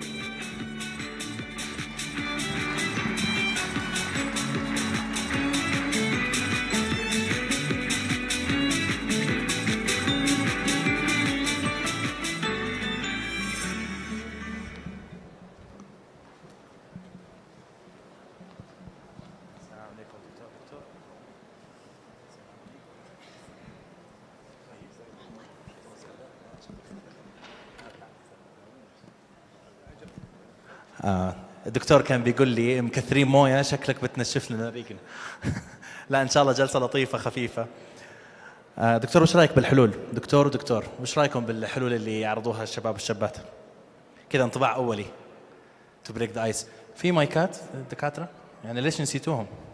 الناس جايين تسمع الدكاتره مو تسمعني. فضلا مايك ثاني برضو الدكتور مفتوح. مايك ثاني. أول شيء سلامات. اي والله سلامتك دكتور، ما تشوف شر. الله يعديك الشر إن شاء الله. صراحة سعيد جدا بوجودي معكم، وشكرا على الدعوة الجميلة. بالعكس، الطاقة اللي موجودة هنا طاقة رائعة، يعني بنتكلم بعد شوي ونناقش، بس الطاقة بالحضور، الطاقة بالعرض اللي موجود هنا وموجود خارج المملكة، الحماس والشغف اللي شفناه شيء يعني يثلج الصدر. وهذا مثال أصلا اللي نتكلم عنه. يعني الآن عندك شباب وشابات في أنحاء العالم يستثمرون في أنفسهم والدولة تستثمر فيهم، قاعدين يناقشون مشاكل مهمة جدا اللي هي في المويه والطاقة المتجددة والويست مانجمنت والتعليم والصحة. مشاكل مهمة لنا لأن في وضوح في التوجه، في وضوح في الرؤية، عارفين احنا وين متجهين. وهذا كله يتم بحضور بدعم من مؤسسة مسك الخيرية، بدعم برنامج تطوير المهارات الكوادر البشرية، بدعم من مدينة الملك عبد العزيز. هالجمع هذا الجميل كله صراحة مثال للي قاعد يصير في البلد، فالله ينفع فيكم جميعا. هذا من طيب اصلك وحسن ظنك فينا دكتور. ما خليته شيء، خلاص خلصت الكلام الزين كله، ما عاد قال شيء اقول. اولا طبعا اثني على كلام اللي قاله الدكتور ابراهيم. فعلا سعيدين في حضورنا الحين في مسك، اول مرة بعد اجي لهالمبنى، فكان نقلة بالنسبة لي أيضا أن أشوف كيف هالنشاط ما شاء الله اللي شفناه. طبعا زي ما قال أخوي إبراهيم اللي شفناه قبل شوي، تغطية المجالات المتعددة كافة، سواء كانت من الصحة إلى التعليم إلى غيرها، فعلا يعطينا مو بس الفخر بس الأمل فعلا في معالجة الكثير من هذه المشاكل إن شاء الله في المستقبل القريب بإذن واحد أحد، على يد شبابنا وبناتنا بإذن واحد أحد بإذن الله. شكرا دكتور، وجدا نيابة يعني عن زملائي وزميلاتي نشكر لكم تلبية الدعوة. أنا ما ودي أطيل صراحة، ودي الجلسة تكون خفيفة لطيفة، نسألكم بعض الأسئلة، ننهل مما أتاكم الله من معرفة وعلم، عسى الله ينفع بنا وبكم. دكتور أنس، نفسي أعرف، تفضل. نفسي يعني عندي سؤال كذا شوي ودي أسمع الإجابة منك، وما سألتك إياه على الخاص، ودي تجاوبني إياه قدام الناس. تفضل. ليش سويت 3 ماجستير ودكتوراه؟ وش كان الثينكينج بروسيس؟ وش كان اللوجيك بيهايند ات؟ بفاجئك انه ما كان في thinking process وما كان في لا logic behind it. بالعكس I was lost. I think that's more like what I was. I was searching for something and it happened to be the journey. It wasn't planned as such. In fact يعني للتوضيح، البداية كانت عندي مجرد رغبة بإني أكمل ماجستير وأرجع، وبعدين فوجئت إنه فيه الكثير اللي ما أعرفه وعجبني الموضوع، وصارت 2 وبعدين 3 وبعدين دكتوراه. فما كانت مخطط لها بتاتا. ودي أقول لك إنه كان مخطط. Everything was planned but it's not. It definitely was not planned by any means. وش أهم الصعوبات اللي واجهتك دكتور؟ كثير. قد يكون من أهمها أرجع لنفس ليش 3 ماسترز، ويمكن هذه أحد الصعوبات. واعتقد يمكن من كثير من الزملاء مسك الان اللي نشوفهم يواجهون اشياء مشابهه. هل يعرفون بالضبط ما هو المجال اللي يرغبون يكملون فيه؟ أنا من الناس اللي أحسد، وكنت أحسد وقتها اللي عنده خط سير ثابت وعارف تماما وين بيكون في ظرف 3 أو 4 أو 5 سنوات، أو المجال اللي يرغب فيه. من الصعوبات اللي أنا واجهتها كانت دائما هي البحث عن ما أرغب أنا فيه، وبناء عليه لقيت نفسي دائما في المجالات الرمادية في that multidisciplinary set of research. عشان كذا تنقلت من أكثر من مجال رغبة في إيجاد هالمجال الرمادي بشكل أو بآخر. أيضا مع الوقت اكتشفت في التعليم إشكالية أخرى. هل هي عبارة عن التوسع بمعنى breadth or depth؟ مع الوقت اكتشفت أنه you need both، أن تحتاج الاثنين لمعالجة المشاكل اللي يجب أنك تواجهها. فبعض المشاكل تحتاج يكون عندك enough breadth to address it، وأخرى كان لابد استيعاب that depth من أجل أنك تستطيع أنك تعالجها. كثير لو رجعنا القصص تقول لي مشاكل اللي مرينا فيها. أنا كنت ترى من مجموعة اللي مروا في أيام 11 سبتمبر، فيعني لو فتحنا الباب على هالمجال قد تكون طويلة، لكن خليني أكتفي بهذا. يمكن عند الدكتور إبراهيم شيء أحسن مني. يعني في متشابهين أنتم في بداية حياتكم الدراسية، اثنينكم درستوا في جامعة مرموقة في إن كان أوكسفورد أو MIT. ستانفورد ترى. ستانفورد بس ما خلها، أنا متعمد قلتها، متعمد بشوف ردة فعله، لأنه في دكتور كنت أتكلم معك من يومين، كان عندي اجتماع مثري معك دكتور، وقلت لي صراحة نظرية جميلة. في مرحلة من مراحل حياتك الجامعية توقفت، نظرت على ما فات وما هو آت، وطلعت بأسلوب معين أو بطريقة معينة كانت هي البوصلة اللي ساعدتك تخطط لحياتك. وتدعي دكتور أنه هي هذا الشيء أو النشاط أو الإكسرسايز اللي أنت سويته هذا له فضل كبير على ما وصلت عليه الآن. لو سمحت شاركنا وش هذه النظرية، وكيف صنعتها، وكيف طبقتها، وكيف ممكن تشاركها للشباب والشابات والحضور الحاضرين من الزملاء والزميلات والشركاء. تفضل. شكرا. بس لازم أعلق على أوكسفورد. أنا يعني أرى صراحة هي كانت مداعبة وشكلي بندر. لا، أرى أن الدكتور هو اللي داعب. أنا أرى أن الدكتور أنس متقدم علي في كل شيء إلا في الجامعة، ما أقدر أقبلها. ستانفورد أحسن من MIT، فاللي مقدمين قدموا كلكم على ستانفورد. لا يشهد الله انك احسن، بس غير هذه لا والله نتعلم منك دكتور. يمكن زي ما ذكر، انا اخذت كلمه اللي ذكرها الدكتور اني I was lost. في كثير من الشباب والشابات اللي اتناقش معهم وكذا يمرون ازمه ربع العمر، او احساس انه اذا ما عندي خطه واضحه لحياتي معناها انا متاخر وانا غلطان. وانا هذه طبعا شيء طبيعي كلنا مرنا فيها مع النجاحات اللي مر فيها اخوي انس. طبعا لوس واخذ 3 ماجستيرات دكتوراه، يعني ما شاء الله. بس مهم جدا ان ما نخليها تاثر علينا، لان كونك ضايع جميل لان عندك فرصه تكتشف وتتعلم وش موجود. كونك ضايع جميل معناها ان ما عندك توقع وش اللي ممكن وغير ممكن، وهذا اهم.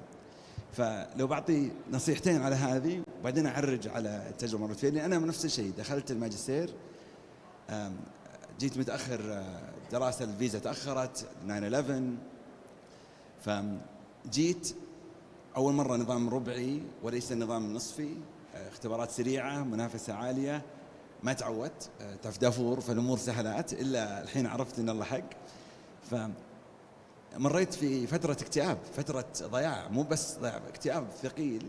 طلعت منه بطريقه التفكير هذه، اللي اهم شيء تسويه انك تقرر كيف انت بتقيم نفسك.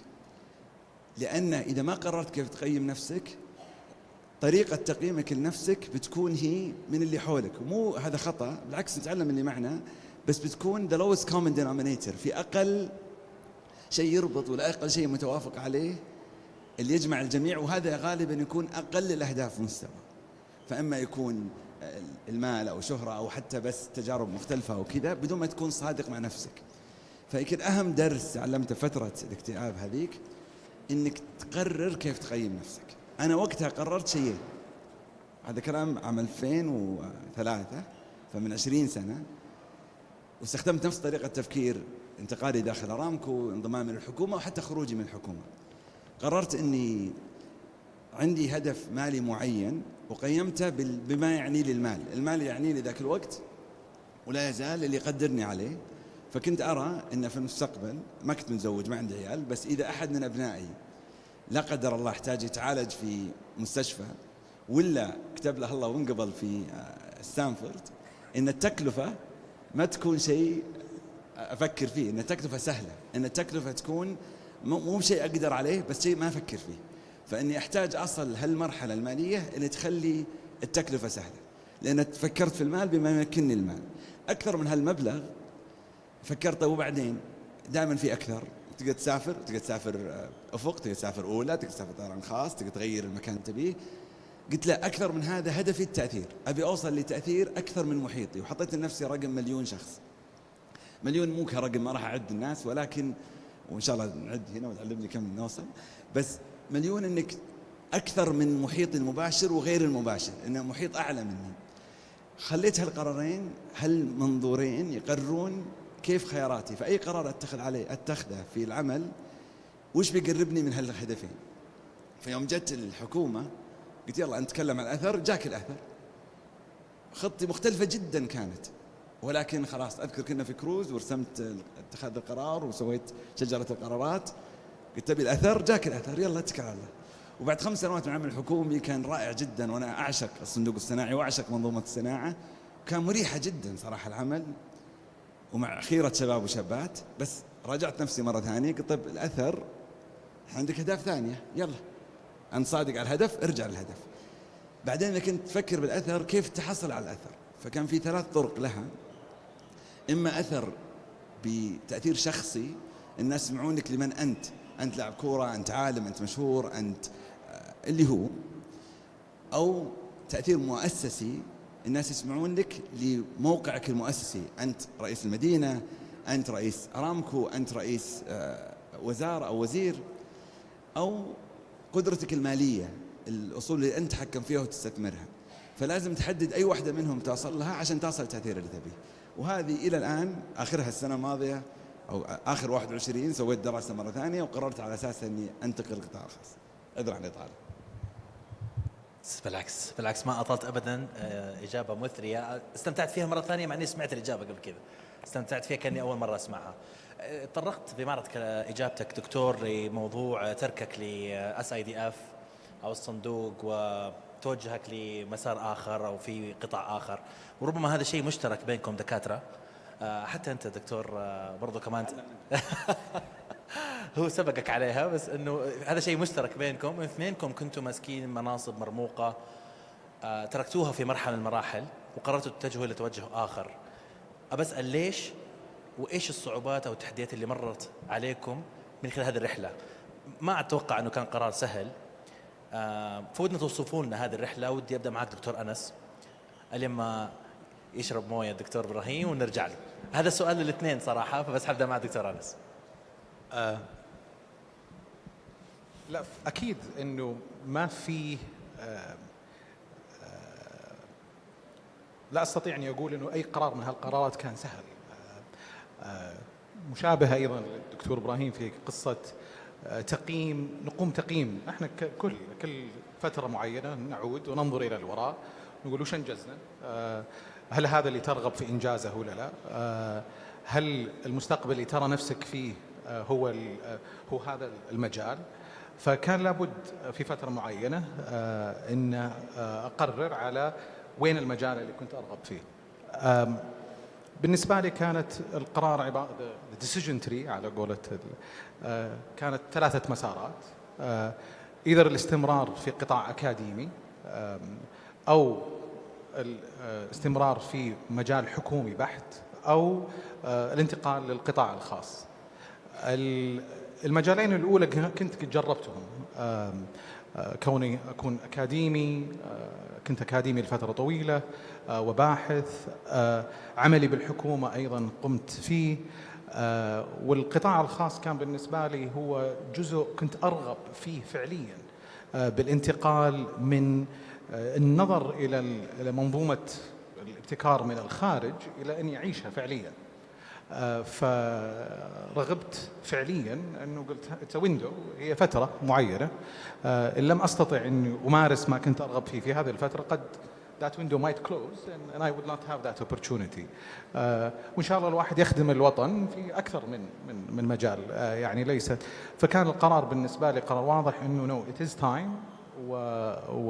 ويوم كنت اسولف انا وياه اكثر من مره على نفس النقاش، لا هو انا وياه ايز ويل، كثير انا والدكتور ابراهيم، وكان واقول له ها قريب، وكل شوي يتهزأ يقول ها كان ما صدق اني I was going to do it and I was firm انه it was time. It was a decision I needed to do. وكنت ارغب في تطبيق الموضوع وتجربة الموضوع، تجربة beyond التنظير لها، ومن ثم كانت الرغبة في moving out و establishing شركة في مجال الذكاء الاصطناعي which was not an easy thing to do بالذات في مثل هذا المجال. And hence the story continues. دكتور قصتك. ما تبعد عن اللي ذكره.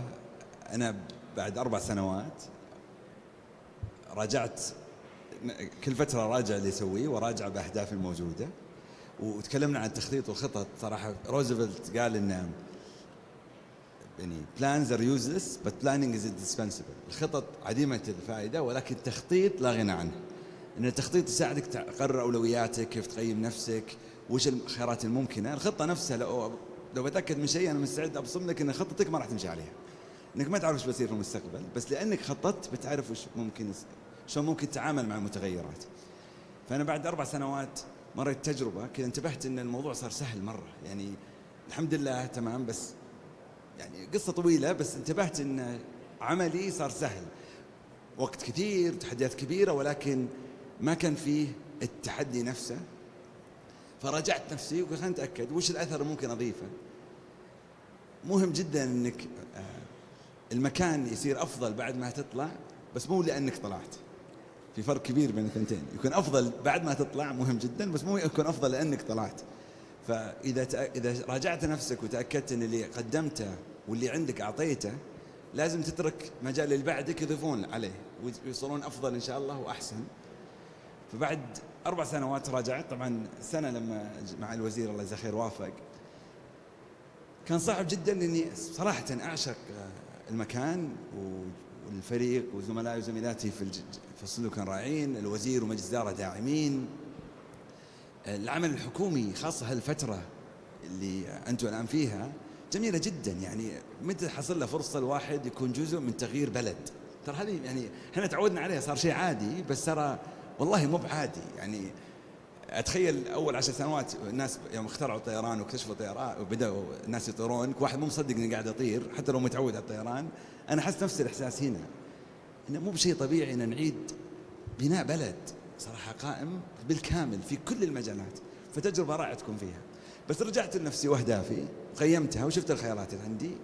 أفضل خيار إني أطلع. وكان في جانب آخر، جانب أيضا يعني أبنائي بدأوا يكبرون، الوالد والوالدة، فكون الواحد يقدر يتحكم في وقته شوي.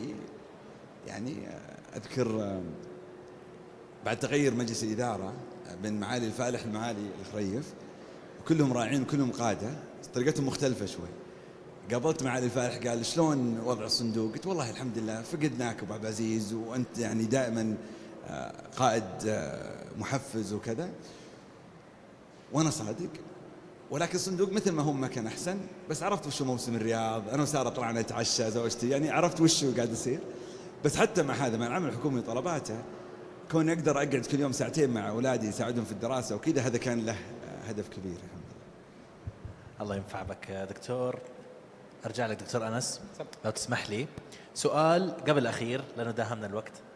فهي سؤالين. السؤال الثاني بيكون للاثنين، سؤال مركب فلسفي الله يعينكم علي. وطلع من راسي دحين يعني ما هو مسجل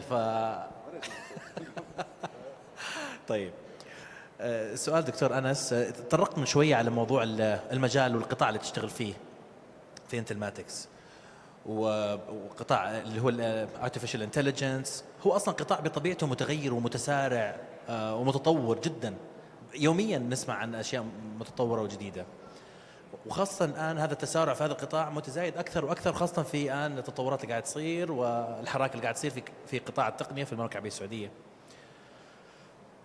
كيف دكتور أنس كقائد لهذه المنشأة وكقائد بشكل عام قاعد يتعامل مع هذه المتغيرات، كيف قاعد تقود هذه المنظمة وهذه المنشأة أنها تكون دائما at the forefront أو دائما متقدمة، دائما متغيرة، متجددة، أجايل، مرنة، مبتكرة، من وجهة نظر دكتور أنس القائد؟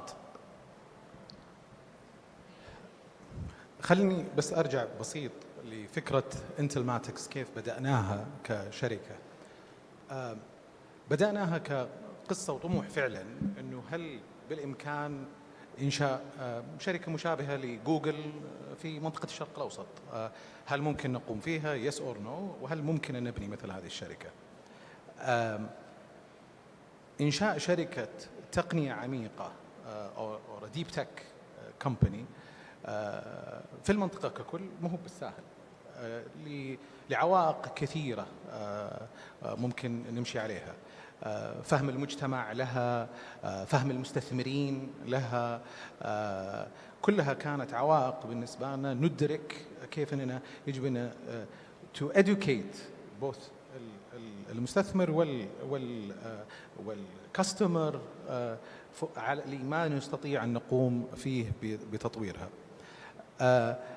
أنا كنت محظوظ للغاية، اعتقادي أنه وهذا بوجود شركاء معي كانوا أفضل مني بكثير، مثل الدكتور إبراهيم.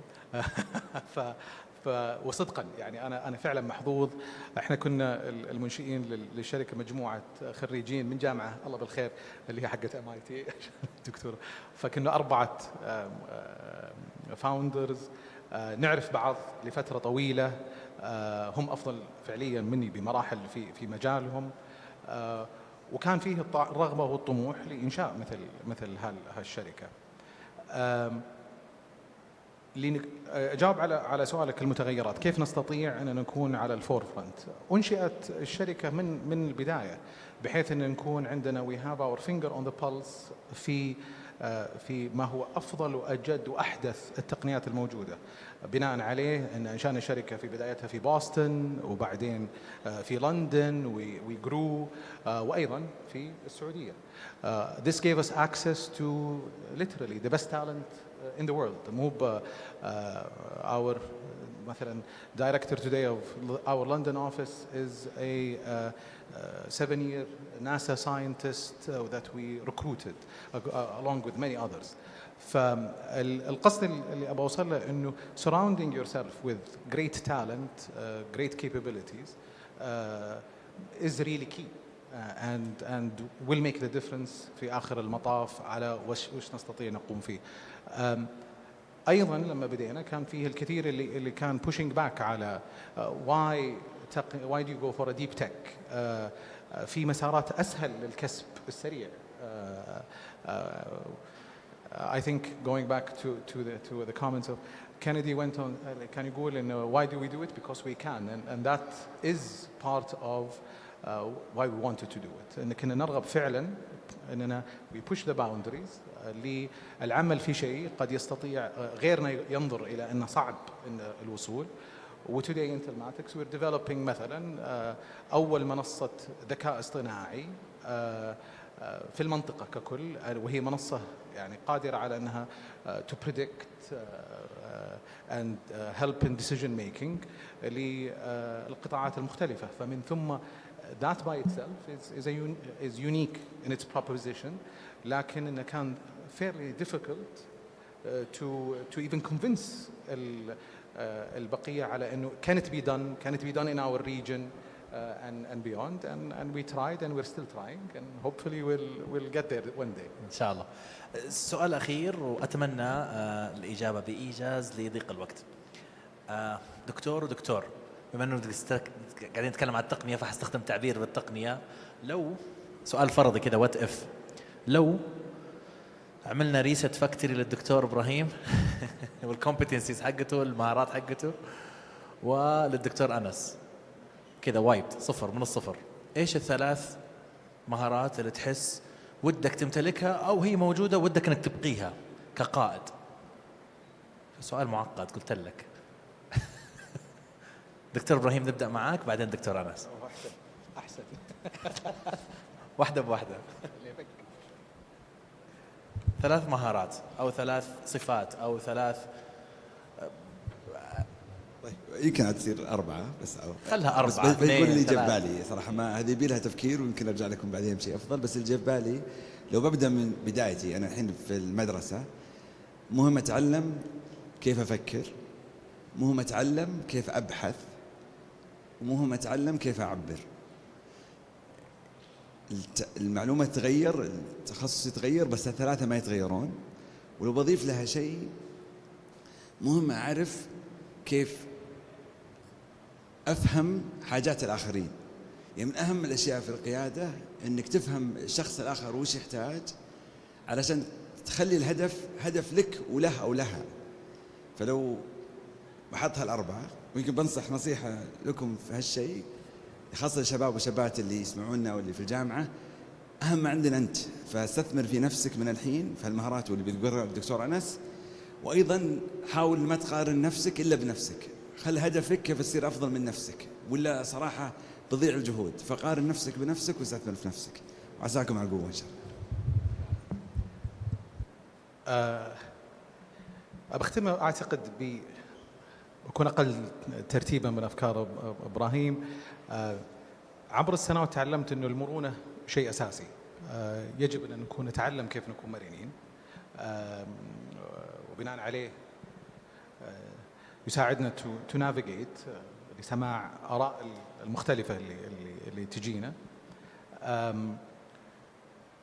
أيضا التحكم بالعواطف جزء أساسي للغاية، القدرة على التحكم بالعواطف، أن ما تأخذنا العزة بالإثم في بعض الأمور، وقد تأخذنا بمنحى مختلف.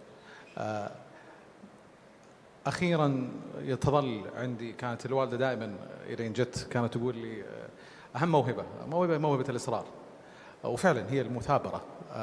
أؤمن تمام الإيمان أنه أهم موهبة تظل دائما هي موهبة الإصرار، القدرة على المثابرة to achieve an objective or الهدف هي الأهم فعلا المواهب اللي ممكن أي واحد مننا يتمكن منها.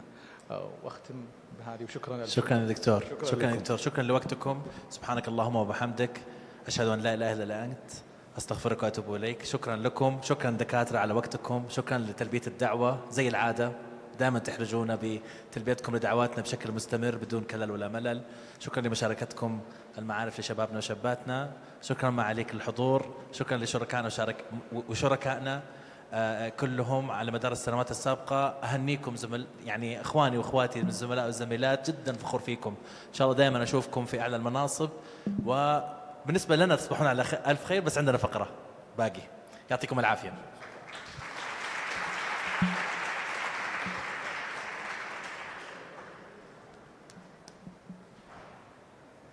صالح أو ريما. خلاص خلصت، طولت عليكم صح؟ تفضل.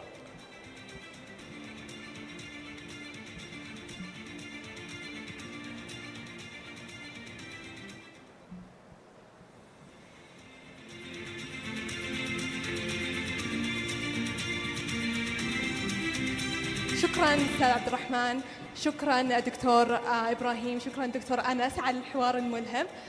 تحدثنا فيها عن رحلتكم الأكاديمية ورحلتكم المهنية، وعن موضوع جدا مهم وهو موضوع التقنية اللي يفيد اليوم كل شاب وشابة.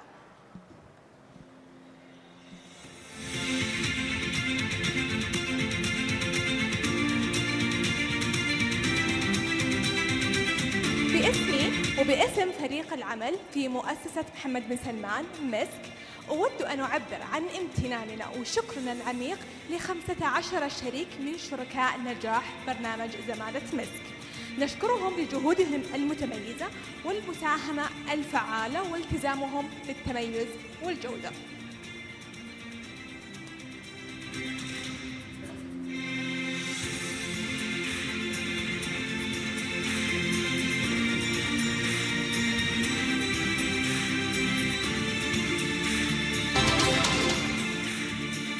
فنشكر أول شريك وزارة الاتصالات وتقنية المعلومات.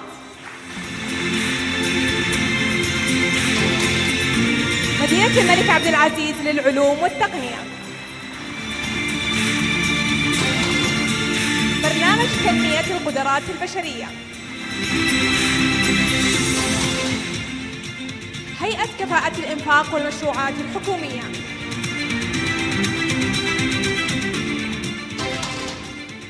هيئة تنمية البحث والتطوير والابتكار. لين. بين كومباني. أكوا باور. UNDP program. World Bank Group. EY.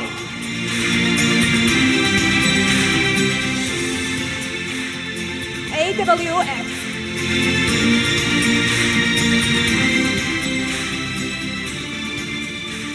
منشآت.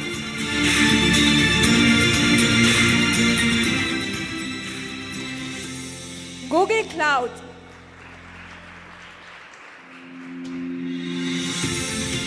Center for Creative Leadership.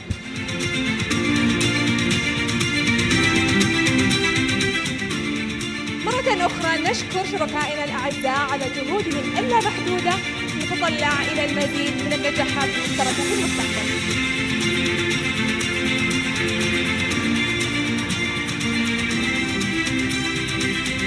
بداية نشكر جميع زملاء وزميلات مسك على وقتهم وجهدهم طوال الفترة الماضية واستعراضهم المميز للحلول خلال الفترة الأولى. أنا أعرف أنها جملة مبتذلة نوعا ما، لكن أنا أعتقد أن الجميع الليلة فائز بغض النظر عن النتائج اللي راح نعلن عنها إن شاء الله. الجهد المبذول خلال 6 أشهر واللي أنا متأكد أنهم مروا خلالها بتحديات ومشاق عديدة، كل هذه غيرت فيهم الكثير وطورت من مهاراتهم وشخصياتهم شيء الكثير. فتحية مني ومن زميلتي ريما والحضور لكم جميعا.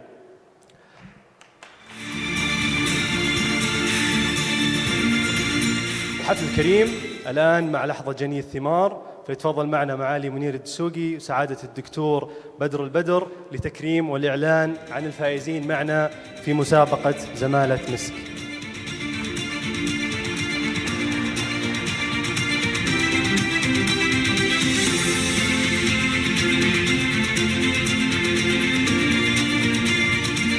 نبدأ بالفرق اللي فازت بتصويت الجمهور. معنا الفريق الأول اللي حظى بأعلى عدد من الأصوات من تصويت الجمهور، واللي هو فريق صحتك.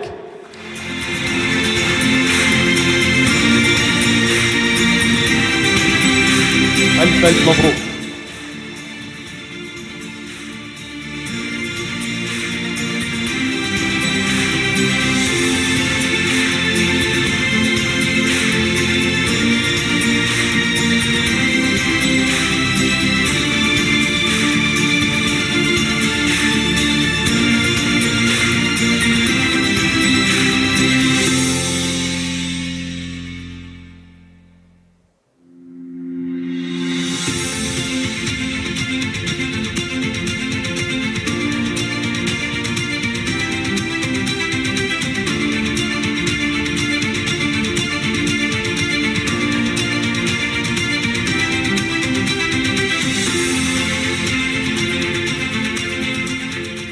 ألف مبروك فريق صحتك.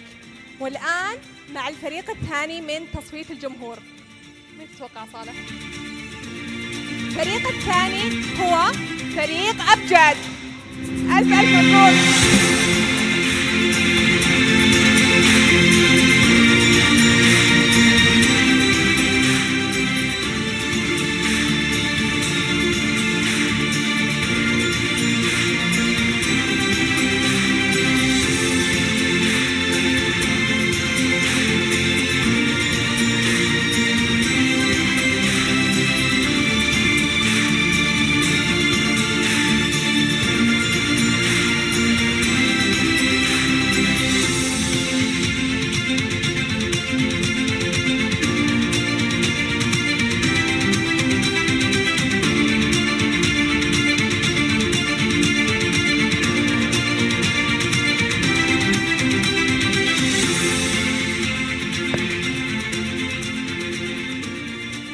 احنا الآن ننتقل للتصويت الفعلي وتقييم لجنة الحكام، بدءا من الفريق الفائز بالمركز الثالث حسب آراء الحكام.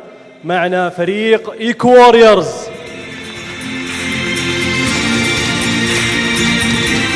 طبعا هم متواجدين معنا عن بعد جميع التيم. والفريق الثاني من تصويت لجنة التحكيم هو فريق إيكويف.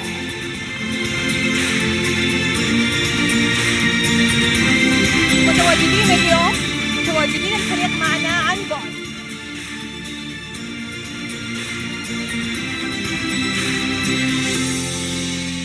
ختاما وليس آخرا، الفريق الأول الفائز بتصويت الحكام هو فريق شمس. ألف ألف مبروك.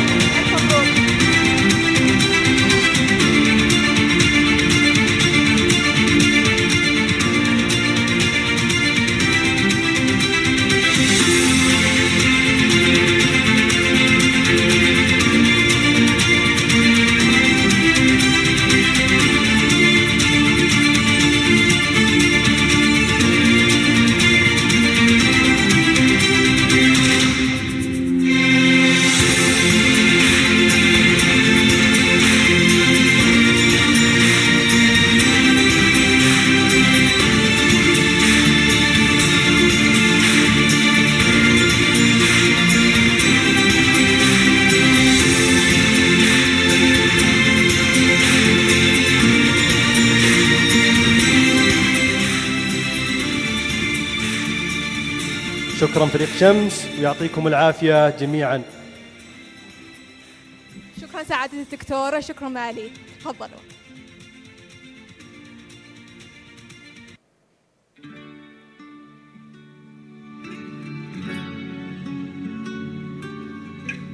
وصلنا إلى ختام هذه الليلة الفريدة. مبارك التخرج لجميع الزملاء والزميلات، مبارك للمشاريع الفائزة، وشكر وامتنان لجميع الشركاء والمشاريع على وقتهم وجهدهم. شكرا أصحاب المعالي، شكرا أصحاب السعادة، شكرا للجنة التحكيم، شكرا لجميع الحضور معنا اليوم. إلى هنا وصلنا إلى نهاية حفلنا، نشكر لكم حضوركم وليلة سعيدة، في أمان الله.